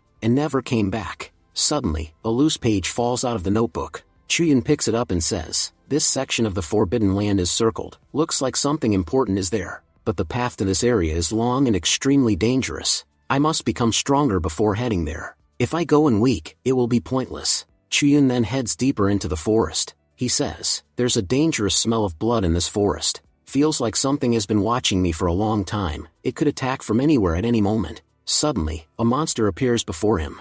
Chuyun says, a deathclaw beast. I've read about these. They prefer darkness, and they specialize in sneak attacks. If I hadn't sensed something around me, I'd already be dead. The deathclaw lunges at him. Chuyun uses his iron stance and blocks the attack. This thing is strong. If I compare it to human cultivation, it's at least 9th level of the nascent soul realm. I can't handle it head-on. Seems like beasts inside the Forbidden Land have grown far stronger than usual. They say Deathclaws never hunt alone. They always travel in packs. That means, this entire forest is filled with them. I have no choice. I must kill them one by one. Fighting them all at once would be impossible. Qian attacks and kills one Deathclaw, but when he turns around, several more have appeared. This is going to be a long fight. Qian activates his King Yuan sword technique, and with a single powerful strike, kills a large group of them. Breathing heavily, he says, "My stamina, it's running low. I've used way too many combo attacks. This place is testing my physical endurance to the extreme. If I want to survive here, I'll have to keep using both my brain and my hands. I cannot afford to lose focus, not even for a moment." 3 days later, a massive horde of Deathclaws is chasing Qian. Qian shouts, "Come on, come at me. You've been trying to kill me for 3 days straight, and in that time, I've killed countless beasts." He unleashes a series of attacks and wipes them out. Outside, the sect master and elders are watching his progress. The sect master says, "I must admit, this child isn't as bad as he looks." Another elder says, "True. He keeps facing problem after problem, yet he's always ready to fight. He knows he's weak, so he's constantly using his brain and reflexes to survive. He never lets his guard down. That's why he hasn't died yet." The sect master adds, "It's true, when a person faces hardship, they become smarter. Right now this boy is in deep trouble, yet he's behaving with remarkable maturity. With this mindset, he'll definitely win the competition." Meanwhile, Qian says, "Killing this monster was hard, but its meat is really tasty, and eating it makes me stronger. The problem is my Wukong still hasn't awakened. If Wukong were awake, he would gain strength from eating these beasts as well. Back in main hall, Wukong used too much power trying to protect me, which is why he is still recovering. I hope he wakes up before I leave this place. At least then he'll benefit from coming here." 8 days pass inside the Forbidden Land. Qian thinks, "To be honest, I've become far stronger than before. Now these Deathclaws can't do anything to me. In fact, over the last few days, their numbers have decreased a lot, and finding a beast stronger than them here is getting harder. So far, I haven't encountered a single beast more powerful than a Deathclaw. I've been in continuous real combat for days, so my senses have sharpened. Before, I had to consciously awaken my energy to fight, but now my energy is always active. It feels like my sword is always ready for battle. My best techniques, King Yuan sword technique and Great River slash technique, I'm getting better with them every single day. In the last 8 days, I've tested countless combinations. If this continues for the next month, I'll master many amazing combat techniques. I don't know what will happen after a month, but I've gained a lot of benefits from being here." Suddenly, the ground beneath him begins to shake. Qian says, "What's happening? Are beasts fighting nearby?" He sees a red ape and a ghost python fighting, both peak Yun High Realm beasts. "If I fight them too, I'll gain a lot. Looks like it's time to test a new technique." He throws a stone at them and shouts, "Hey, over here, fight me instead. Big Snake, you're bullying the ape. If you have guts, come play with me." Before he finishes, the ape grabs the python and attacks it. Qian says, "I was talking, and you interrupted, and both of you have been ignoring me this whole time.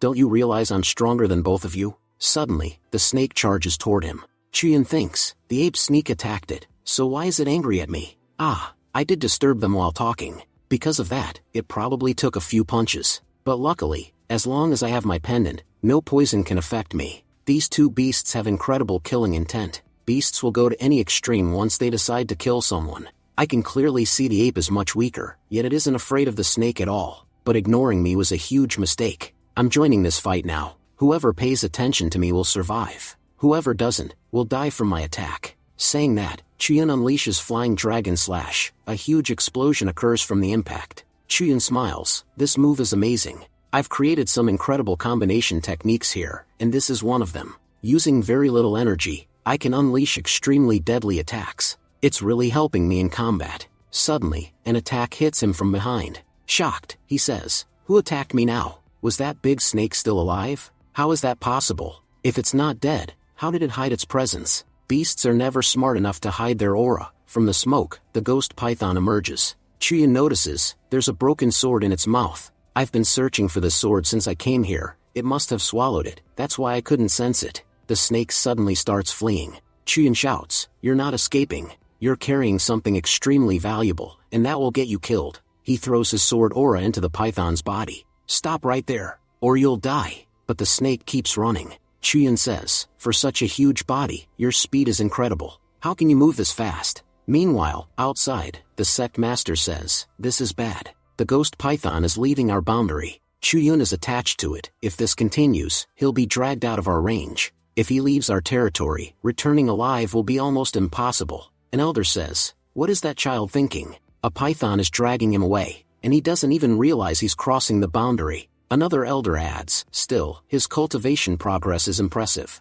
If he survives, he'll be extremely beneficial to our sect. I suggest we open the ancient Forbidden Land gate immediately, at least he'll have a chance to come back. The sect master nods, you're right, we have no other option. We send him in to become stronger, not to die. Elders, I apologize for putting you through this trouble. They all use their power to open the Forbidden Land, but suddenly, they are hit with a massive backlash. Shocked, the elders say, what is happening? We used our full power on the formation, why can't we open the gate? The sect master says grimly, our connection to the Forbidden Land has been severed. Some unknown force has blocked us. Chuyun's situation has worsened. If we can't open it now, we won't open it a month later either. From this point on, Chuyun's fate is in his own hands. Whether he survives or not depends entirely on him. The scene shifts to Chuyun. He has reached deep into the ghostly forest. Chuyun shouts, Ghost Python, you can't escape. Stop, give me the sword. I'm not going to kill you. I just want the sword. The python, exhausted, finally stops. Accepting defeat, it hands the broken sword to Chuyun. Chuyun thinks, my pendant absorbs energy from its surroundings, but it's taking far too long this time. I didn't notice, my barrier has completely faded, and because of that, the poison is starting to spread in my head. I can sense someone in front of me, but I can't see anything. My eyes, they're slowly closing. Chuyun collapses and loses consciousness. A while later, he slowly opens his eyes. I'm alive? An old master nearby says, so, child, you're finally awake? Is this sword yours? Chuyun recognizes it instantly. That's the broken sword. The old master nods. Yes. You chased that ghost python just to retrieve it, didn't you? Chuyun asks, can I ask, who exactly are you? The old master replies, I'm just an old man. It has been ages since I last saw a human. Chuyun looks down. Where are my clothes? The old man answers casually, they smelled terrible, so I threw them away. Now tell me, how did you end up here? No human has entered the ghostly forest for at least 100 years. Chuyun says, I'm a disciple of the Beast Control sect. I came to train inside the ancient Forbidden Land, but after I entered, the entrance collapsed. Since you've been living here for so long, do you know any other way out? The old master replies, oh, you want to leave? Chuyun says eagerly, yes. You must know something, right? The old master says, first, attack me, then I'll tell you whether there's a way out. Chuyun thinks, let me check his fate first, only then can I decide. If he's dangerous, I need to be cautious. He checks the old man's destiny, name, Night Chin Kong, ending, unknown, turning point, unknown. Shocked, Chuyun thinks, how is this possible? There's no information about his future? Is he so powerful that I can't read his destiny? In my life, I've heard of one realm, the most powerful cultivation realm, the Yin and Yang realm. Could this old man be at that level? If so, he definitely knows how to leave. But he wants me to attack him. If I accidentally anger him, he'll kill me instantly. Chuyun says carefully, Senior, I am extremely weak compared to you. I'm just a small cultivator from the Yunhai realm. There's no way I can beat you. Please don't make things difficult. Just tell me how to get out of here. The old master sighs and hands him new clothes. You're smarter than you look. Since you can't defeat me, then stay here and keep me company. I've been alone for far too long anyway. Later, the two step outside. Chuyun asks, Senior, why are we hiding here? The old master answers, food doesn't magically appear, we have to hunt it. The beasts in ghostly forest are special. Their powers are enhanced and modified. That's why we use special methods to hunt them. Chuyun says, you use these casts and traps to hunt? You've lived here a year, and learned this through research? Chuyun thinks, I assumed he was extremely powerful, so I couldn't read his fate, but maybe, he's actually just weak? That could also explain why I can't read anything. The old master says suddenly, don't move. A red mantis is about to appear. Even though mantises here are from the Yunhai realm, their power is extraordinary. Their bodies are extremely hard, nearly impossible to break. Only their belly is a weak point. Go kill it. Its meat is delicious. If we get it today, dinner will be great. Chuyun sighs. So, I have to fight it? The old man says, no need to fight seriously. Just strike from a good angle. This method always works. Chuyun thinks, what is this old man making me do? The mantis suddenly rushes forward. Chuyin curses internally, this old man fooled me. If I had listened to him, I'd already be dead. One thing's clear, this mantis is insanely fast. Even with my techniques, I can barely keep up. Chuyin unleashes several attacks, but none of them affect the mantis.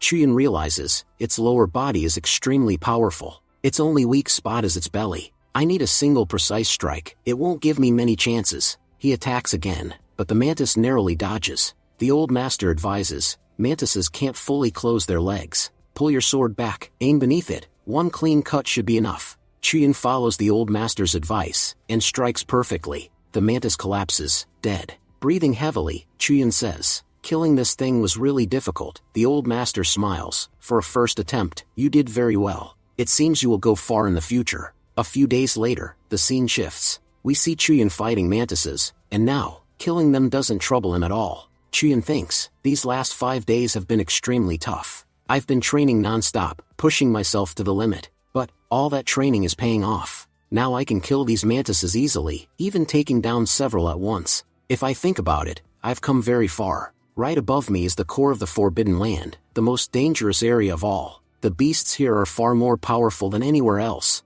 The old man arrives and says, you killed 80 mantises just today. If you keep this up, boy, we won't have to worry about food for the next 6 months. Chuyin thinks, 6 months? Looks like he's very happy with all the work I'm doing. He's probably planning to keep me here forever. Chuyin asks, Senior, you're extremely strong, so why haven't you ever left this place? The old man replies, leave? And why should I? Tell me, what's so bad about this place? Always remember something, boy, beasts are not treacherous. If they stand with you, they won't deceive you. But humans are the real scoundrels. They'll betray you even when they stand beside you, in ways you can't even imagine. You are progressing well in life, but you don't realize how many people who stand behind you will actually turn out to be your enemies. The truth is, entering this place on your own would have been impossible. So I'm giving you something. He hands Chuyin an artifact. Chuyin thinks, it's incredibly heavy. The old man explains, this artifact was refined using divine methods. You can say it's something that fell from the heavens. It can boost your cultivation drastically, a true lifesaver. If you use it, your power will improve quickly. And about leaving this place, as I already said, just land a single hit on me, and you can leave any time. This artifact comes as a pair, I have one, and the other, I still haven't found. When I do, I'll give it to you. Half a month later, while cultivating, Chuyin thinks, my sword embryo has reached the 3rd level, and I've cultivated my other techniques to a high level too. My power is far greater than before. By practicing all techniques together, I've even created a unique fusion technique of my own. But even after all this progress, I still can't land even a single hit on the old man. Hitting him is an impossible task. Chuyin looks at the old man sleeping. Right now he's sleeping, maybe this is my chance to attack him. Chuyin tries to launch a surprise attack, but the old man effortlessly dodges it. The old man said, Kid, you're terrible at sneak attacks. I gave you that wrist guard, your speed has increased a lot, but you still aren't strong enough to touch me. You've been attacking for a long time, and none of it is enough. Chuyin said, my speed has increased greatly, because I made a breakthrough in my movement technique. Old man, you won't be able to touch me either. He dodges the old man's attacks smoothly. The old man said, what was that? I know for sure that technique isn't from the beast controlling sect. Appearing behind him, Chuyin said, now it's my turn. He unleashed a fierce attack, but the old man managed to block it just in time. The old man said, I'll admit, your movement technique is incredible. I have never seen anything like it. Chuyin replied, thank you, Senior. Because of your guidance, I've become much stronger over the past few days. I've achieved breakthroughs in almost all my techniques. The old man nodded and said, your footwork, combat skill, and willpower, all of them are far stronger than most people. But even now, I still can't guarantee that you will be safe when you leave this place. Chuyin said, there's less than half a month left before the competition begins. If I leave here after the competition, it will be pointless. To get out on time, I must escape before the competition starts. Scene shifted, Chuyin arrives at the Forbidden Land. Looking at a gate, he reads, anyone who enters will die. Chuyin thought, it feels like something dangerous is sealed inside. Whoever sealed this place clearly didn't want it to escape, but I still need to check what's inside. What if I get something valuable out of it? Inside, he sees a huge statue. Chuyin thought, I feel like something is suppressing me. This statue is definitely not ordinary. Suddenly monsters attacked him and shouted, who is this fool who dared step into the forbidden area? Chuyin thought, the barrier at the entrance was very weak. I broke it easily. It must have been intentionally weakened, so anyone who enters gets killed by these monsters afterward. For others, this test would be extremely difficult, but not for me. He then destroys all the monsters easily. Chuyan said, I am a disciple of the Beast Control sect. While training, I ended up trapped here. God of the Tower, do you know how I can get out? The God of the Tower replied, there is a way, but to reach it, you must defeat these ones. Immediately, huge statues came to life and attacked. Chuyan thought, their attack speed has increased a lot, and their force is terrifying. If I'm honest, one single hit from them could kill me. No matter what, I must keep dodging. If even one of their attacks touches me, it's over. When he looked to the side, 2 statues were already swinging at him. Chuyan thought, dodging such close-range attacks is almost impossible. Using his movement technique, he quickly retreated far away. He observed, these statues are slow, and it feels like they have no mind of their own. Their attacks are repetitive and uniform. I think the giant statue is controlling all of them. He noticed more and more statues appearing. Chuyan thought, there are too many. I can't kill them alone. I need to make them kill each other. He climbed on top of one statue. The other statue swung and destroyed its own ally. Chuyan thought proudly, just as I guessed, I found their weakness. They really have no mind. They can't even recognize friend from enemy. Within a short time, Chuyan used them against one another, until all the statues were destroyed. Chuyan said, God of the Tower, I've won. I should have passed your test as well. So, can I leave now? The God of the Tower replied, boy, I must admit, you're very smart. Intelligent people rarely come here. Chuyan asked in shock, wait, the statue is alive? Laughing, the God of the Tower said, you passed the test, so you can leave. And you don't need to fear me. I won't attack you. Chuyan said, I can't believe I'm actually able to leave so easily. I always heard the Forbidden Land was an extremely dangerous place. If I can walk out just like this, then why does everyone call this place so deadly? Chuyan was thinking, I know things won't be easy. A month ago, I checked my fate. It clearly said that today, in this place, a beast named Urzu will kill me. But until now, I haven't encountered any beast named Urzu. It seems Urzu must be waiting behind that door, and these guardians are hiding this from me. The God Tower Spirit said, child, don't be happy yet. You may say you have passed the 11th floor, but the danger ahead is far greater, more difficult and much more deadly. But I will help you pass this hardship. I possess a very special technique, one I give only to those who complete my trial. Since you have passed, I will give it to you. You don't need to do anything. I will transfer the technique directly into your mind. Don't panic, the transfer process is going to be painful. While receiving the technique, Chuyan thought, why do I feel something is wrong? If this master were giving me a technique for real, I wouldn't feel this much pain. It feels like something is trying to erase me from my own body, or something is trying to possess me. System, open my panel. I want to see how my ending happens. The system said, in your ending, Urzu will possess you. A major turning point is about to occur. For a short time, you will lose consciousness. Chuyan shouted, what do you mean, possess my body? Right then, Chuyan fainted. When he opened his eyes, he was no longer himself. Urzu had completely taken over his body. Touching the body, Urzu said, finally, I'm out. I don't know how many years I've been trapped here, but now I finally have a strong, healthy body again. If only this foolish kid had come earlier. Look how easily I tricked him with the fake technique. Suddenly, Chuyan's consciousness spoke from inside. Urzu, stop. Otherwise I'll destroy you, Urzu said, shocked. Who is that voice? So this kid's consciousness hasn't fully disappeared. No matter, he is just a child. What can he possibly do to me? Chuyan yelled, chonking bird, come out. Someone is trying to take over your master's body.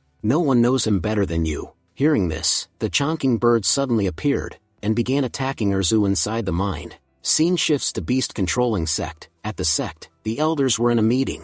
One elder said, sect leader, there is something I wish to request. The spirit realm competition is near. Thinking about that child at such a time is foolish. Forget about him. Another elder said, yes, sect master, that child has been missing for a long time. By now, he must already be dead. After all, the last time we tracked him, he had fallen into the forbidden forest, and the beasts there are so dangerous that even adults struggle to survive. A child would never make it. A third elder added, sect master, we are not saying we want to abandon Chuyan. We are saying that this competition is extremely important for us. Its results will decide whether our sect survives or not. So for now, please check our current participant list. We're not saying we won't look for him. After the competition, we will investigate Chuyan's disappearance thoroughly, and even open the Forbidden Lands if needed. But right now, we have more pressing matters. the sect master said. Elder Su is still forging a weapon for Chuyun.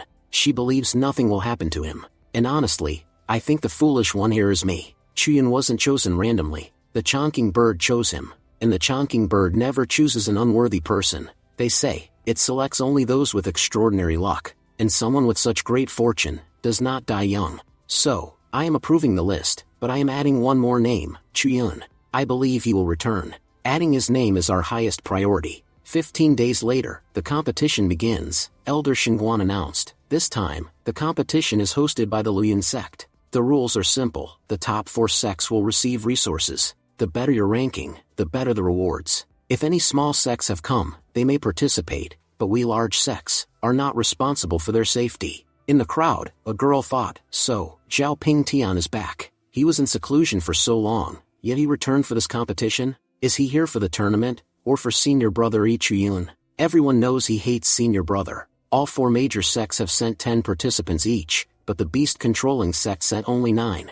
Is it true that the 10th participant, senior Yi Chuyun, didn't come? And that's why they're one person short? Elder Xingguan said, you all have a great opportunity before you. I hope none of you waste it. She walked toward Elder Duan and asked, Elder Duan, why has your sect brought fewer students? Surely your sect isn't lacking disciples? Elder Duan said, no, Elder Xingguan, that's not the case. We do have one more disciple who was supposed to come, but he is running a little late. He should arrive shortly. Just then, the second elder of the Chengyang sect, Zhu Zhiming, arrived. Zhiming said, Elder Duan, you really are good actors. The child you're talking about is already dead. Elder Duan asked, what do you mean, Elder Zhiming? Zhiming replied, looking at your sect's condition honestly makes me sad. Once upon a time, your sect used to dominate. But now, your sect has fallen so low that you're clinging to false hope. Everyone knows what happened to that boy. By now he must be dead. Yet you keep insisting that he will show up any minute. You're just proving how desperate and miserable your sect has become. Suddenly, Miaoyan sect's 4th elder, Lin, walked in. Elder Lin said, Elder Duan is not at fault. Your own sect master requested that the boy's name be included. He believes that Chuyun will return. Honestly, I can't believe the kind of drama happening in your sect. Elder Duan responded sharply, as far as I remember, none of you belong to our sect, so why are you standing here and meddling in our internal matters? Please mind your own business. Zhiming smirked and said, sometimes I feel your own sect doesn't even like you. Whenever humiliation is guaranteed, they always send you to face it. They knew bringing only 9 disciples would invite mockery, and yet, who did they send to deal with it? Elder Duan. I actually feel bad for you. Elder Duan shot back, Zhiming, stop talking nonsense. I am proud of my disciples. At least we are not dogs serving the Luoyuan sect like your sect. Qingyang sect and Miaoyan sect licked the Luoyuan sect's feet, and now you dare speak proudly to me? At least I still have my dignity. What do you have? You're nothing but dogs serving dogs. Zhiming laughed. That would have been an insult if it were spoken 100 years ago, but your sect is not what it used to be. So keep your voice down. We tolerated your arrogance in the past, but not anymore. Elder Lin added, your sect has become trash. Watch how we force your sect out of the 4 great sects. This year, you won't even rank. Let's see how proudly you talk then. At that moment, Elder Xingguan stepped forward. Elders, enough. We are supposed to work together, not fight meaninglessly. We represent the 4 great sects here. If we disgrace each other, we disgrace our sects as well. So control your tongues. Zhiming replied, I'm only saying one thing. I'm not as pathetic as Elder Duan. I have my own reputation. Elder Xingguan thought to herself, when they made me leader of the elders team, I refused. But the moment I heard the boy Chuyun would compete, I agreed. I know the other sects will target beast-controlling sect and create trouble. I need to protect that child, but he hasn't even shown up yet. Everything is getting too confusing. Just then, a disciple behind Ping Tian shouted, Senior brother, don't worry. Our 3 sects always support the Luoyuan sect. Even if Chuyun is alive, he won't dare show up. We'll force beast-controlling sect out of here anyway. Ping Tian asked, before anything else, who are you? The disciple replied, did you forget me? I'm Liyun Chao, a disciple of Chengyang sect. Jian said angrily, all these major sects uniting against one boy, there's a limit to shamelessness.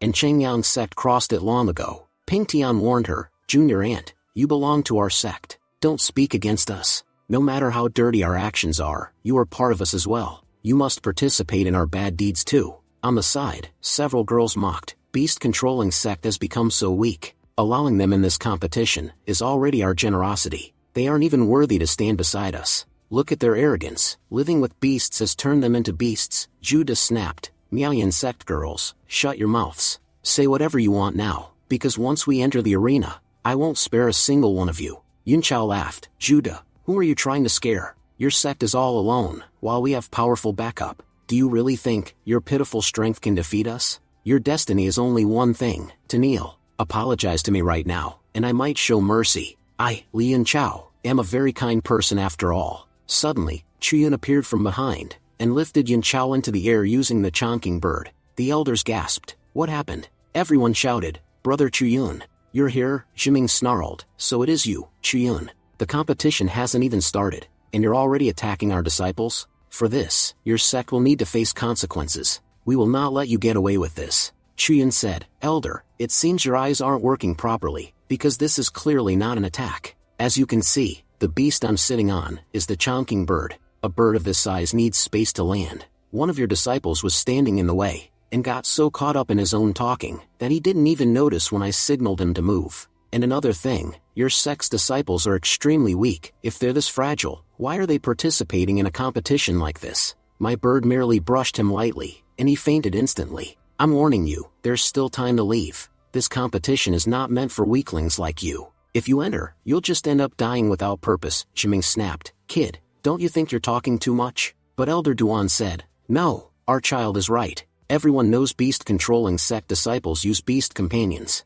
And as you can see, Chuyun's bird is huge. Of course it needed landing space. If your disciple fainted from a small bump, that's his own weakness, not our fault. And besides, Chuyun was only stating the truth. Entering with such weak disciples will only harm you. It's better you don't participate at all. Annoyed, Ximing said, Fine. Time will tell who deserves to participate and who doesn't. Zhao Pingtian stepped forward and said, You're still alive, Chuyun? Even after everything that happened? Chuyun replied, Senior Zhao, I'm not going to die that easily. If destiny says I'll die, it'll be after you do. So why don't you go first? Scene shifts to half a month earlier. Erzu, now possessing Chuyun's body, said, Finally, this body is mine. With this vessel, I'll grow incredibly powerful. But Chonking Bird's voice echoed, Erzu, it's been a long time. Erzu said, Who's talking? This presence, it's not the child's consciousness. Who else is inside this body? Suddenly Chonking Bird wrapped its chains around him. Erzu roared, How dare you restrain me?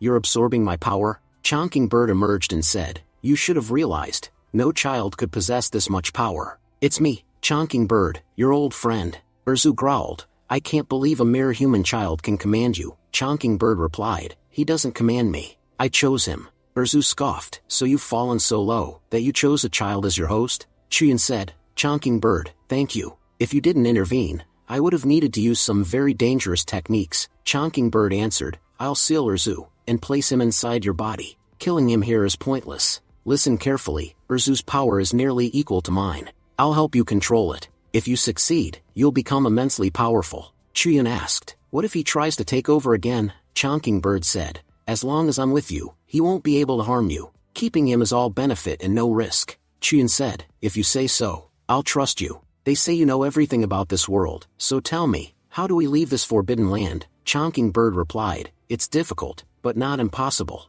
Get on my back. I know the way out. The bird took flight with him.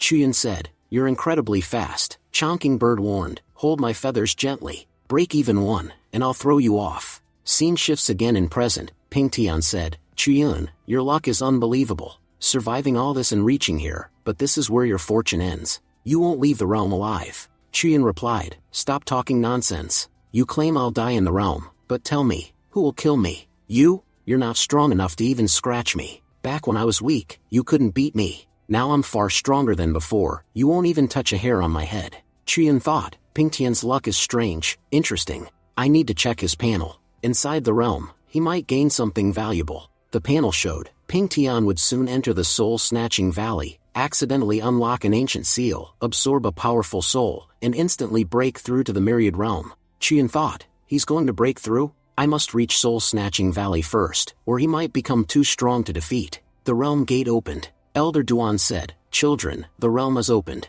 It will open again only after 1 month. We face many difficulties. 3 major sects are now our enemies and may try anything to destroy us. I can only say this, do 2 things well. First, protect yourselves. Our sect's future depends on you. Second, No matter what, stay in the top 4. If we drop out of the top ranks, our sect will not survive. Give your absolute best. The disciples replied, Yes, Elder, we understand. Elder Duan said, All right, children, you may go. Chiyun, here, take this. It is for you. Chiyun asked, A storage ring? Elder Duan, what's inside? Elder Duan replied, It contains a Godslayer weapon, personally forged by Master Su. You remember, you asked her to make a weapon for you before you left. This is that very weapon. She also told me that this weapon can level up together with you. So try your best to find good items in this spiritual realm. Using those items, your weapon will grow even more powerful. Chiyun said, Thank you very much, Elder Duan. Please thank Senior Sister Su on my behalf as well. Elder Duan added, Take care of yourself, and look after the team too. Chiyun replied, Yes, Elder, I will. Then Chiyun entered the spiritual realm. Shocked, he said, What is this place? I've never seen spiritual beasts this huge before. Judah asked, Junior uncle, what do you plan to do in this competition? Elder Duan suggested you might join our team. What do you want to do? Chiyun answered, Joining your team is impossible for me. Everyone knows Xiao Pingtian hates me deeply. He'll do anything to kill me. If I stay with you all, you'll also become targets for no reason. It's better if I go alone. I'm sure once he sees I'm isolated, he'll come after me, and his attention won't turn toward you. This gives us 2 advantages. If something happens, only I will suffer. And if nothing happens to me, we all benefit. Judah said, What you're saying makes sense, but it's very risky. Chiyun smiled, It's fine. I'm used to taking risks by now. Remember a few days ago, I got trapped in the Forbidden Land, and even then, I saved myself and escaped alive. Compared to that place, this realm is far less dangerous. Surviving here will be much easier. Just then, another disciple spoke up, Senior Brother Zhu. I agree with Junior Uncle. This Chiyun, he's not even truly part of our sect. If he doesn't want to work with us, let him go alone. His presence or absence doesn't matter to me, and it shouldn't matter to you either. Judah scolded him, Junior Brother Yumming, shut your mouth. Remember, this is your junior uncle. You can't speak disrespectfully in front of him. Chiyun said, There's no point in arguing among yourselves. I'll leave first. Judah, before I go, take one important piece of advice. No matter what happens, don't fight Xiao Pingtian. He's extremely powerful. Even if he provokes you, avoid him. Judah nodded, Junior uncle, please take care. You have more enemies here than anyone. Your danger is the greatest. We are together as a team, we'll manage. But you, Chiyun moved deeper into the realm. They have a map, but I don't. Traveling here will be difficult. I've been searching everywhere, but I still can't find the soul-snatching valley. If this continues, Xiao Pingtian will reach it before me, and if he does, he'll become incredibly powerful. If only I had a map. Just then, a voice called out nearby.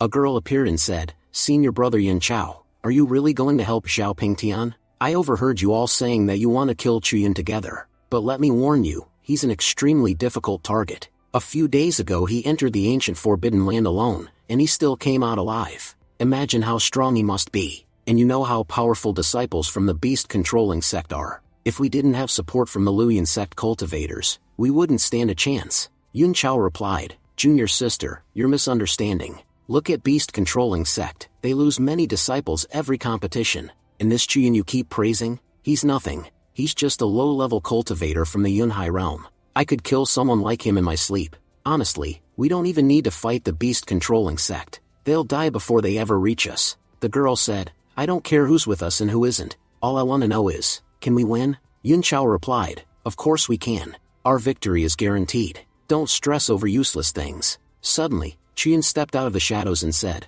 So according to you, Yun Chao, killing me is very easy? Yun Chao said proudly, Yes. If he shows up in front of me, I'll tear him apart. But then he turned, and froze instantly. Right behind him stood Chiyun.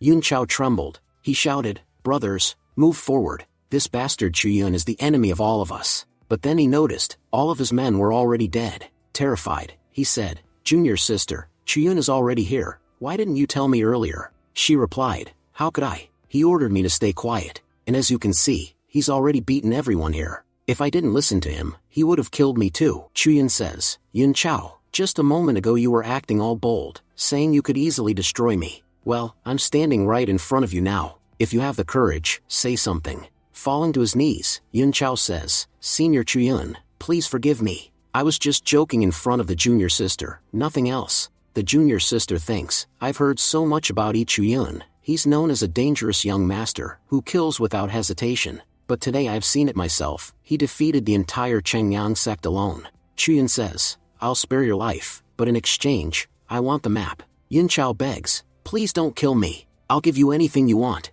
Later, Chuyan thinks, getting the map was easy, but according to the markings, soul-searching valley is extremely dangerous. They say countless powerful expert souls are trapped inside, and no one, no matter how strong, has ever returned alive. For a child to go in and come back alive would be almost impossible. We then see Chuyan walking, observed by a spirit. The spirit thinks he looks kind of dumb, but his body contains extraordinary yang energy. Because of that, I'll choose him. Besides, he looks innocent enough, doesn't seem like someone who's done anything bad. The spirit says, Mister, entering this place is extremely dangerous. Are you sure you want to go inside? Chuyan says, who said that? He swings his blade toward the sound, cutting a few strands of the spirit's hair. Chuyan says, oh, you're just a small spirit. Sorry, I got startled and attacked. If I'd known you were just a little spirit, I wouldn't have done it. The spirit says, I was lonely. I only wanted someone to talk to, so I spoke from behind you. But you're horrible, you attacked me. Chuyan replies,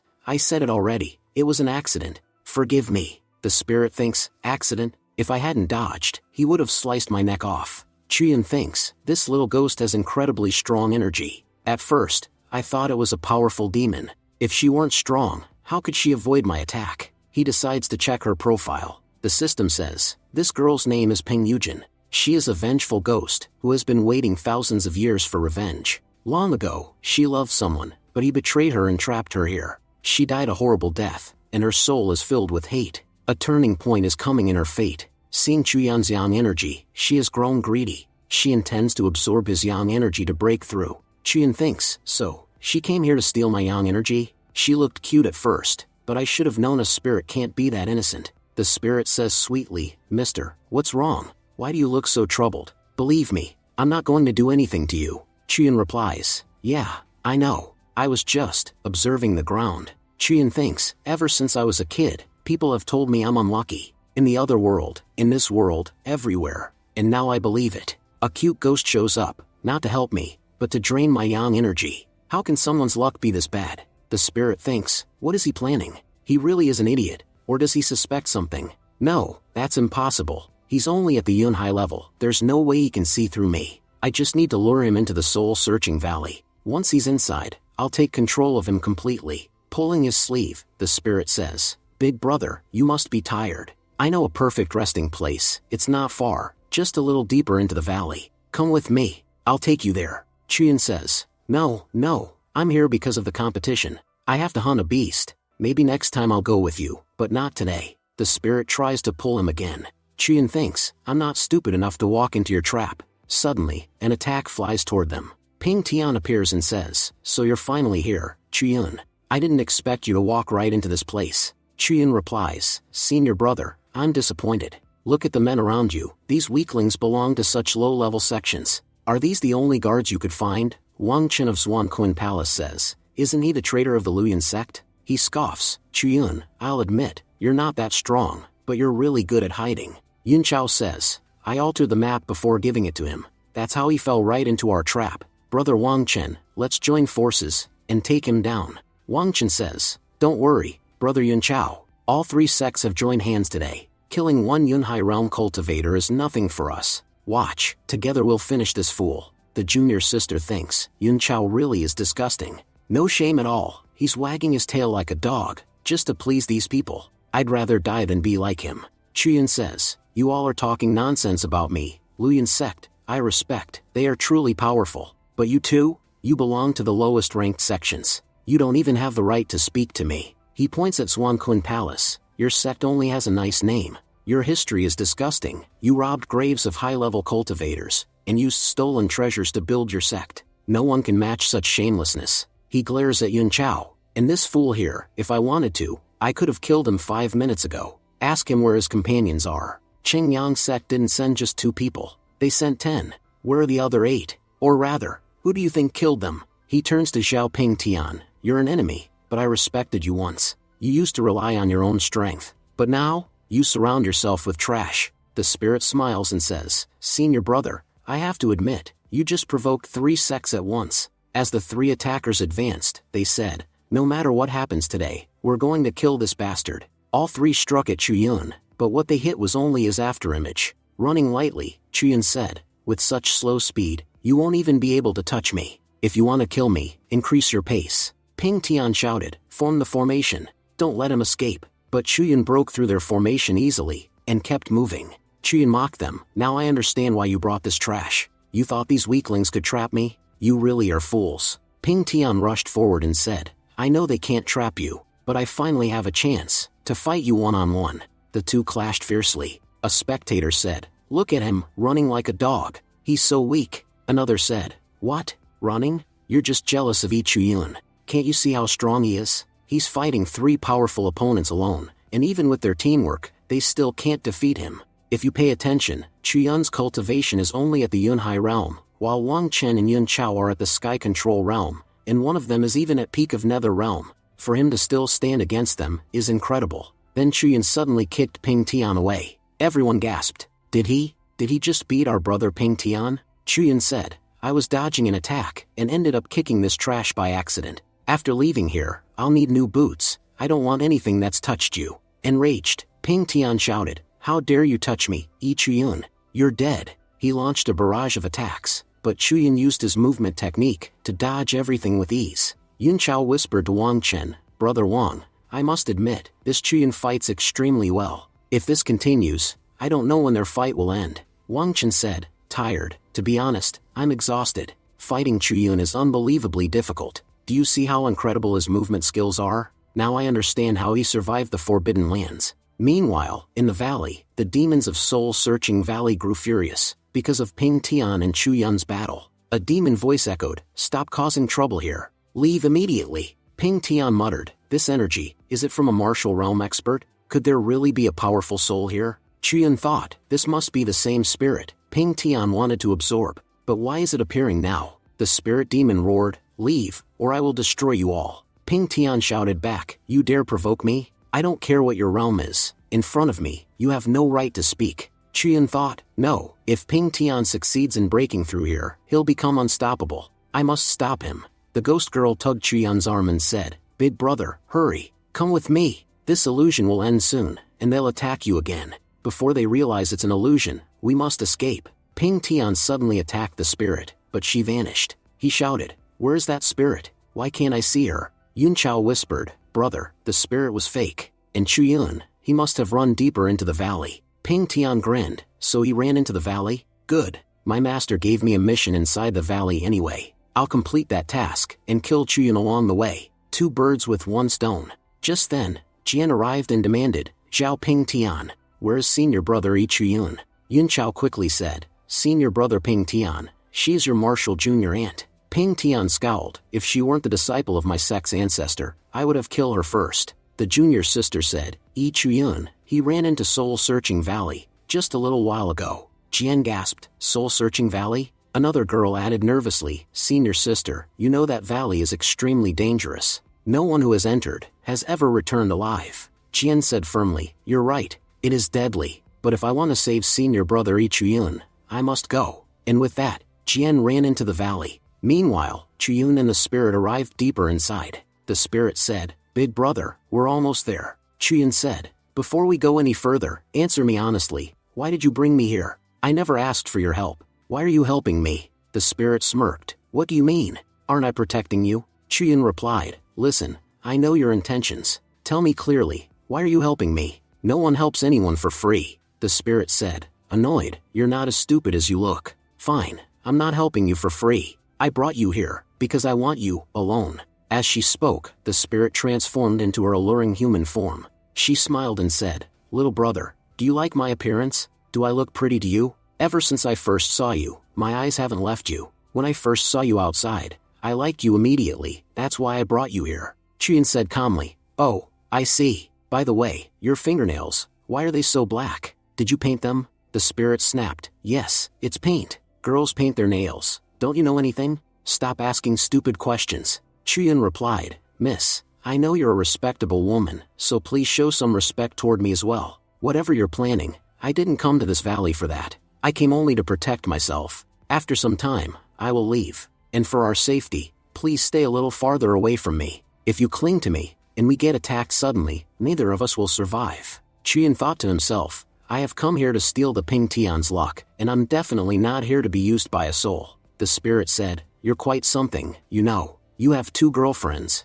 and even though they know how dangerous this place is, both girls are coming all this way just to save you, but they keep going in circles, and getting stuck in the same spot. Chuyin asked, how can you see them? They aren't anywhere near us. Do you have some special power? The spirit smiled, little brother, you're very naive. Soul-searching valley and I are one. Nothing that happens here can be hidden from me. You can say the valley has eyes and ears everywhere. I can see and hear everything that happens. By the way, are you afraid of that man, Ping Tian? As long as you are in Soul-searching valley, I can protect you. Even if a martial realm cultivator comes to kill you, I only need a few seconds to eliminate him. Chuyin said, you're helping me a lot here, but I still don't understand why. What do you want from me? The spirit replied, did you forget? I told you, I like you. How did you forget that so quickly? Chuyin said, but I'm not even that handsome, why would you like me? He thought inwardly, this girl is clearly a cunning spirit. She thinks she can trick me easily. She wants me to believe she likes me, so that once I trust her, she'll absorb my yang energy. No matter what, I'm not falling into her trap. Just then, the system explained, a major turning point is approaching in the ghost's life. Because she sees a trace of her former lover in Chuyin, she will not kill him for now. But once she fully regains her memories, the first thing she will do is absorb his power. Chuyin wondered, who is the system talking about? Who did I meet that resembles her past lover? The spirit, Peng Yujin, said, little brother, we're almost there. Just follow me. There's no point staying out here. Chuyin thought, I did come here because of her. I've now met the spirit soul, so half my mission is complete. The full moon will rise in about 10 days. That will be the best time to absorb her power. A little further in, Yujin said, for now, you can rest here. Chuyin was surprised. I can't believe there's such a beautiful place inside Soul-searching Valley. Yujin giggled, it's actually an illusion. You know how ugly and hollow the real valley is. Watching that dull scenery all day would bore you to death. So I changed it. I didn't want you to feel unhappy here. I want you to feel comfortable. Chuyin replied, yes, I know exactly what you want to do, after making me comfortable. Yujin said, and I know you've been thinking about those girls since you got here. Honestly, they're exhausted from running around outside. So because of you, I've brought them inside the valley. Chuyin said, oh, you're bringing them here? Fine. But let me make one thing clear, there's nothing between the 3 of us, so please don't say anything weird in front of them. Yujin snapped her fingers, and the gate to the inner area opened. Jian ran in and said, senior brother, we finally found you. Are you okay? And, who is this girl? I've never seen her before. Chuyin said casually, Jian, you can say she's unimportant. Anyway, why are you here? Don't you know how dangerous this place is? Didn't Ancestor Hongshu warn everyone, never to come here under any circumstances? Jian said, yes, Master warned me, but I felt your life was in danger. And honestly, things in the sect have gotten terrible. While everything was happening to you, I was away for training. When I returned, Master told me that you betrayed the sect and joined the enemy's side, but I refused to believe it. I knew Luyan's sect must have done something terrible to you. Then I heard you were participating in the competition. So I begged Master to let me come find you. Before leaving, I received a secret letter saying that Zhao Ping Tian planned to kill you, and that you'd be leaving the sect soon. That means, there's still a traitor inside our sect, leaking information. Chuyin said, so that's the message you received. It even said when I would leave the sect. Yes, someone inside is definitely a traitor. At least now I know why you're here, Jian. But, young Miss Chen, why did you come? Miss Chen said coldly, why? Am I not allowed to follow you? Chuyin replied, no, that's not the point. We've only known each other for a short time. So for you to follow me, all the way into such a deadly valley, makes no sense. That's why I want to know your reason. Miss Chen said, you're right, we barely know each other, but I still had a strong reason to come. I only have one question. Why did you save me? Your entire sect couldn't save my father. My entire family died. Like everyone else, you should have let me die too.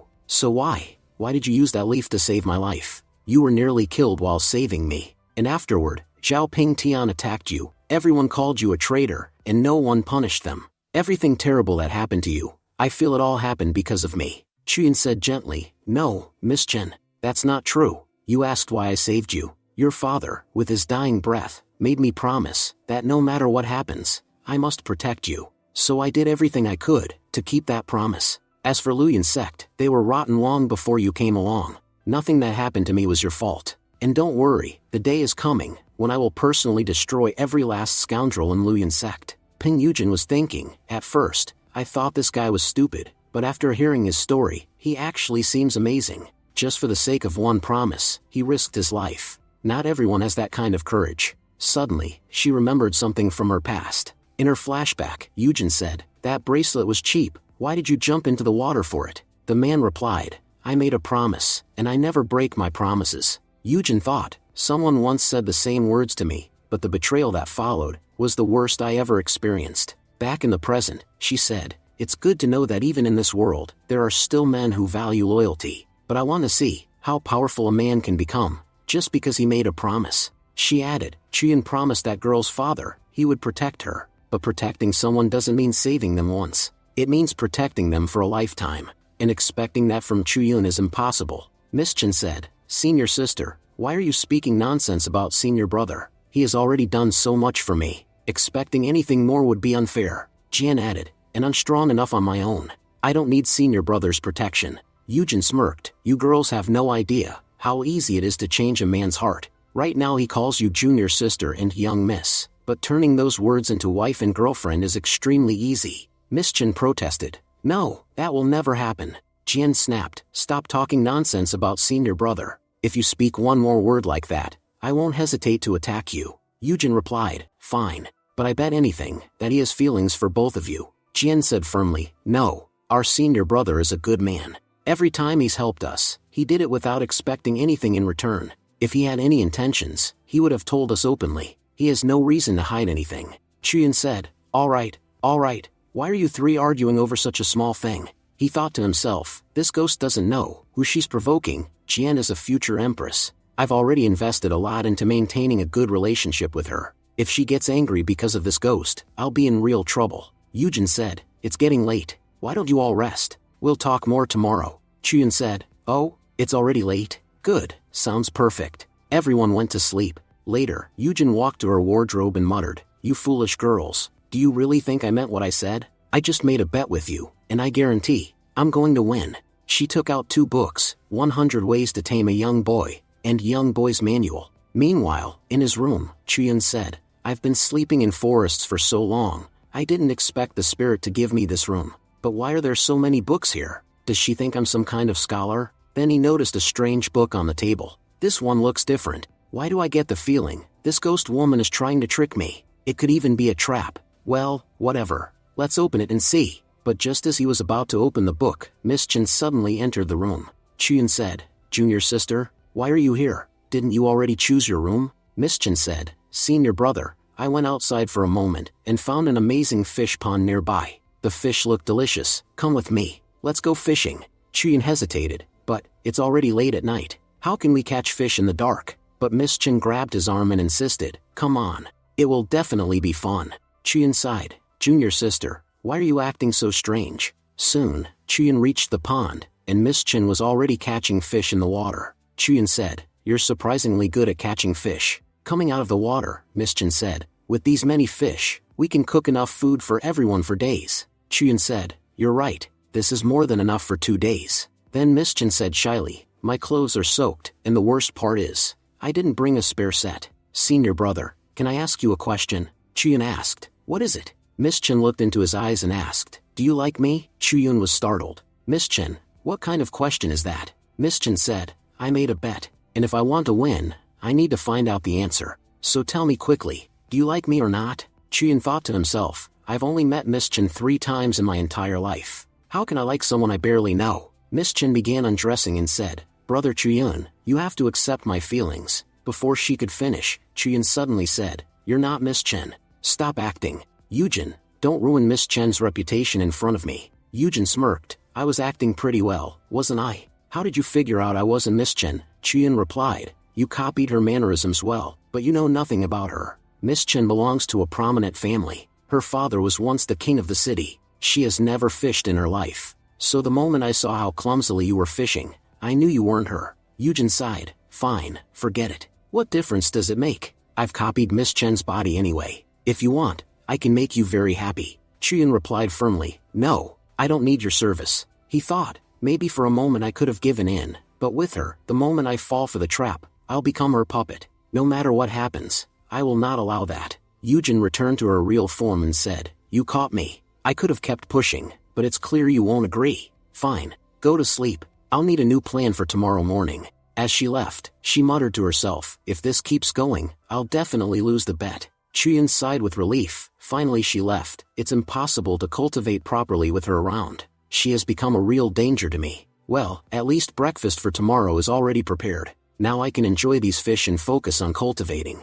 At home, Chuyin began cultivating, but suddenly energy leaked from the mysterious book and rushed into his mind. The next moment, he opened his eyes and found himself in a wedding chamber. Shocked, he thought, "Where am I? Is this Yujin's doing?" His body moved on its own as he said, "My wife, I'm here." Yujin appeared and said, pretending, "My husband, our wedding has finally happened." With that, a spicy moment began between Chuyun and Yujin. Scene shifts. Outside the Luyan sect, some men reported, "Sect Master, we found the item you asked for." The sect master replied, "Good. You've done well. You may leave." He opened a box. Gu Shenda said, "After 1,000 years, we finally found it. Because of this curse, the entire Gu family was destroyed. I am the last surviving descendant. If I die, the clan ends forever. I promised my grandfather I would preserve our family's legacy no matter what, and now I've finally found it, the Gu family's 1,000-year-old legacy. Yujin, you killed so many people. Now, at last, you've fallen into my hands."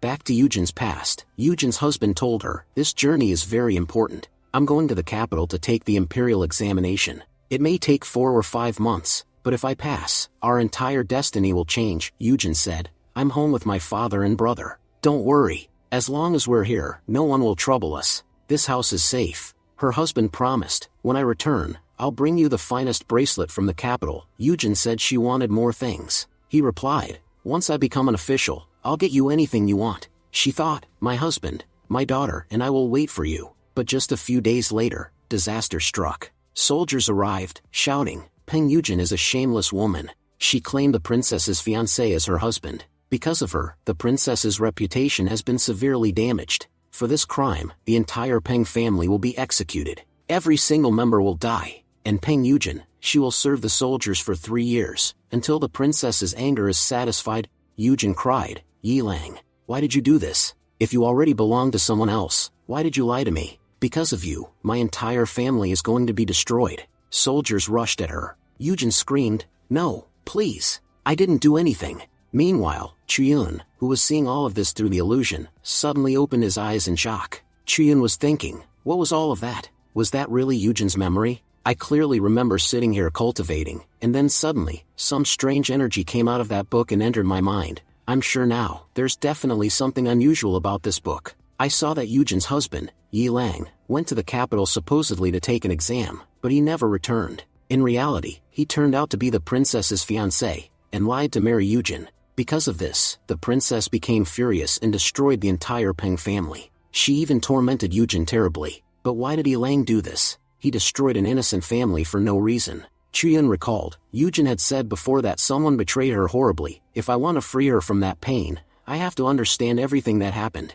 When Chuyun stepped outside, he saw both girls waiting. Miss Chen said, "Senior brother, you're finally awake. We've been waiting for you for half an hour." Jian asked, "Senior brother, you look troubled. Did something happen?" Chuyun replied, "No, nothing happened." Yujin approached and said, "You all woke up pretty early." Miss Chen looked at her and said, "Yujin, what were you doing? You look like you didn't sleep at all last night." Yujin laughed lightly. "It's been many years since I had guests. But after you arrived, I couldn't prepare anything special for you. So I stayed up all night getting things ready, so that when you see them, you'll be happy." But in her mind, Yujin was thinking, last night, I read through those books, so I could use their tricks to trap Chuyun and win my bet. I played such a clever trick on him yesterday. I expected he'd be angry this morning. But looking at his expression now, he doesn't seem angry at all. In fact, he's looking at me with sympathy, like he feels sorry for me. That must mean my trick worked. Chuyun definitely likes me more than before. If that's the case, I should try to get these 2 girls away from him. Once they're gone, I'll drain Chuyun's energy from myself. Yujin then said aloud, "Girls, could you do me a favor? In the soul-searching valley, some fruits grow on the cliffside. Could you please pick some for me?" Jian said, "Why should we do that?" Chuyun stepped in, "Yujin, I'll go with you instead. These girls don't know anything about the valley. We can go pick the fruits together." Jian asked in shock. Senior brother, you're going with her? Miss Jin warned softly. Just be careful. This girl's intentions toward you are not good. Don't fall for any of her tricks. Yujin, however, was confused inside. Why is he behaving so differently today? Yesterday he acted like I was his enemy, but today he's acting strangely gentle. Scene shifts to Soul-Searching Valley. We see Chuyin calmly picking fruits. Chuyin said, Yujin, I think these fruits are enough. She replied softly, yes, little brother, these are enough. We should head back now. But, I want to ask you something. Until yesterday, you kept avoiding me. No matter what I did, you wouldn't come near me. But since this morning, your behavior has completely changed. It feels like you're willingly staying close to me. Yesterday you rejected me, and today you came with me to pick fruits. Nothing makes sense. So please tell me clearly, what exactly do you want from me? Chuyin replied, Miss, you're misunderstanding my intentions. Actually, I wanted to ask you something. What is the origin of this Soul-Searching Valley? You've lived here for a long time, right? Don't you get bored? I want to know more about you because your story is actually very interesting. Yujin smiled slightly and said, You want to know the origin of this place? You could have asked me earlier. I know everything about it. Let me tell you something interesting. Originally, this place didn't belong to the spiritual realm. It used to be a kingdom, but after the realm formed, the kingdom was destroyed. I was once a girl living in that kingdom. After that, my story becomes very tragic. A horrible man betrayed me. Because of him, I couldn't reincarnate, and ended up trapped here as a ghost. But, I was lucky in one way. After being trapped, I met a fairy. She taught me how to cultivate, even as a ghost. By the time I became powerful, all the people responsible for my suffering were already dead. And even with all my power, I couldn't find the one answer I needed, because he had already died. I tried to leave this place many times, but I couldn't. The cultivators who came here before you, they all thought I was evil, and tried to kill me immediately. Because of that, I had no choice but to fight back. And in most battles, the intruders died. It happened so many times that people began saying, whoever enters this place never returns. And that's how this place got its name, Soul-Searching Valley. Chuyin said, so all of that really happened. Then, in your story, do you still remember the names of the people you mentioned? Especially the man who betrayed you? Yujin said, if I'm being honest, it's been a very long time since I remembered that man. But little brother, today you seem very concerned about me. It looks like you really want to understand me deeply. To be honest, you resemble the man I'm talking about quite a lot. I don't know why, but the more I look at you, the more he comes to my mind. Chuyin replied, oh, is that so? Yujin smiled slightly. You get scared just by hearing a few of my words. But one good thing is that you're not like him. Your heart is clean. When I heard yesterday that you didn't betray your people, I truly felt relieved. Never betray anyone in your life, because the feeling of being betrayed is one of the most painful things in this world. Chuyin thought to himself, she isn't describing him as badly, as what I saw in the dream. If someone hurt you that deeply, no one forgets it so easily. So either Yujin is hiding something, or she has already forgiven everyone involved. Looks like I need to enter the dream world again. Only then will I know what truly happened to Yujin. And the answer lies in that book. Later, when Chuyin returned home, he began cultivating again. Immediately, the book released its strange power once more, and sent Chuyin back into the past. When he opened his eyes, he had become Yilang again, and his body was moving on its own. Yilang said, forgive me, I overslept. A man shouted, boy, it's already late at night, and you still haven't paid for your stay. Hurry up and pay. Just then, the lodge owner arrived and said, let him stay. In my entire life, I've never seen someone as unlucky as this man. Even though he's a scholar, he was robbed halfway here. His horse and cart were stolen, and as soon as he reached the capital, the last bit of money he had was stolen too. And to make things worse, the princess saw him and took a liking to him. She wants to keep him as her servant now. He can't even report what happened to the authorities, because even the local officials can't go against the princess. Yilang asked helplessly, owner, what should I do now? My friend Gu Zhirong was with me, and the princess already took him as her servant. I'm sure Zhirong hates the idea, but he has no choice. He might already be trapped with her. Chuyin thought, wait a minute. These soldiers told Yujin that Yilang was the princess's fiancé, but here Yilang says he isn't. It's Gu Zhirong who is. So how did Yilang get framed later? Now it's clear, Yilang didn't do anything wrong. Scene shifts to Princess's palace. We see Zhirong serving the princess. The princess said, my dear servant, you've done remarkably well. Tell me, what reward do you want? Anything except women. I can give you everything else. Zhirong replied, Princess, I want an official rank. Could you please make me an official? The princess answered, you want to be an official? That's easy. But unfortunately, the exam results will be announced tomorrow, and the list must already be finalized. Getting your name onto that list now might be difficult. Zhirong said. Oh, then I guess I should change my request. The princess smirked. Don't think I'm weak. I'm the princess of this kingdom. If I want something done, it gets done. Yes, the list is finalized, but I just need to order someone to kill one of the top scholars. Then I'll put your name in his place. Zhirong bowed deeply. Princess, thank you very much. Next day, the exam results were announced. Lang pushed people aside and said, Move. Let me see. He spotted his name on the list and cheered. Yes, I finally became a scholar. Now I can bring honor to my family, the narrator explained. After this, they killed Lang and replaced him with Gu Zhiran on the list. Then they destroyed the entire Peng family, so no one can cause trouble, and Peng Yujin will be forced to serve the soldiers for the rest of her life, to appease the princess. Outside the tent, soldiers talked cruelly. This woman was so stubborn. No matter how much we beat her, she wouldn't obey. Another soldier said, She's beautiful, but who knows what crimes she committed to end up here. Everyone together has turned her life into hell. Just then, a robed master entered the camp. She said, Yujin, I have come for you. If you had listened to me before, and accepted the path of cultivation, you would never have suffered like this.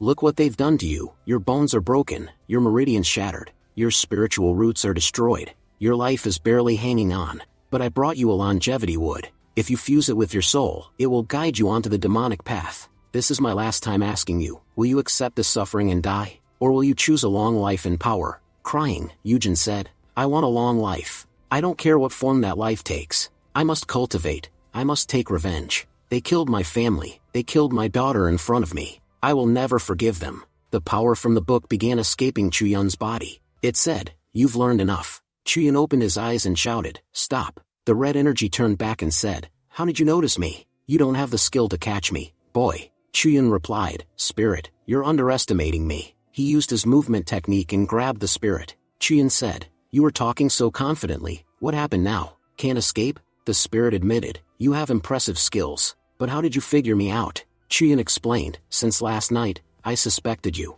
I kept wondering how I suddenly became Lang, and why I was shown Yujin's past. I confirmed it wasn't Yujin's doing. Then I wondered, whose memories were these? Yilang's? Or Yujin's? But Yujin has no idea what truly happened in the capital. She still believes Yilang betrayed her. And Yilang, he was just a normal man. His memories couldn't survive this long. So everything became clear. Neither of them showed me this. It was you, the one who knows everything about Yujin's story. You're present in this valley. There aren't just 4 people here. You tried to trick me into believing I am Yilang, reincarnated, just because my surname begins with Yi. I'm sure you used the same trick to kill countless others before me. If I had fallen for your trap, I too would have died, the moment I faced Yujin. You evil spirit, so many lives were lost because of you. The spirit said, In all these years, you're the first human who managed to figure out my entire plan. So tell me, boy, what are you going to do now? Will you try to run away? Either way, it doesn't matter to me anymore. I'm leaving.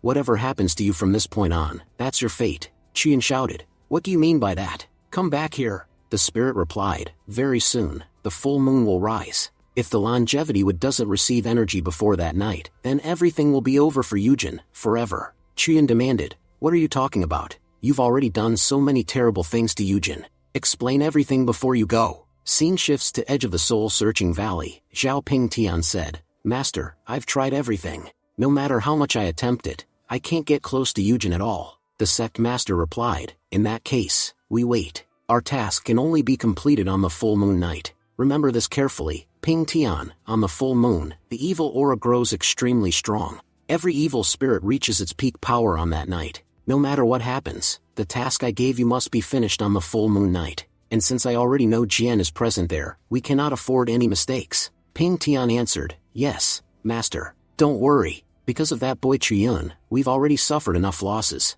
I won't repeat any mistakes again. Nearby, a junior sister asked, Brother Yun Chao, what are senior brother Ping Tian and the master talking about? Also, I thought that once inside the spiritual realm, we can't contact anyone outside. So how are they communicating right now? Yun Chao replied, You're still young and don't understand. This entire competition is hosted by the Luyan sect. And the jade token Ping Tian is using is a very rare treasure. It allows communication with the outside ones. Space laws inside the realm cannot interfere with that treasure. Only the Luyan sect possesses resources of that level. and since Brother Ping Tian is the sect master's most trusted disciple, he naturally receives special treatment, the junior sister said. But I've noticed something, ever since senior brother Ping Tian arrived, he hasn't been happy. He seems worried about something. If he has so many special privileges, why is he so troubled? Yun Chao sighed. You still don't understand. The greater the power you hold, the heavier the responsibility becomes. That's why he's constantly stressed.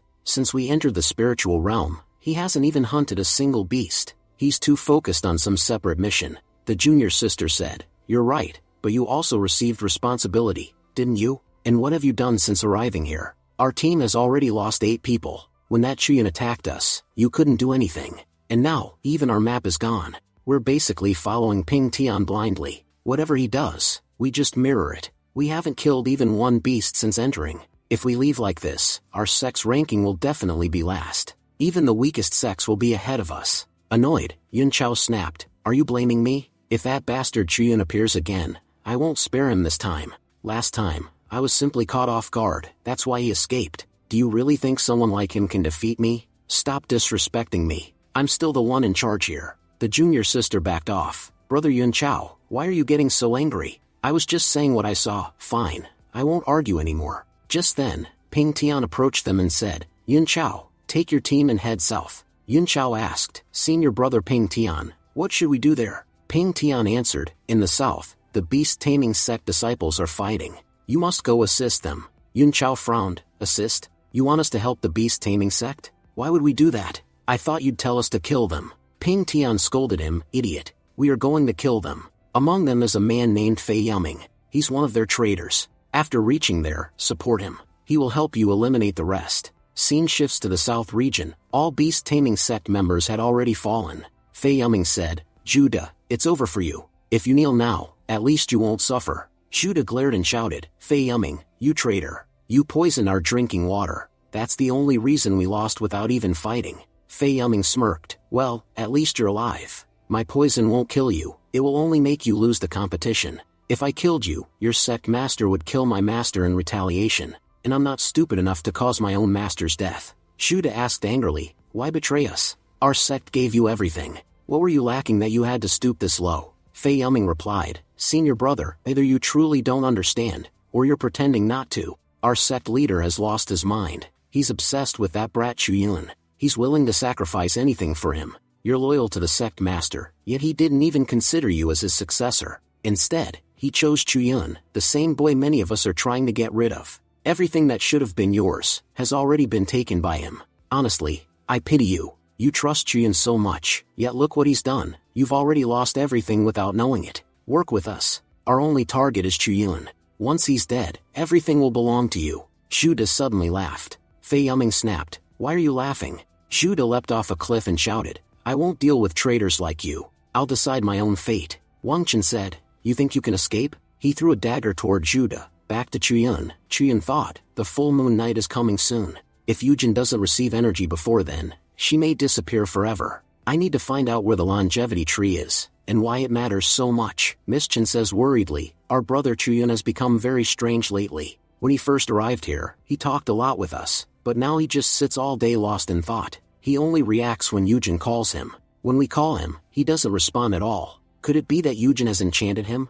Or has he fallen into her trap? Jian replies, No, I don't think that's the case. Sitting nearby, Yun speaks up, What bad things are you all saying about me? You're wondering what's good about me. If you look carefully, I'm actually much better than all of you. Miss Chen responds sharply, You claim to be gentle and say we're your guests, but we're the ones cooking, while you spend all day reading books. Yujin replies calmly, To be honest, my books are very valuable. If you want them, I can give them to you. Miss Chen scoffs, We're cultivators. We don't need useless books like those. Yujin retorts, If you don't need them, then why are you wasting time talking to me? Meanwhile, Chuyun sits quietly, thinking, Where could the roots of the longevity tree be? I haven't seen any strange trees in this area. Wait, there might be one in the east. I should check that out. At that moment, Jian walks over to Chuyun. She says gently, Senior brother, for the past few days you've seemed very distracted. Is it because of Yujin, or are you worried about your sect? Chuyun replies honestly, Yes, it's true.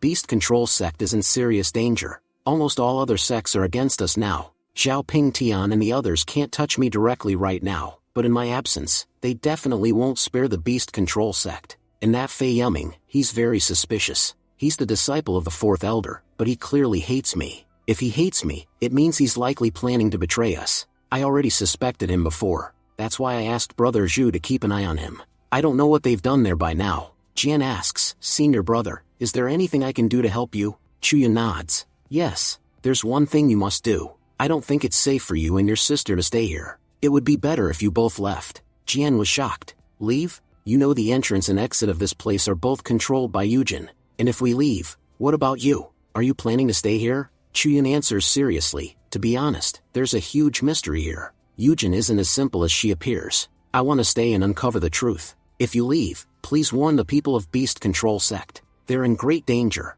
Jian says firmly, Senior brother, I came here specifically to help you. I won't do anything that causes trouble for you. But please, after we leave, take good care of yourself. Chuyan replies, I promise I'll do my best. Later, Chuyan arrives at Yujin's gate and knocks. Yujin, I need to talk to you. She opens the gate and says, Little brother, you've lived in my valley for quite a while now, but this is the first time you've come to my gate. Tell me, what do you want to talk about? Chuyan says directly, I want you to send Miss Chen and Jian out of this valley. If you do that, I'll help you. Otherwise, I can't help you at all. Yujin frowns and replies, You say you'll help me? You should know that living here alone makes me feel very lonely. I was happy having so many people around. If I send them away, it'll make me very sad. And besides, our bet isn't over yet. Chuyan responds firmly, If you want the longevity tree to grow, you need me. Without my energy, the tree will stop growing. Yujin's expression changes. Who told you about the longevity tree? Chuyan answers carefully, You could say, an immortal appeared in my dream. Ever since I entered the valley, I've been having strange dreams. Someone told me that there's a tree in this valley that's directly connected to your life force. Chuyan thinks to himself, I can't tell Yujin about my system, and I definitely can't tell her that the red energy revealed everything. Yujin murmurs, An immortal? She recalls the robed master from the past. Then she says mockingly, Little brother, you really know how to fool people. How could an immortal appear in your dreams? If this is a joke, it's not funny at all. You want me to send those two out? Fine. No problem. I'll send them out immediately. Chuyan says, Thank you. Yujin replies, Since this is your first time visiting my home, I'll bring some tea. Chuyan answers, All right, I'll wait. Chuyan thinks to himself, Just as I suspected, this tree and Yujin's life are connected. Once those people leave, I'll uncover the true reality of this place. After that, I'll free Yujin from here forever. Chuyan says, I got so busy talking that I didn't really pay attention to the room. Now that I look carefully, Yujin's room is extremely cluttered. Nothing here is properly organized. Suddenly, something falls near him. Chuyan picks it up and says, What is this? This is a child's tooth. Why would there be a child's tooth in this room? Could this be a child's room? But where is the child? Ever since I came here, I haven't seen any children. Is the child hiding under the bed? At that moment, Yujin appears from behind and says, Little brother, what do you think you're doing? Peeking into someone's room isn't polite. Chuyan replies calmly, Something fell near me, so I bent down to pick it up. That's all. Yujin says, If that's the case, then give it back. Chuyan asks, Give back what? Yujin replies sharply, The child's tooth. Give it back immediately. Chuyan says, I don't understand why you're keeping a child's tooth. Yujin answers, That's a secret, and I won't tell you. Chuyan mutters, Whether alive or dead, women are always strange. The scene shifts to outside the spirit world. A masked man from the evil sect says, This competition is really boring. I heard that only weak participants are left inside. There's only one person who's still strong. Everyone else is barely surviving. A masked woman replies, Xiao Ping Tian is very powerful, but even so, everyone has joined forces to destroy Beast Control Sect. The masked man asks, Who is this person that everyone has united to defeat? Is he Judah from the Beast Control Sect? The woman answers, Your information is outdated. Haven't you heard about Yi Chuyun from the Beast Control Sect? He's become very famous recently, and because of him, the sects are facing serious trouble. The stronger he is, the more dangerous he becomes. The scene shifts again. Chuyun tells Yujin a story. Once upon a time, there was a couple. The husband went to the capital for work, and promised his wife that he would bring her many gifts. But a few months later, the wife received terrible news. She was told that her husband was a bad man, who had betrayed her and chosen another woman. But in reality, the man wasn't bad at all. He was imprisoned in the capital, and people lied to his wife and had him killed. The wife always believed her husband was evil. Seeking revenge, she walked the demon path, and became a ghost. Even today, she doesn't know that her husband was innocent and was killed long ago. Yujin says softly, "This story sounds very familiar." Chiyun asks, "Does hearing this remind you of anything?" Yujin replies, "Yes, I've heard a similar story before, but I can't remember exactly which one." Chiyun thinks, why doesn't she remember? This is her own story. I thought she would remember everything after hearing it, but she's acting as if nothing happened. Yujin says casually, "Most stories follow the same plot. This could be the ending of any story. By the way, brother, why are you telling me this story? You know there are many ways you could make me happy. I already followed your request and sent the 2 girls away long ago. So tell me, how are you going to fulfill my wish?" Chiyun replies, "The full moon night hasn't arrived yet, and I still have many things to do." Yujin smiles and says, "Do you know why I need your energy? On the night of the full moon, I'll take your energy. After that, I'll be able to leave this valley. Once I leave, I'll absorb the energy of the entire realm, and my revenge will be complete. I must say, you put in a lot of effort telling that story. That's why I'll forgive you this time." Chiyun asks calmly, "Are you going to kill me after taking my energy?" Yujin shakes her head. "No, I'm not that cruel. I only need a small portion of your energy. If you leave, that's your choice. But if you stay, I can help you deal with your enemies. Over the years, many people have died here. I'll use their souls as sacrifices." Yujin thinks to herself, "I just need him to stay. His presence here is very important to me." Chiyun thinks, on the night of the full moon, Zhao Ping Tian will absorb the demonic energy. Once that happens, his cultivation will increase dramatically. I must stay here and stop that from happening. If he becomes powerful, the first person he'll try to kill will be me. Chiyun says firmly, "Don't worry, I'll stay here." Yujin smiles. "Thank you very much, little brother. You'll have a lot of work tomorrow, so rest well tonight." The full moon night arrives. Yun Chao says urgently, "Brother Ping Tian, look, the barrier around the valley has disappeared. We can enter now." Ping Tian thinks to himself, "Master told me to focus on my mission. That means I can't kill Chiyun right now. Before killing him, I have to finish one important task. Honestly, the fact that I can't kill that bastard right now is extremely irritating." Ping Tian says, "All right then, let's go. Today, we'll completely destroy that evil spirit. After all, this spirit has killed many people here." As they move forward, everyone suddenly freezes in shock. Yujin and Chuyun were standing there, fully prepared, with their ghost army behind them. Yun Chao says, "Now I understand why this place is called the Soul-Searching Valley. The ghosts here are incredibly strong." Wang Chen says confidently, "Brother, it doesn't matter how powerful these ghosts are. Did you forget? We have plenty of hostages." He drags out members from the beast control sect and throws him to the ground. Wang Chen shouts, "Chuyun, you traitor. If you dare attack us, we'll kill all your people, and every death here will be blamed on you." Yuming says coldly, "Chuyun, now the decision is in your hands. If you want, you can save many lives. Whether people live or die depends entirely on you." But suddenly, the ghosts charge forward to attack. Yun Chao shouts, "They're attacking us." Yuming yells angrily, "You damn bastards. You don't care about your own people at all." Panic spreads as everyone starts running. The ghosts are too dangerous. If we stay here, we'll definitely be killed. Yujin uses her power and pulls the beast control sect cultivators toward her. Chuyun says gratefully, "Miss Yujin, thank you so much again. You have no idea how much you've helped me by saving everyone." Yujin replies calmly, "There's no need to thank me. If enemies remain here, we won't be able to complete the ritual. Driving them away was important for me as well." Meanwhile, Ping Tian shouts to his subordinates, "Running won't help. These ghosts only look strong. They're not invincible. If you fight back, you can definitely win." Yun Chao yells, "Yes, brothers. Move forward and fight." Ping Tian roars, "You damn evil spirit. I'll destroy you." Yujin sneers, "You're quite bold, attacking me head-on. You think your cultivation is impressive? But you're nothing more than another realm cultivator. You can't harm me." Chuyun suddenly notices something and thinks, what is Zhao Ping Tian holding in his hand? Chuyun shouts, "Miss Yujin, be careful. That talisman in his hand is extremely dangerous.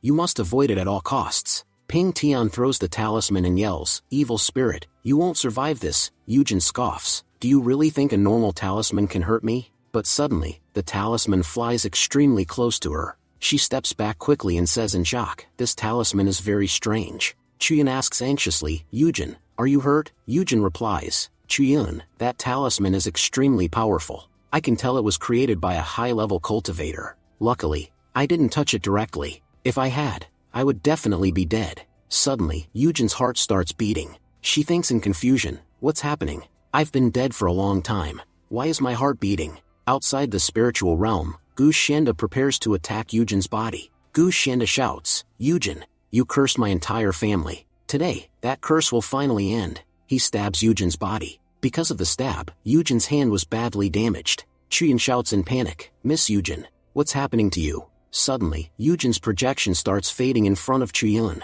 Chuyin says anxiously, I can't read this clearly, but it says heavenly suppressing talisman, it will destroy her. Then another Yujin emerges from within her body. Chuyin shouts in shock, what is happening here? Chuyin realizes, so that's it, Yujin had merged her soul with a child's soul. That's why she appeared gentle and harmless. But now it's clear, her true spirit is extremely dangerous. I can't read everything on this panel, but from what I understand, something outside is also interfering. That's why Yujin is being affected so severely. The child's spirit cries out, Mom, it hurts so much. Please come help me. Chuyin thinks, as long as their souls were together, they were weak, but now that they're separated, their power is terrifying. With both sides acting at once, it's becoming extremely difficult for me to even stand. While fighting, Wang Chen shouts, these soldiers are insanely powerful. This female ghost has built a terrifying army. The junior sister cries, please, someone help me. Yun Chao rushes in and starts fighting fiercely. Yun Chao says, don't worry, sister. Yun Chao is here to protect you. As long as I'm standing here, no one can hurt you. Suddenly, Yun Chao notices something strange. All the ghosts stop moving. The little sister says, it feels like they're losing their abilities. But why is this happening? Why are they acting so strangely? Yun Chao replies, our brother Ping Tian is dealing with the main ghost. You know how incredible he is. The little sister responds seriously, senior brother, something is wrong. I feel like the real problem hasn't ended, it's only just beginning. Suddenly, the ghosts in the sky start becoming even stronger. Yun Chao shouts, a terrifying energy is spreading everywhere. It's becoming harder and harder for us to move. The ghosts begin slaughtering their people. Wang Chen thinks bitterly, if I had known this place was so dangerous, I would never have followed that bastard Ping Tian here. The little ghost cries, Mother, I feel terrible. I think something very bad is about to happen to us. Yujin says gently, my child, don't worry at all. Your problem will be solved very soon. Right now, many bad people have come here. Once I kill all of them, everything will be fine. The little ghost pleads, Mom, that little brother is a very good person. Please don't hurt him. Yujin replies coldly, it doesn't matter who is good and who is bad. Everyone standing here will die. Moving forward, Ping Tian shouts, you'll only be able to kill us if you can hide. After this attack, you won't survive. At that moment, Chuyin rushes in and says, if you want to kill her, you'll have to kill me first. Ping Tian yells angrily, Chuyin, have you gone crazy? You're protecting an evil spirit. Yes, we have our personal grudges, but killing this spirit is the right thing to do. If I don't kill her now, everyone here, including you, will die. You should be cooperating with me, not fighting against me. Chuyin snaps back, shut up and focus on fighting. Yujin shouts, move aside. She launches a terrifying attack toward Ping Tian. Ping Tian thinks, I waited too long to dodge. I'll have to face this attack head on. But suddenly, Gu Xianda strikes Yujin on the head, causing her attack to fail. Ping Tian thinks in shock, I recognize that aura. It looks like Master attacked her from outside. Thank you so much, Master. You've given me a perfect opportunity. If I kill this evil spirit here, Master will value me even more. Just then, Chuyin charges forward to attack. Ping Tian shouts in disbelief, how can this bastard Chuyin be so fast? Their attacks collide. Ping Tian sneers, Chuyin, don't think you can change anything. This time, I have extremely powerful talismans, personally prepared by my master. As long as I have them, you can't do anything to me. Chuyin asks sharply, did Gu Xianda tell you to do all this? Chuyin thinks, wait, the name Gu Xianda contains the Gu family. Everything that happened here traces back to Gu Zhirong. So Gu Xianda must be Gu Zhirong's descendant, Chuyin says with excitement, now I understand. Today's battle has been brewing for years. This fight is going to be truly thrilling. Yujin suddenly charges at Ping Tian again. Ping Tian shouts, this evil spirit is extremely dangerous. Even Master attacked her earlier, yet she recovered so quickly. Yujin's attack severely injures Ping Tian. She says coldly, you blocked my attack. I thought that strike would kill you. Tell me immediately, what did you use to hurt me? If you don't tell me, I'll finish you with my next strike. Suddenly, Yujin's neck was severed mid-attack. Chuyin shouts in shock, what just happened? Yujin, are you okay? To everyone's disbelief, Yujin lifts her head and reattaches it. Furious, she roars, which bastard keeps attacking me from behind? Do you really think attacking my real body can destroy me? If you have the courage, come out and face me. Outside, Gu Shenda sets Yujin's physical body on fire. Gu Shenda shouts, "Damn cursed spirit, disappear." But suddenly, Yujin's body stands up and launches a terrifying counterattack at him. Gu Shenda thinks in panic, "If I don't do something now, I'll die at her hands." He cuts off Yujin's arms and retreats. Gu Shenda shouts, "Her real body is being destroyed. She's truly trapped now. Even if she wants to act, she can't do anything anymore." Scene shifted. Miss Chen and Jian have escaped from the soul-searching valley. Miss Chen asks anxiously, "Jian, that girl gave us a treasure. Can we really trust it? Is this really how we escape? I feel like a battle is still raging inside. Shouldn't we go back and help senior brother?" Jian replies firmly, "No, we can't go back. Senior brother said that if we returned, we would only cause more trouble. We must not do anything that puts him in danger. If we want to help, there's only one thing we can do. We must help the beast control sect cultivators, so they can go and support senior brother." They notice Judah lying unconscious in the water. Miss Chen says, "Isn't that beast control sect's Judah?" Scene shifts back. Yujin uses her firepower to wipe out all the cultivators. Yun Chao shouts urgently, "Junior sister, run. The situation here is getting worse. If you stay, you'll definitely be killed." Wang Chen says firmly, "We can't retreat like this. Brother Fei, wait." Yuming says to Brother Wang, "Brother Wang, we're all in serious trouble right now. In this situation, I can't help you anymore. You'll have to take care of yourself." Wang Chen replies, "Yes, Brother Yuming, you're right."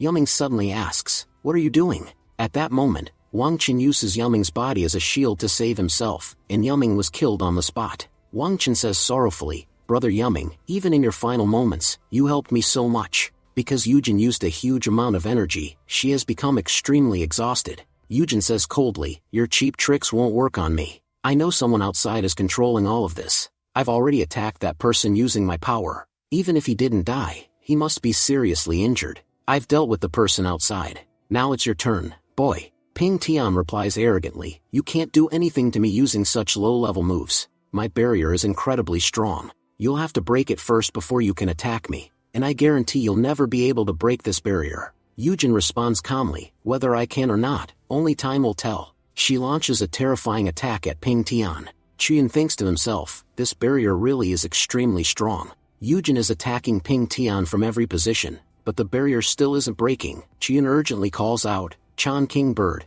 can you help me? We must save Yujin no matter what. To do that, we have to defeat Ping Tian." Chan King Bird replies lazily, "You only remember me when you're in trouble. I'll give you some advice. Whether you follow it or not is up to you." Chan King Bird activates his power and begins analyzing Ping Tian's barrier. He explains, "Ping Tian is fooling everyone. He's pretending that his barrier is incredibly strong and impossible to break, but in reality, his barrier is very weak. If you were a bit stronger and I could fully manifest, I'd shatter it with a single flap of my wings. But for now, you can still do one thing. Focus all your energy into a single point and attack the barrier. I guarantee it will break." Qian thinks, "I have a powerful needle. When I defeated the men from the Qinsheng sect, I took it as loot. With this needle, I can concentrate all my energy into one strike." Qian declares firmly, "Ping Tian, today is the day you die." He throws the needle. The impact shatters Ping Tian's barrier. Shocked, Ping Tian shouts, "How is this possible?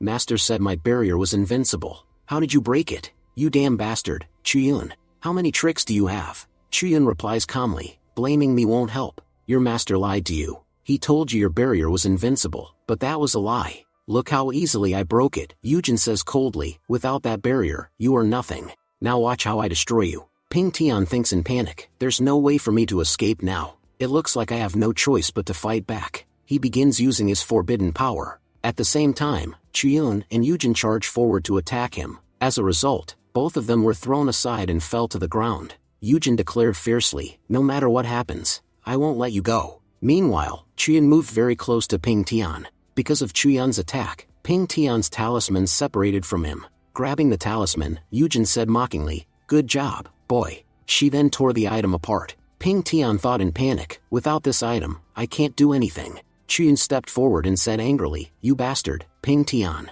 You've done countless terrible things to me. Now it's time for me to finish you." He pressed his sword against Ping Tian's neck. Ping Tian sneered, "You think I've already lost? If I'm being honest, I haven't lost yet. I guarantee that I'll destroy you along with that evil spirit. Neither of you will survive." Yujin stepped forward and said arrogantly, "You think you can kill me? In this entire valley, there's no one who can match me. Suddenly, Wang Chen appeared behind her and said, "You've become far too confident. You don't realize that a Tomb Raider is standing right here." In the next instant, he launched a deadly attack on Yujin, and pulled out the longevity wood from her body. Wang Chen said coldly, "That wood is the reason you were so powerful. No matter how many attacks you endured, your body wouldn't be destroyed." Chuyin shouted angrily, "You bastard, Wang Chen, you're using a sneak attack." Wang Chen replied proudly, "You know I'm a disciple of the Wanquan sect. You were right earlier, by digging graves, our sect has come this far. But you missed one thing. When we open graves, we have to fight fast. That means we excel in spirit-based combat.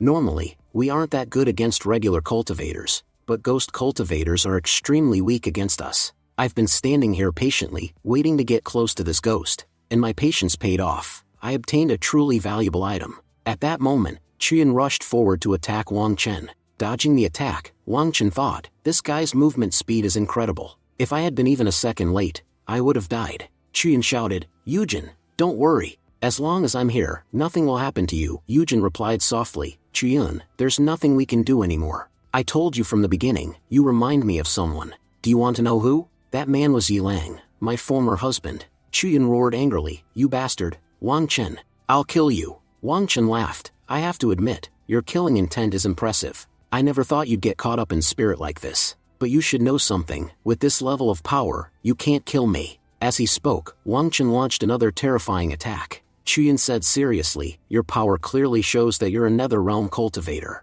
Wang Chen turned toward Ping Tian and said, "Brother Ping Tian, my job is done. Now it's your turn."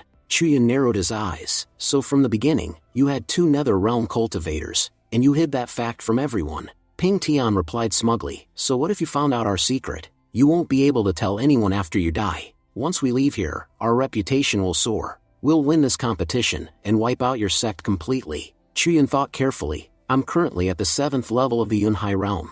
My sword cultivation and movement techniques are excellent. Fighting both of them wouldn't normally be a problem, but I need to protect this little spirit. I can't let anything happen to Yujin's daughter. If I fight while protecting her, we'll both get caught. I should take her somewhere safe first, then decide what to do next." Ping Tian shouted, "Chuyun, if you're so brave, why are you running away?" Wang Chen said calmly, "Brother, let him go. Chasing him now is pointless." He thought to himself, "Many of our people have already died, and now I'm stuck with this Ping Tian. He has power, but no brain. The Luyan sect is wasting resources on an idiot. I guarantee they'll suffer massive losses in the future." Scene shifted. Chuyin brings Yujin's daughter to a safe place. He says gently, "You stay here and wait. I'll lure those bastards Wang Chen and Ping Tian away. If they chase me, they won't attack you." Yujin's daughter pleads, "Brother, please don't go." Chuyin sighs, "All right, then I'll stay here." She says softly, "Brother, you're a very good person. To be honest, my mother and I don't have much time left.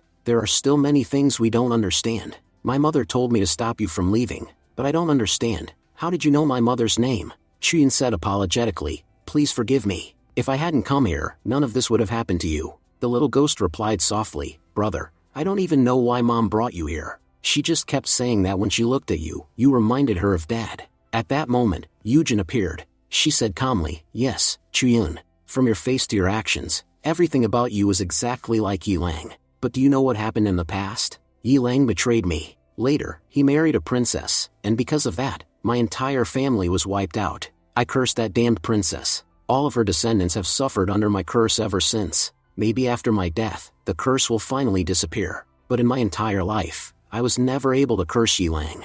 I deeply regret that. The man who destroyed my entire family, I was never able to hate him. I always felt like a flower that Yilang played with so easily." Chuyin said gently, "The reason you could never curse Yilang is because he never betrayed you. The first person who died after entering the capital was actually Yilang.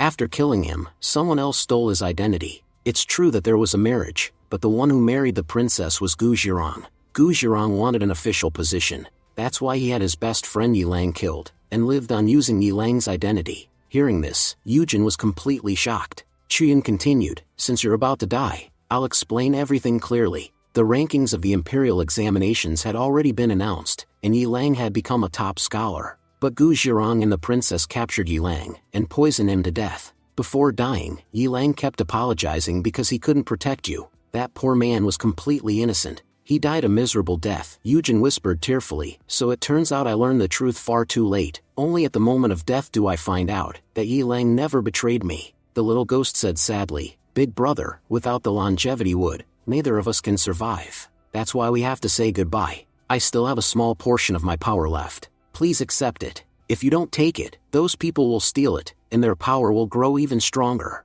Chuyin shook his head. Don't give up. There must be a way to save you. The little ghost smiled gently. Big brother, please don't be sad. After disappearing from this world, my mother and I will be able to reincarnate. I truly believe that in this lifetime, we'll meet again, Yujin said gratefully. You are like an angel to us. Thank you so much. At least because of you, I can die knowing that Yi Lang did nothing wrong. To be honest, I have no regrets left in this life. At least before dying, I was able to meet someone like Yi Lang again. Who knows, maybe you are his reincarnation. With those words, Miao Jin vanished. Just then, Wang Chen arrived and said coldly, So, Chuyun, you were hiding here. Ping Tian sneered. No matter how much you hide, you'll die for sure. Chuyun replied fiercely, I'll decide who lives and who dies. Gu Zhirong, the Luyan sect, and you, Ping Tian, all of you are disgusting scum.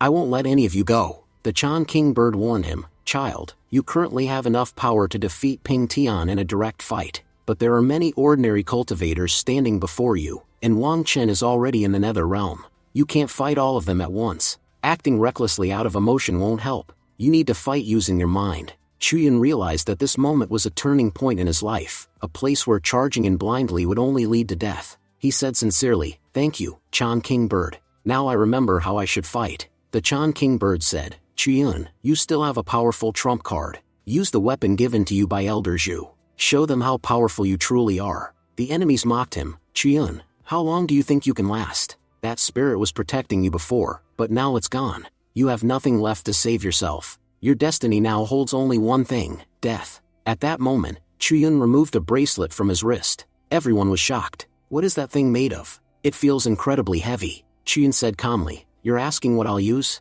As long as this Godslayer weapon is in my hands, do you really think you can do anything to me? Ping Tian shouted in disbelief, a Godslayer weapon? How did this bastard obtain such a powerful weapon? The Chan King Bird explained, Chuyun possesses the God-slaying bow, a divine weapon personally forged by Elder Zhu. It was made using the body of a dragon. If you unleash its full power, no matter how strong a cultivator is, they won't be able to withstand its attack. You could kill everyone here with a single strike. However, using it will consume an enormous amount of your energy. Even so, I believe using it now is completely justified. Wang Chen frowned. It seems beast-controlling sect gave this brat quite a lot. I can sense how terrifying that weapon is. Another man asked nervously, Brother Ping Tian, what should we do? I can feel a deadly aura coming from that weapon. Ping Tian scoffed. He's just bluffing with a powerful weapon. Do you really think Chuyun can control something like that? His personal cultivation is far too low. No matter how strong a weapon is, if the user is weak, they can't use it properly.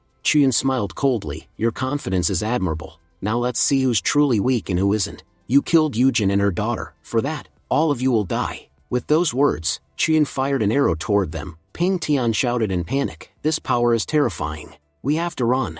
Ping Tian said nervously. I still have the last treasure my master gave me. If I use this talisman, I can escape thousands of miles instantly. Wang Chen shouted desperately. Brother Ping Tian, save me. Ping Tian replied coldly. I'm sorry, but I can't do anything. This talisman works on only one person. At that moment, the arrow pierced through Wang Chen's body. Just as it was about to strike Ping Tian directly, he teleported away. Scene shifts to outside the spirit realm. An elder from the Chengyang sect said angrily, Elder Duan, what is happening to our disciples? The soul lamps of nearly all our sect members are about to go out. It seems like your sect has attacked our children. An elder from the Wankuan sect replied, It's obvious that Chuyun has done something. Only 1 or 2 people from your sect died, but almost everyone from ours is about to be wiped out. Elder Duan said calmly, How would I know what's happening inside? It's possible your disciples provoked ours, or maybe your own disciples fought among themselves. You can't blame our sect without proof. Chengyang elder shouted.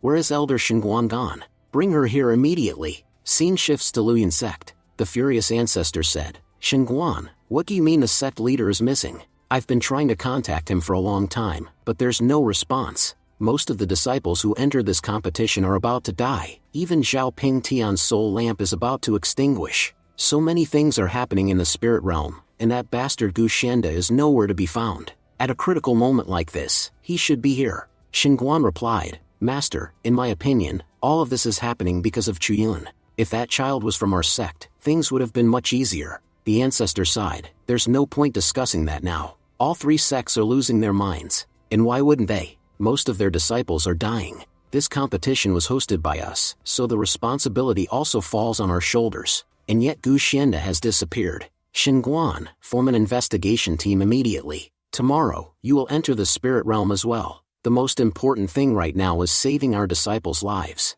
Xinguan said anxiously, but Master, we can't interfere directly. Until the leaders arrive, there's nothing we can do. Scene shifts back to the valley. Wang Chen, severely injured, muttered bitterly, Damn Chuyun, my entire body has been destroyed. It looks like I'll be crippled for the rest of my life. But it's fine. If I sell this longevity wood, I'll make a fortune. Even as a cripple, I'll live comfortably. I don't need to worry about anything anymore. Suddenly, someone attacked and killed Wang Chen instantly. It was the same mysterious woman who had once given the longevity wood to Yujin. She said coldly, I didn't expect that even after 1,000 years, this longevity wood wouldn't grow at all. It seems Yujin didn't contribute much to nurturing it. Wait a second, this is a small soul fragment. Yujin, you hid your daughter's soul here? You really put a lot of thought into protecting your child. But unfortunately, all your years of effort have fallen into my hands. Now it will be useful to me. Meanwhile, Chuyun was completely exhausted. The Chan King bird said, I've confirmed the surroundings. No one is alive in this valley anymore. You can't rest here. Your martial sister and the sect members are still in danger. We must save them. Chuyun replied weakly, I know, but the attack you told me to use consumed almost all my energy. I don't even have enough strength to stand anymore. I need some time to recover. The Chan King bird replied irritably, that attack drained you badly, yes. But wasn't it incredible? If you had kept fighting normally, you would have died for sure. My advice saved your life, and instead of thanking me, you're yelling at me. Chuyun asked seriously, do you think Ping Tian survived? The Chan King bird replied, if no one helps him, he'll definitely die. But I have to admit, Ping Tian's luck is absurd. There's a chance he survived. I'll transfer a small portion of my energy to you, so at least you can leave this place. Chuyun said firmly, I know Ping Tian didn't die. After leaving here, I'll need to work even harder. And now I've gained a new enemy, Gu Xianda. What he did to Yujin and her family, no matter what happens, I'll kill him with my own hands. The Chan King bird asked, why are you so confident Ping Tian survived? Chuyun replied, I left a mark on Ping Tian's body. That's how I know he's still alive. He must be hiding nearby. Today, we'll find him and finish this. Chuyun and the Chan King bird began searching for Ping Tian. Chuyun said quietly, Chan King bird, go a little lower. I can sense Xiao Ping Tian from here. The Chan King bird replied, we can't descend. I can sense two extremely powerful individuals below. At your current level, you can't deal with them. Below them, a masked man said, there's a spatial rupture in the spirit realm. Someone used a space-type artifact, creating a hole. That hole allowed us to enter. A masked woman replied, stop wasting time. We need to hurry. At this rate, once all four factions realize how many disciples are dying, they'll form an investigation team and enter. It would be best if we leave before that happens. The masked man suddenly said, look, what's that? Moving forward, they saw Xiao Ping Tian's badly injured body. The man said, that's Xiao Ping Tian, but he's severely injured. I heard he's the strongest of his generation. Who could have done this? Was it Chuyun? The masked woman replied, no, these wounds were caused by an extremely powerful attack. Chuyun couldn't have done this. I think they provoked a hidden expert. That's why Ping Tian ended up like this. Let's take him with us. The man asked, why bring him along? What benefit does that give us? Above them, Chuyun approached quietly. He thought, I'm still far from them, and they're wearing masks. I can't see their cultivation panels. If I get closer, I might find out who they really are. Chuyun whispered, Chan King bird, can we go down? The Chan King bird snapped, I'm a spirit pet, not a flying machine. Flying here is already extremely difficult for me, and you're making it worse. Suddenly, the masked woman sensed something and said, there's someone above us. She immediately threw her weapon toward the sky, but the weapon struck a giant centipede instead. The woman said, so it was just a giant centipede. The masked man asked, what's wrong with you? Why did you attack that centipede? The masked woman replied coldly, all of them must be captured. We need them for our sacrifice ritual. Xiao Ping Tian is excellent material, and we need more outstanding disciples like him. The masked man frowned and said, material? Have you forgotten? That's Xiao Ping Tian. According to our deal, we are not allowed to touch him. The masked woman sneered, Are you teaching the Ghost King how to do things now? It seems you don't value your life at all. At the same time, Chuyun was hiding behind the centipede's body. He thought, this is actually a good thing. They left. The Chan Kingbird's speed was extremely fast. It reached the centipede instantly, which is why their attack missed us, and hit the centipede instead. I barely have any energy left now. In this condition, fighting anyone would be pure stupidity. But what exactly are those Red Ghost Sect people planning? They said they were taking Zhao Ping Tian away for sacrifice, but none of this makes complete sense. Suddenly, Chuyun noticed that when the centipede fell, a hidden passage had opened. He thought, the system mentioned that there is a secret realm inside the spirit realm. It looks like I've found its entrance, but I can't enter it right now. First, I need to save my people. Only after that can I think about anything else. Scene shifts to Luyan sect. One man said angrily, Gu Shenda, you claimed you had a foolproof plan. Then explain this. Look at Zhao Ping Tian's soul lamp, it's about to go out. You know what that means. Gu Shenda replied calmly, you don't understand. Today, a massive curse has been lifted from my family. The master retorted angrily, you bribed 3 sects with treasures to get their support. Because of your disgusting plan, our sect's disciples are in serious danger. Even the greatest genius of our generation, Zhao Ping Tian, is about to die. The spirit realm was meant to be a place where these children trained, and returned with great rewards. But because of your plan and your family's curse, countless disciples have already died. They entered to learn something, but instead they're trapped inside, and no one knows what will happen to them. As a sect leader, you disappeared at the most critical moment. Did you forget that Luyan sect is hosting this competition? As a sect master, you should have been present. You've shocked all of us. If anything goes wrong, I won't forgive you. Gu Shenda replied confidently, don't worry, Zhao Ping Tian will be fine. The spirit realm is under our control. No one can touch him in there, the masked master warned coldly. It would be best for you if nothing happens to Zhao Ping Tian. If even a single scratch appears on his body, I will not spare you. Gu Shenda nodded, I understand. There will be no mistakes on my end. As the master left, he said, I know Luyan sect's current situation is because of Chuyun. And if this time a single boy manages to defeat your entire Luyan sect again, then there's no point in you being a sect leader at all. Despite possessing such power, you still can't control one child. First, you expelled a prodigy like Chuyun from our sect. And now that very prodigy is standing right in front of you, you can't even stop him. Gu Shenda, if you lose to Chuyun again, you will lose your position as sect leader. Gu Shenda clenched his fists and thought, Chuyun has truly become a curse on my life. I'm praying that he dies inside the spirit realm. Because if he comes out alive, I will never let him go. The scene shifts to spirit realm. We see Chuyun, who is searching for his friends. Chuyun says, both sisters and Jude are together. That's good, at least I've found them.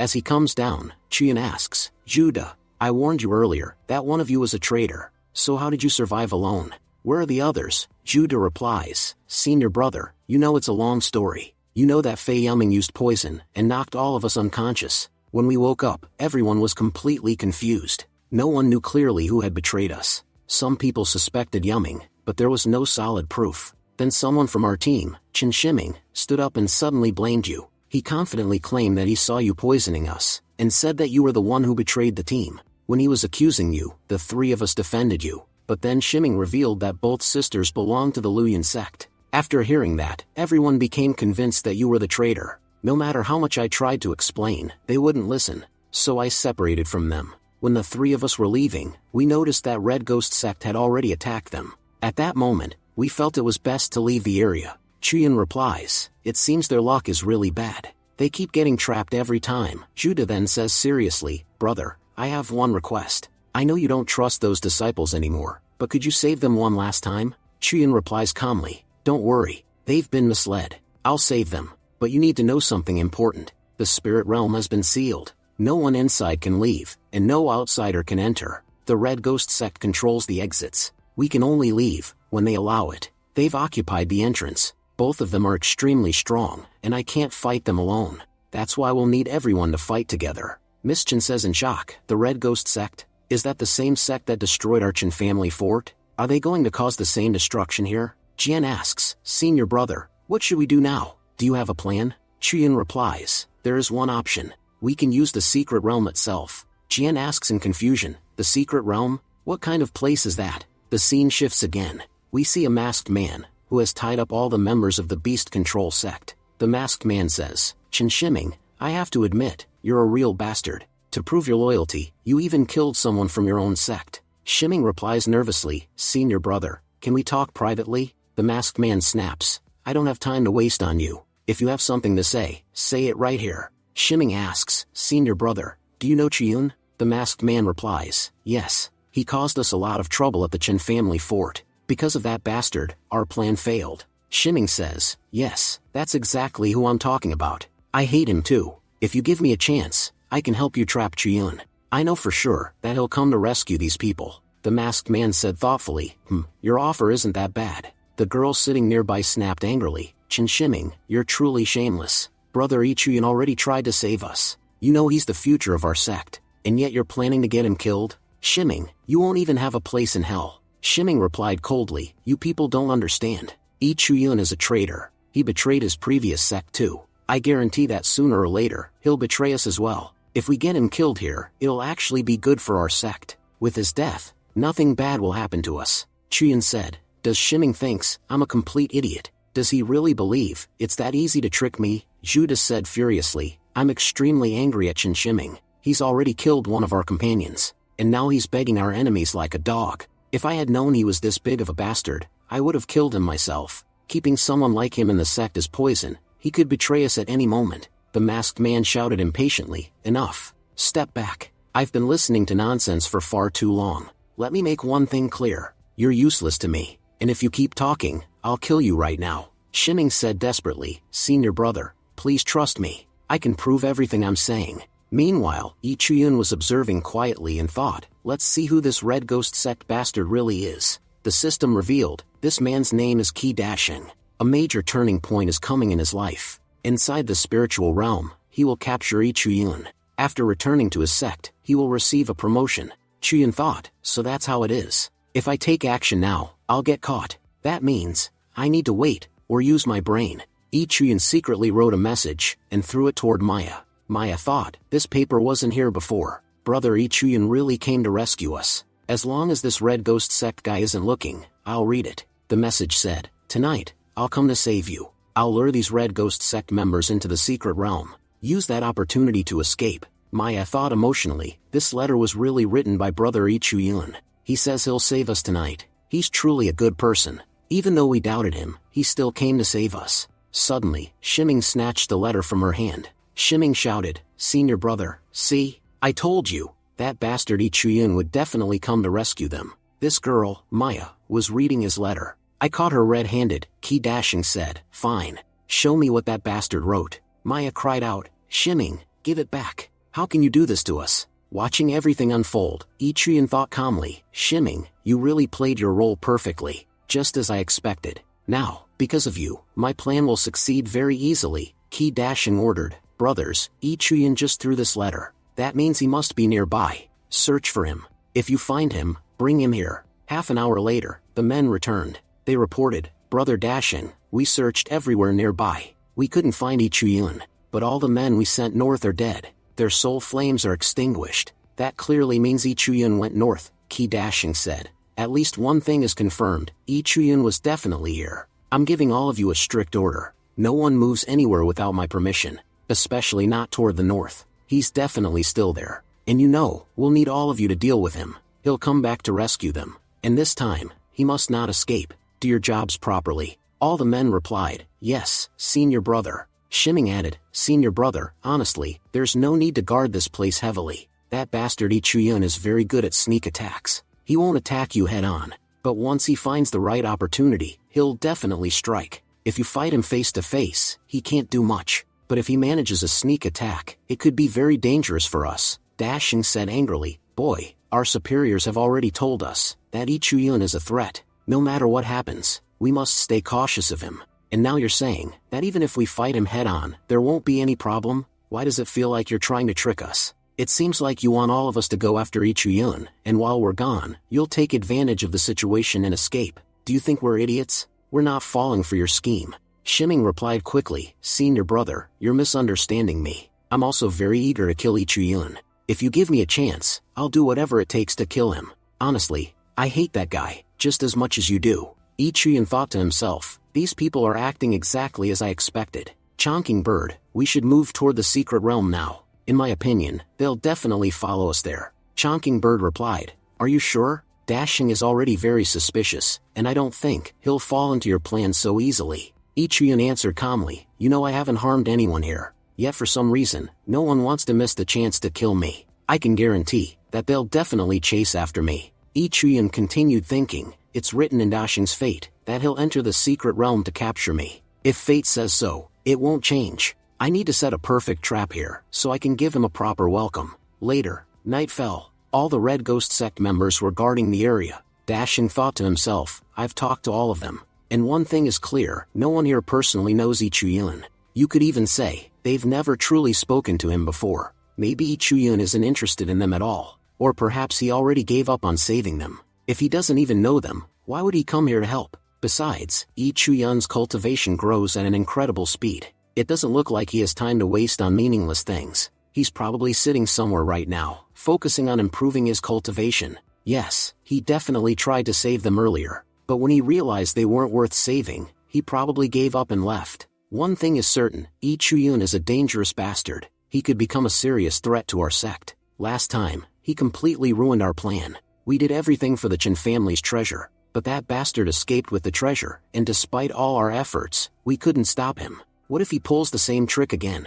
Suddenly, Dashing looked up at the sky and said, "What's happening here? The secret realm is about to open, but the secret realm never opens by itself, unless someone activates it. It's clear now, Ichiyun didn't come here for those people. He came for the secret realm. Everyone knows the secret realm contains incredible treasures. Anyone's life can completely change after entering it." Dashing ordered, "A few of you come with me. We need to inspect the surrounding area." Shimming said eagerly, "Senior brother, can I come with you? I promise I won't betray you. And if needed, I can help. Please give me a chance to serve you. I guarantee I'll do a good job." Dashing replied impatiently, "You've already given me a headache. Fine, you can come. But before that, eat this. This will guarantee that you won't betray us." Soon, they began moving toward the secret realm with Shimming. Shimming said nervously, "Senior brother, I can smell blood along this path. Ever since I ate that thing, my body has been undergoing strange changes. Can I step aside for a moment to get some fresh air?" Dashing replied coldly, "You were the one who insisted on following us. You also said you wouldn't run away, no matter what. I've already given you this chance. Now do your job properly. If you mess up, all I need to do is give one signal, and the poison inside you will activate. You'll die a very painful death. So listen carefully, and do exactly as I say." Shimming thought fearfully, "I really made a huge mistake. Talking too much got me trapped." Suddenly, Shimming stepped on something and screamed, "There's a ghost here." Dashing asked sharply, "What happened? Is there danger?" A Red Ghost sect member checked and said, "Brother Dashing, it's just a monster corpse. This idiot stepped on it and panicked." Dashing scoffed, "I've never seen someone this cowardly. Why is someone like him even trying to become a warrior? There's no benefit in training a coward like this." Another Ghost sect member said angrily, "Damn it, your screaming scared me too. Do you know that shouting like that can attract monsters? If monsters show up, we'll throw you to them and escape. If you want to travel with us, behave properly. Otherwise, we'll leave you here to die." Shimming begged, "Brothers, please forgive me. I won't do it again. It was an accident." Dashing waved his hand, "Enough. Scolding him won't help. Everything is fine for now, but there is something important. This corpse is very new. I guarantee that Ichiyun is the one who killed it. It seems that Ichiyun tricked us. The note he left about rescuing everyone was fake. He only wanted to divert us. His real target was the secret realm. I knew it. He doesn't even know those people. Why would he work so hard to save them? His focus has always been on cultivation. He wouldn't waste time on useless matters. I'm certain he hasn't gone too deep yet. He's probably still trying to break through the secret realm's barrier. If we head there now, we'll definitely catch him. And if he falls into my hands, I won't let him go. He'll make a perfect sacrifice for all of us. I guarantee that once the sect master sees him alive, he'll be extremely pleased, and we'll all receive an incredible reward." Shimming said angrily, "Ichiyun is truly a traitor. Because of him, many of our people have lost their lives. If he dies here, it would be a very good thing. That man staying alive isn't good for anyone." Ichiyun thought to himself, "These people arrived much faster than I expected. Because of them, I didn't even have to wait." Putting on an act, Ichiyun said loudly, "What? The Red Ghost sect is already here? And Shimming, what are you doing with them? Don't tell me you've betrayed us." Shimming shouted back, "You damn traitor. You've finally shown yourself. Now that you're here, we'll kill you." Ichiyun replied calmly, "The entire treasure of the secret realm belongs to me. and I won't let anyone here take it. Shimming roared, "You bastard! I won't let you escape." The ghost sect members shouted, "Chen Shimming, don't run. This could be his trap." Ichian thought, "Run, run. Follow me, all of you. Ahead lies the place, where all of you will die." Ichian kept running deeper into the secret realm. Soon, a massive tree appeared before him.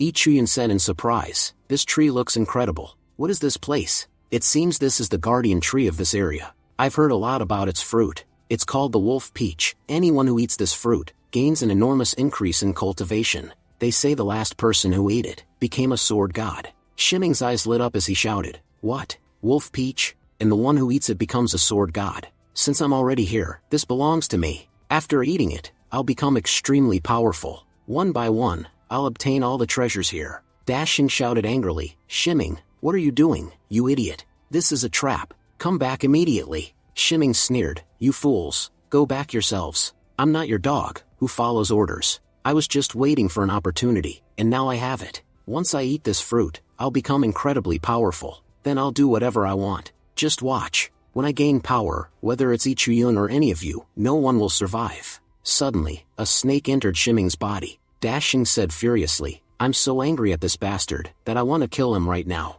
Another man said nervously, "Wait, something's wrong. It looks like Shimming's body is changing rapidly." In the next moment, Shimming transformed into a monster. Dashing shouted, "Chen Shimming is mutating. Move quickly and kill him. He's already become a monster anyway." Shimming charged at them and screamed, "I'll kill everyone here." He bit a ghost sect member. The others shouted, "This is our only chance. We must kill both of them together." From above, Ichian watched everything calmly. Ichian thought, "Chen Shimming, I might have forgiven you, but you killed one of our people for no reason. You're a despicable human being. Someone no one can ever trust. You weren't destined to die today, but because of your own actions, you're dying here." After Shimming died, his blood began to flow rapidly. Chian thought, now the formation is about to activate. Their troubles are about to increase. Suddenly, the gate slammed shut. The ghost sect members shouted, "What's happening? We're sealed inside, and something is advancing toward us." Graves began opening all around them. Countless zombies emerged and attacked.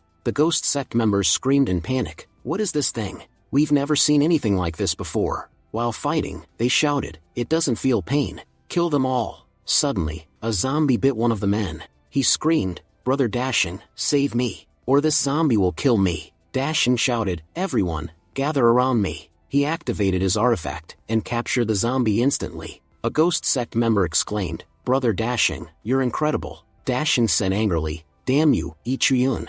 You tricked us, and got some of our people killed. But fine, all the zombies are dead now, and now, it's your turn to die. Once I kill you, the power of my banner will increase tremendously." Ichiyun thought carefully, his magical weapon is extremely dangerous. These zombies were very powerful, yet he captured them easily. I must be cautious of that weapon. Chonking Bird warned, "Kid, stay behind me." Until now, we were only facing normal soldiers, but now, the Tomb Master is about to awaken, and his power is something none of you can handle. Suddenly, the ground cracked open. A terrifying presence began to rise. The Tomb Master's voice echoed, "Who are the bastards disturbing my sleep?" Dashing said in shock, "What's happening? Who is coming?" That the entire ground is shaking. The Tomb Master roared, "Damn humans, you have disturbed my slumber." Dashing said respectfully, "Senior, please forgive us. We didn't come here intentionally. We were brought here against our will. Please give us just 1 second. We'll leave immediately, and never disturb you again." Attacking fiercely, the Tomb Master shouted, "Shut your mouth. You've already made enough noise here. I don't want to hear it anymore." Dashing quickly used his banner to block the attack. Dashing thought anxiously, "If I fail to stop this attack, I'll definitely die." But the attack shattered Dashing's banner, and struck him directly. Dashing thought, "This is the end for me." Ichiyun thought in shock, did such a powerful person really die from a single strike? How strong is this Tomb Master? The casual attack he used was so powerful, that even Dashing couldn't stop it with his magical weapon. I've never seen such terrifying power before. Wait, what's that behind the Tomb Master? It looks like a sword. Angrily, the Tomb Master said, "There's still one left alive. Boy, you're the one who lured all of them here. I've been watching your actions closely. Now, it's time for you to die." Chian thought, "I must dodge his attacks no matter what." He dodged the attack narrowly. Ichian shouted, "Chonking Bird, help me. Is there any way to defeat this monster?" Chonking Bird replied, "Don't even think about fighting head-on. You're not qualified to face him directly. This Tomb Master is far too powerful."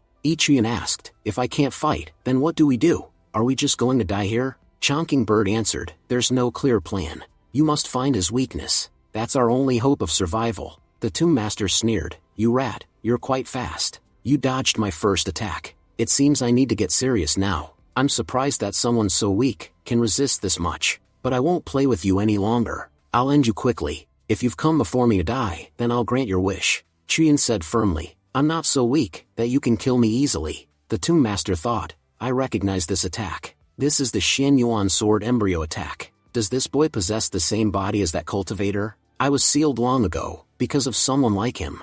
I won't make the same mistake again. He has the sword embryo. I must dodge his attacks. The Tomb Master bent forward. Chian quickly reached the sword embedded in his back. Chian said excitedly, finally, I got the sword. I thought it would be extremely difficult. But the demon suddenly bent down. Even with all that power, he dodged instead of attacking. He's truly a fool. Because of his mistake, I obtained the sword. Suddenly, the sacred sword began to burn. Chian shouted, why does it feel so hot? Urzu echoed, Chonking Bird, why are you releasing me? What happened that you need my help now? Chonking Bird replied, can't you see the situation? Ichiyun is in serious trouble. If we don't help him, all of us will die here. If you don't want to die, then help us. And if you want to die, fine, I'll seal you again. The Tomb Master thought, this boy's movements are very similar. I never expected to meet someone like this on the very first day after awakening. He's a genius, just like that sword master. I can't underestimate his attacks. I've made that mistake before. I won't repeat it. Talented humans are the ones I hate the most. If someone like that stands before me, they must die. Ichiyun thought, it looks like things are about to get much harder for me. The scene shifts to outside. A girl says, Senior Judah, thank you so much. You could have left me behind, but instead you saved everyone.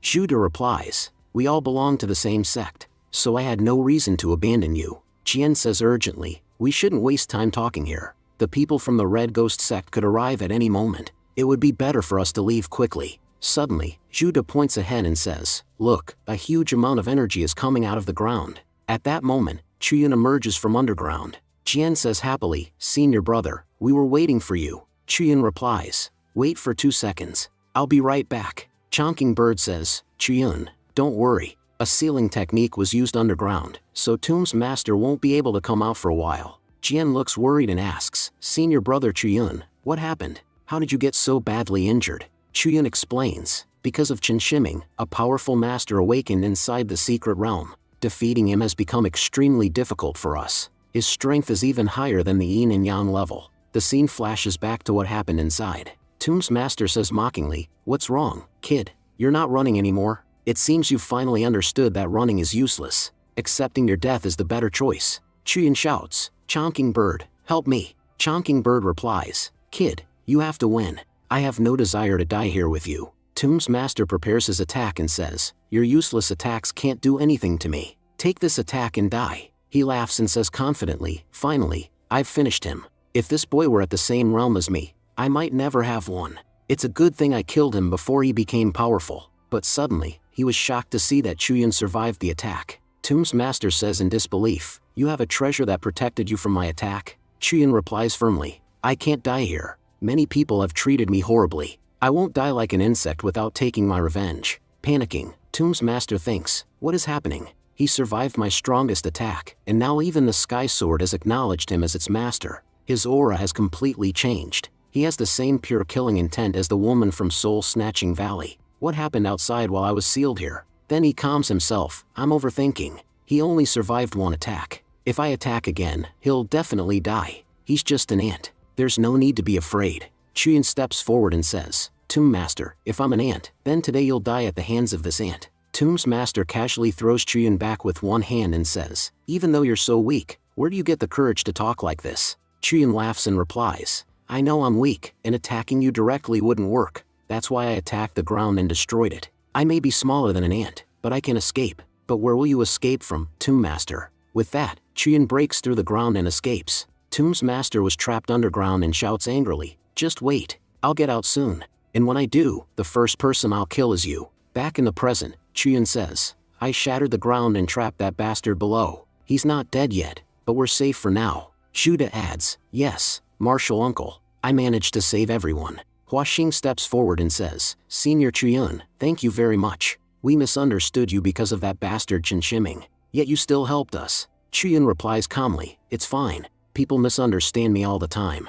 I don't care anymore. By the way, when the Red Ghost sect captured you, did you meet the other sects? Hua Xing was shocked and asks, Senior Chuyun, why are you asking that? Chuyun answers, we need to form alliances with the other sections. Hua Xing says in disbelief, form alliances? But all the other sects are our competitors. Do you really think they'll cooperate with us? Chuyun replies seriously, we're facing an extremely powerful enemy. None of us can face him alone. That's why we must join forces. Hua Xing says thoughtfully, the people from the Miaolin sect might help us. They've never bullied us along with the major sections. Chuyun thinks to himself, so the people from the Miaolin sect survived. To be honest, I thought they were all killed in Soul Snatching Valley. They still have their senior disciple, and as far as I know, her strength is exceptional. If she cooperates, it will greatly help in the battle. As he leaves, Chuyun says, I'll go look for the others. If they refuse to cooperate, that's fine. But if they agree, I'll bring them back. Zhuda, it's your responsibility to keep everyone safe. Zhuda replies confidently, don't worry, Martial Uncle. I'll take good care of everyone. The scene shifted. We are shown the senior disciple Jiafei. The man sitting in front of her says, finally, you're awake. I'm giving you a chance. Kneel before our 7-demon sect. If you do, it will be much better for you. But if you refuse, I won't hesitate even for a second before killing you. Jiafei replies coldly, never, you people are unbelievable. First you captured us, and now you're telling us to kneel and surrender. If you want to kill us, then just do it. But wait a second, how will you kill us? You don't even have the courage to kill us behind the Red Ghost sect's back. Enraged, the man in front kicks Jiafei. A member of the 7-demon sect says coldly, what did you think? That we can't do anything without the Red Ghost sect's permission? Girl, you're taking things too lightly. I admit we can't kill you, but when it comes to torture, no one does it better than us. Jiafei replies defiantly, if I ever get out of here, and tell my sect what you've done, they'll never let you go. The man laughs mockingly and says, are you dreaming about escaping? Very soon, the Red Ghost sect will sacrifice all of you, and after you die, your sect won't survive either. We'll wipe them out quickly. Just then, Chuyun appears and says, and what exactly will you gain by sacrificing us? The 7-demon sect member shouts, who's talking nonsense over there? The others gasp in shock. That's Chuyun. He's already badly injured. Why is he here? The 7-demon sect member sneers, so it's you, Chuyun. I've heard a lot about you. I must say, you're brave to walk straight into your own death. Since you're here, tell me, why did you come? Chuyun answers calmly, I came here to save everyone. The demon sect member laughs, to save everyone? Have you even thought about how you'll do that alone? Chuyun says firmly, enough talking. Let's start the fight. Preparing his attack, the demon sect member says, don't regret this. Fighting me is the biggest mistake of your life. Jiafei shouts urgently, Brother Chuyun, be careful. He's using the 71 fists, a very dangerous technique. The man charges forward and says, it's too late now. When my fists strike, people don't get back up. But Chuyun blocks the attack. The demon sect member was shocked and says, oh, you blocked my punch? Let's see if you can block the next one. He throws an even more powerful punch at Chuyun. Jiafei cries out, no, this is bad. The demon sect member scoffs, no matter how strong a Yunhai realm cultivator becomes, he's still just Yunhai realm. I don't understand why the Red Ghost sect is afraid of you. There's nothing special about you. Chuyun smirks and replies, before talking nonsense, you should check whether your punch actually worked. That punch was so weak, it felt like someone tickled me. Before killing you, let me give you some advice. Never be careless during a fight. Your enemy can kill you at any moment. With that, Chuyun strikes and kills him in a single attack. Chuyun says calmly, the problem is solved. I'll free you all right now. But Jiafei quickly warns him, Brother Chuyun, it's not over yet. That man has a revival technique. I killed him before, but he revived using that technique. Suddenly, Chuyun sees the member of the 7-demon sect escaping. Running outside, the man shouts, everyone, come quickly. Chuyun has arrived to attack us. That bastard dared to invade our territory. Kill him. But as he steps outside, he freezes in shock. All the members of his sect are already dead, killed by Chuyun. Chuyun looks at him and says, what's wrong? Why did you go quiet? Scream. I was enjoying the noise. The man drops to his knees and begs, Brother Chuyun, please don't kill me. Chuyun replies coldly, if you were useful to me, I might spare you. But if you're useless, why should I? The 7-demon sect member hurriedly says, you're hiding from the Red Ghost sect, right? I know everything about their plan, why they came here. Chuyun says impatiently, speak quickly. The man explains, the Red Ghost Sect's main force is hiding in the heart of the spirit realm. I don't know exactly what they're searching for, but it's something connected to the Jin Huang Hall. There are many powerful elders there, stronger than Myriad Realm. Chuyin thinks to himself, I already knew this. Then he asks, do you know anything else? Anything useful? Terrified, the man replies, that's all I know. Please spare me. If you let me go, I can help you. Chuyin kills him instantly and says, I don't need help. People like you betray others too easily. Traitors have no place on my team. Turning back, Chuyin says to the captives, what's wrong? I saved all of you, yet you're staring at me like that. They reply nervously, Chuyun, you're terrifying. He surrendered to you, and you still killed him. Chuyun answers firmly, that's the fate of traitors. Betrayal runs in their blood. If I gave them a chance, I'd be digging my own grave. One of them says, then why did you spare us? If you're killing everyone, kill us too. Another girl cries and says, Brother Chuyun, together with my senior brother, I hunted you and that female ghost. We treated you terribly, yet you spared me. Why didn't you kill me? After everything we did to you, why are you still helping everyone? If that's the case, then kill us too. Jiafei says firmly, Sister Kong, calm down. And all of you, listen to me carefully. There's a limit to ingratitude, and you crossed that limit a long time ago. Brother Chuyun is a righteous cultivator. He does not walk the demonic path. Out of humanity, he saved everyone's life here. And now you're questioning him, as if he were some evil person. Another man speaks up, but how can we trust Chuyun? He betrayed Lu Yun, and because of him, many people died. Jiafei responds angrily, you're talking as if no one ever died before Brother Chuyun appeared. There have been many competitions in the past, and countless people died in those competitions, long before Brother Chuyun was ever involved. So tell me, whose fault were those deaths? As for his personal grudge with the Luyan sect, that's his private matter. What does that have to do with the rest of the sects? I'll say this one last time, calm your minds and think carefully about who your real enemy is, and who your real ally is. Chuyun says, Jiafei, thank you for speaking up for me. Jiafei replies, Brother Chuyun, you've done so much for us. At the very least, I can say a few words for you. I do have a request, though. I know I'm asking for a lot, but will you hear me out? Chuyun nods. Go ahead. Jiafei asks, can you please help the Vajra sect? Scene shifted. We see Tum's master emerge from underground. Tum master growls, those human cultivators invaded my home and tormented me. Now I'm finally free. If any of them fall into my hands, none of them will survive.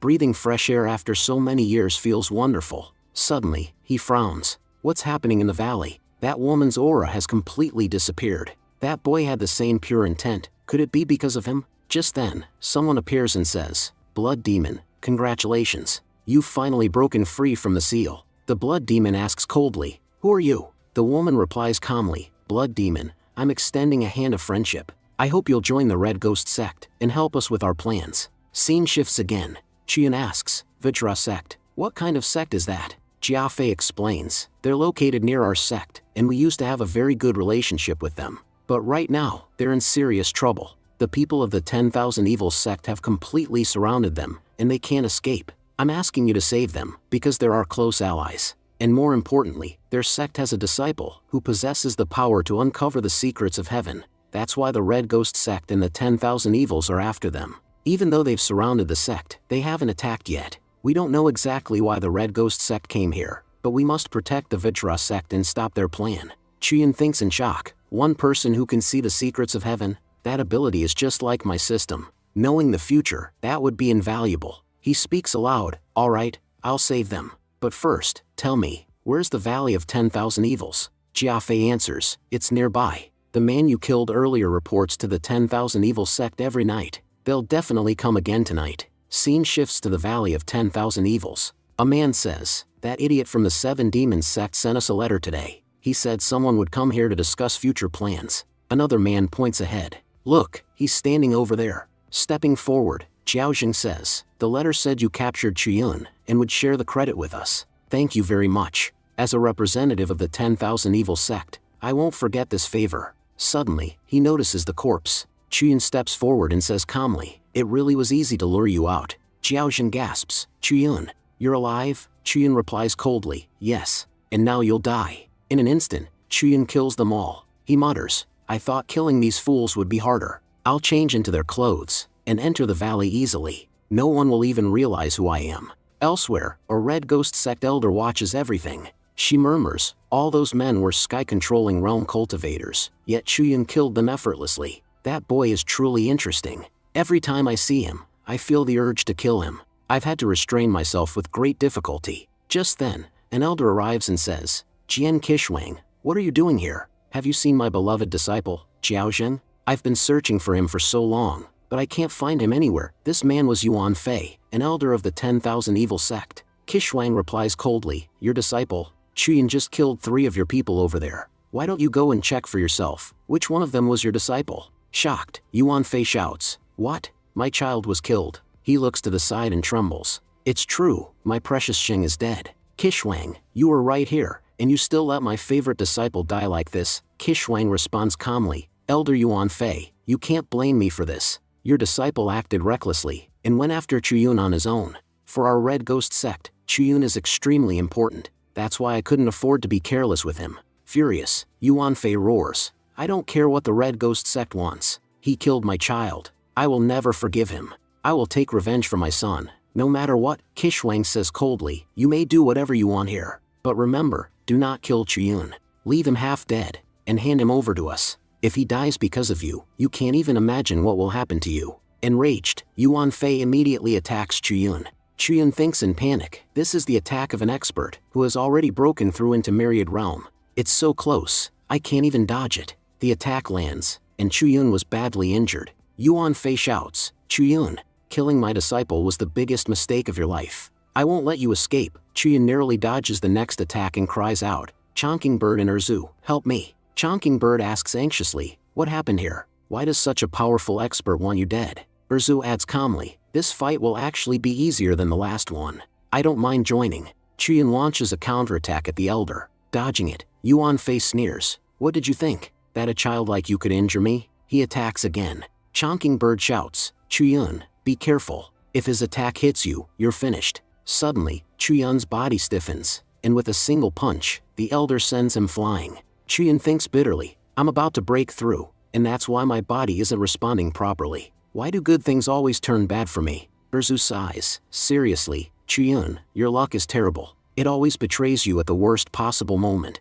Chonkingbird says urgently, but we still have one chance. His cultivation is unstable. It hasn't been long since he broke through. If we use the god-slaying weapon against him now, we might be able to drive him away. Advancing forward, Yuan Fei roars, with this attack, I'll crush every bone in your body. I'll make you feel the same pain my disciple felt because of you. Chuyun shouts as he attacks back, my life isn't so cheap that a bastard like you can just kill me and walk away. Shocked, Yuan Fei thinks, where did this child get such a powerful weapon? Just the pressure of his attack is making my entire body tremble. If I take this attack head-on, I'll be seriously injured. But if I dodge an attack from a junior, what will people think of me? I have no choice. I must block it. A massive explosion follows. Both Chuyun and the elder were severely injured. Just then, Qishuang appears and says coldly, so this was your trump card, Chuyun. Now I understand how you destroyed Soul Snatching Valley. Our Red Ghost sect has been working on a single plan for thousands of years, and I won't let you ruin everything. You must die here. She launches a deadly attack toward Chuyun. Chuyun thinks desperately, I don't have enough strength left to defend myself. At that moment, someone suddenly appears to save him. Shocked, Jian Qishuang said, who has come now? At that moment, a monk stepped forward and said, Benefactor, he is very important to us. Please don't kill him. If you kill him here, the future will be ruined. Evil will win, and goodness will lose. That's why you should spare him. Hearing this, Jian Qishuang said in disbelief, what? A mere monk stopped my attack? Judging by your appearance, you belong to the Vajra sect. But as far as I know, the Vajra sect has nothing to do with Ichuyun. You two shouldn't even have met before. So how do you know Ichuyun?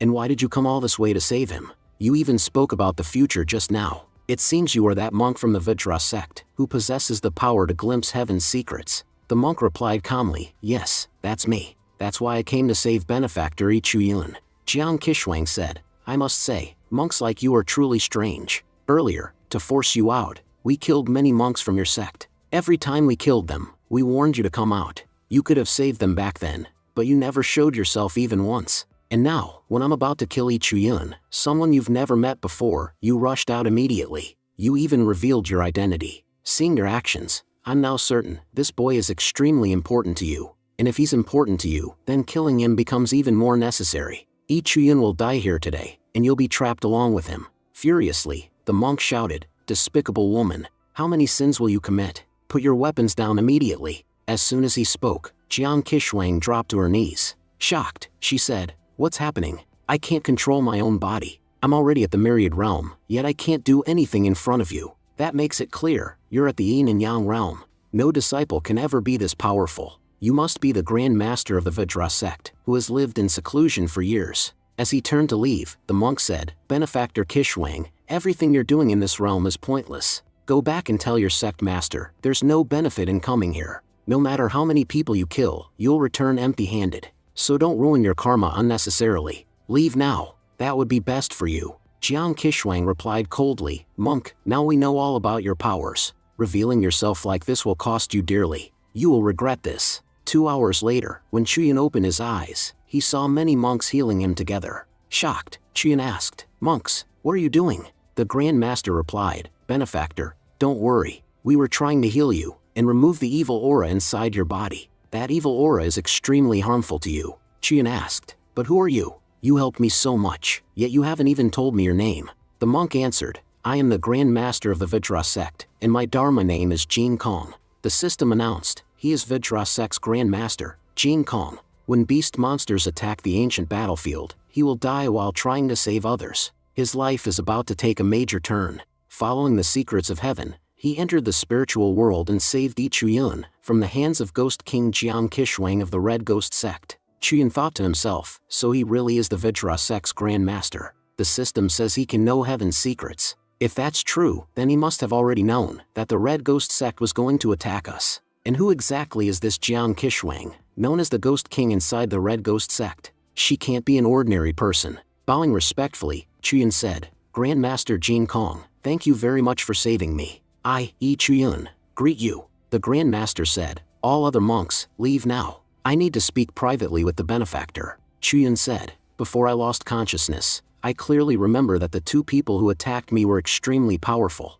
Both of them were at the myriad realm." Jin Kong replied, "Yes, you are absolutely right." Chuyun asked, "Then how did you save me from such powerful cultivators?" Jin Kong answered calmly, "I was able to save you, because I am stronger than them." Chuyun said in admiration, "Grand Master, you are truly incredible. I've never seen such a powerful fighter before. By the way, this spiritual world is under the control of the Red Ghost sect. So how are you able to enter this world, when even our elders couldn't?" The Grand Master said, "Benefactor, your questions alone prove how intelligent you are. You are absolutely right. The Red Ghost sect has sealed the spiritual world, and because of that, no elder can enter it at the moment. I enter this place together with you. I take the identity of a disciple and suppressed my cultivation, so that I could enter the secret realm. You should know that because I entered, the secret realm's barrier weakened significantly. After that, you arrived here carrying an extremely powerful divine bow. Because of these 2 factors, the barrier weakened so much that the Red Ghost sect was able to enter without difficulty.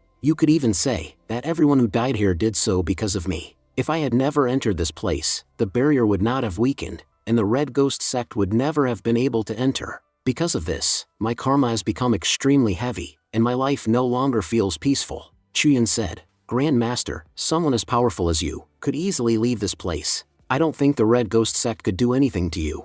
Even so, you are hiding here in this valley with your people. I don't understand why. If you wanted, you could safely take everyone out of here, yet you chose to stay. Was there some reason for entering this world that you haven't revealed yet?" Jin Kong replied, "Yes, there was a very important reason for entering this place. You should know that heaven holds countless secrets, and if you possess the ability to perceive heaven, then you must also help fulfill heaven's intentions." Chuyun asked, "Then please tell me, what was the reason that made you enter here, even knowing that your presence would weaken the barrier and cause so many people to die?" The Grand Master said solemnly, "Yes, the reason is enormous. I entered this place because of you." Shocked, Chuyun said, "Because of me?" Grand Master Jin Kong continued, "Before understanding the reason, you must first understand how heaven works. Heaven, fate, and karma are all deeply connected. Your karma determines your fate, and heaven decides what that fate will be. The good and evil deeds we commit follow us like shadows. Heaven sees everything. Heaven knows everything.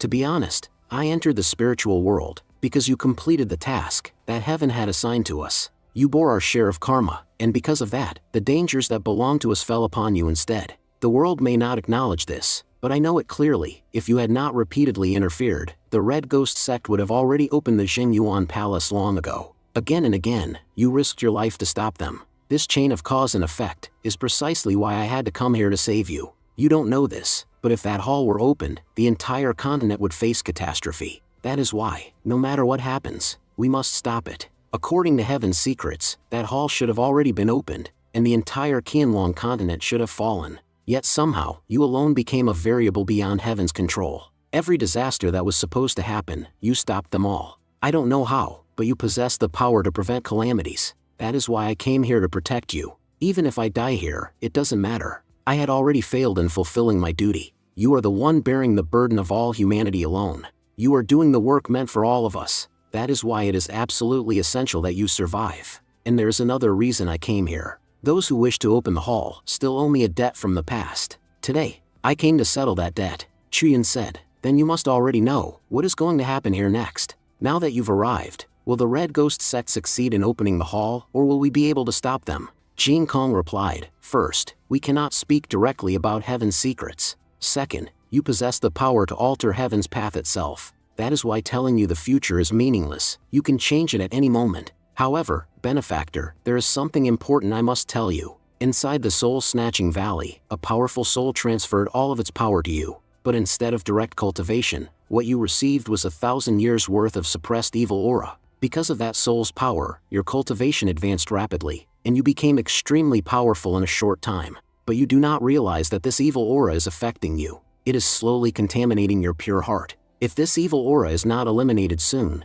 it is possible that the very person trying to stop disaster will become the next Zhao Pingtian. That evil aura was what destroyed him in the future, and now it resides within you. That is why it is absolutely crucial to remove it from your body. Shocked, Chuyin said, if that evil aura remains inside me, will I really become the next Zhao Pingtian? At that moment, Chuyin recalled Zhao Pingtian's ending, how he strayed from the righteous path, and became a demonic cultivator consumed by darkness. Everything that happened to Pingtian occurred because he absorbed that soul and failed to suppress its evil power. Grandmaster Jin Kong said calmly, benefactor, there is no need to panic. While you were unconscious, my disciples didn't just heal you, they also removed a large portion of the evil aura within you. You could say that nearly half of it has already been eliminated. From today onward, you must be extremely careful. During cultivation, you must suppress this aura. If you refine it properly, your cultivation will improve rapidly, and your heart will remain pure. Chuyin said, Grandmaster, thank you so much for helping me.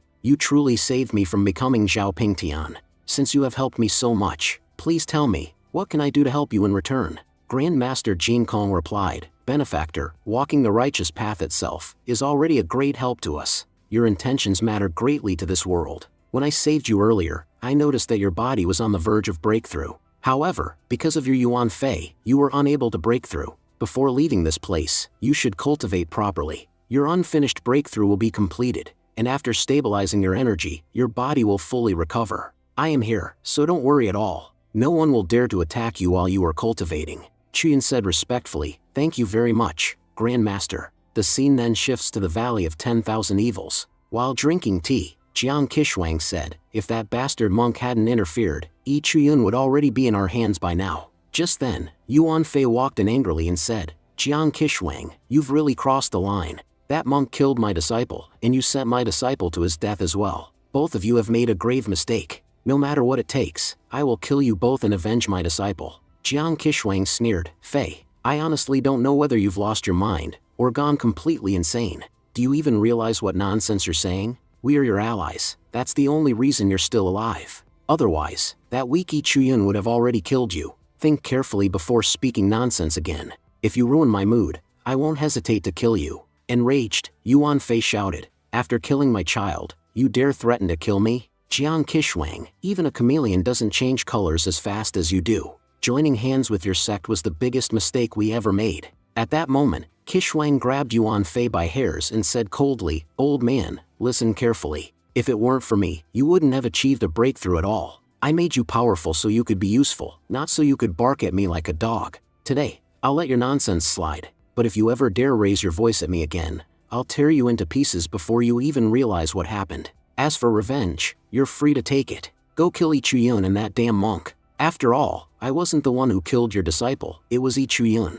If you have the courage, go and kill them. The scene shifts again to Chuyun, who was cultivating. The evil aura completely surrounds him, whispering temptations into his mind. Kill everyone in front of you. If you kill them all, there will be no competition left. Chuyun, you must eliminate them all. At that moment, Jin Kong arrived and said calmly, Benefactor, this evil aura is leading you down the wrong path. It is urging you to seek revenge. But the truth is, you can take revenge anytime. There is no need to rush. And after defeating the Luyan sect, what will you do next? Have you ever thought about that? Chuyun replied slowly, What will I do after defeating the Luyan sect? I've never really thought about it. Jin Kong said, Your karma determines your fate, and from what I can see, you were born to do good. If someone as good as you strays onto the wrong path, nothing will be able to stop your destruction. Right now, the most urgent matter is stopping the Red Ghost sect from committing further evil. This is not the right time to think about revenge. If we manage to stop the Red Ghost sect, we can save the entire world from disaster.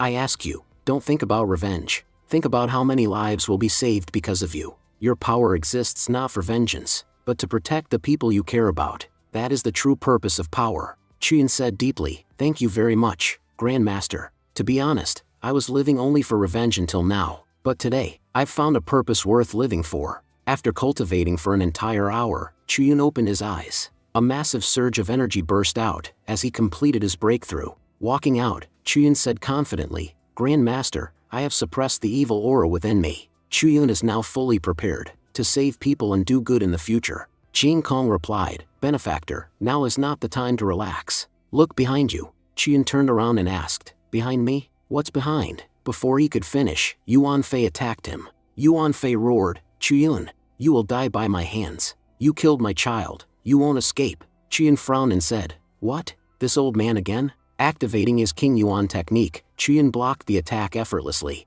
Jin Kong thought to himself, this child has already mastered the King Yuan sword technique, and he has perfected them completely. Junior brother, you truly chose the right person. He is the perfect successor for your technique. Snarling angrily, Yuan Fei said, You damn bastard. Last time, you defeated me by using an artifact. That's why this time I came fully prepared. I've brought my own powerful artifact with me, just to show you what happens when a truly powerful cultivator attacks with a top-tier artifact. You insects won't even know what hit you. This time, even that powerful weapon of yours won't be able to save you, because I won't give you any chance to use it. Just then, Grandmaster Jin Kong stepped in front of Chuyun. Jin Kong said calmly, Benefactor, stay behind me. He then took out a set of glowing beads, which instantly bound Yuan Fei completely. Shocked, Yuan Fei shouted, What is this thing? Why can't I use my power anymore? It feels like my cultivation has been completely suppressed. Damn bald monk, let me go. How dare you interfere in my fight with him?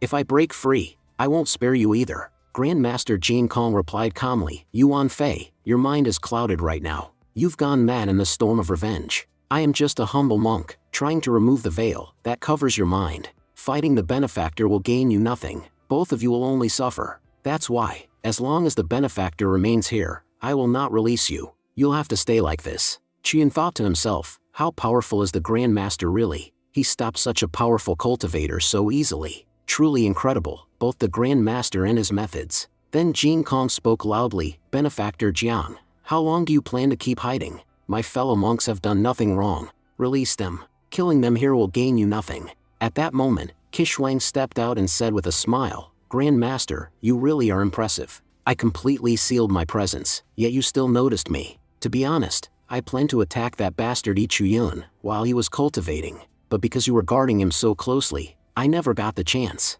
You never took your attention off him for even a moment. That's why now, I have no choice but to target your disciples instead. Today, I'll finally find out whom you truly care about more, an outsider or your own children. Let's see which one you choose to save. Chuyun immediately said, Grandmaster, this is all my fault. You got involved because of me. You've already helped me more than enough. Please don't help me, save the children instead. I'll handle myself. Grandmaster Jin Kong replied firmly, Benefactor Jiang, before you do anything, please listen to me once. I am a monk who has never taken a life in my entire existence. I have always given everyone a chance to learn from their mistakes. 8 centuries ago, your sect leader Dui Mui attacked me. She was defeated so badly that she had to spend many years in seclusion. 5 centuries ago, 2 extremely powerful ghost kings, sent by your sect, also attacked me. I did not kill them either. I spared them so they could learn from their mistakes and return to the path of righteousness. For centuries ago, Dui Mui attacked me again,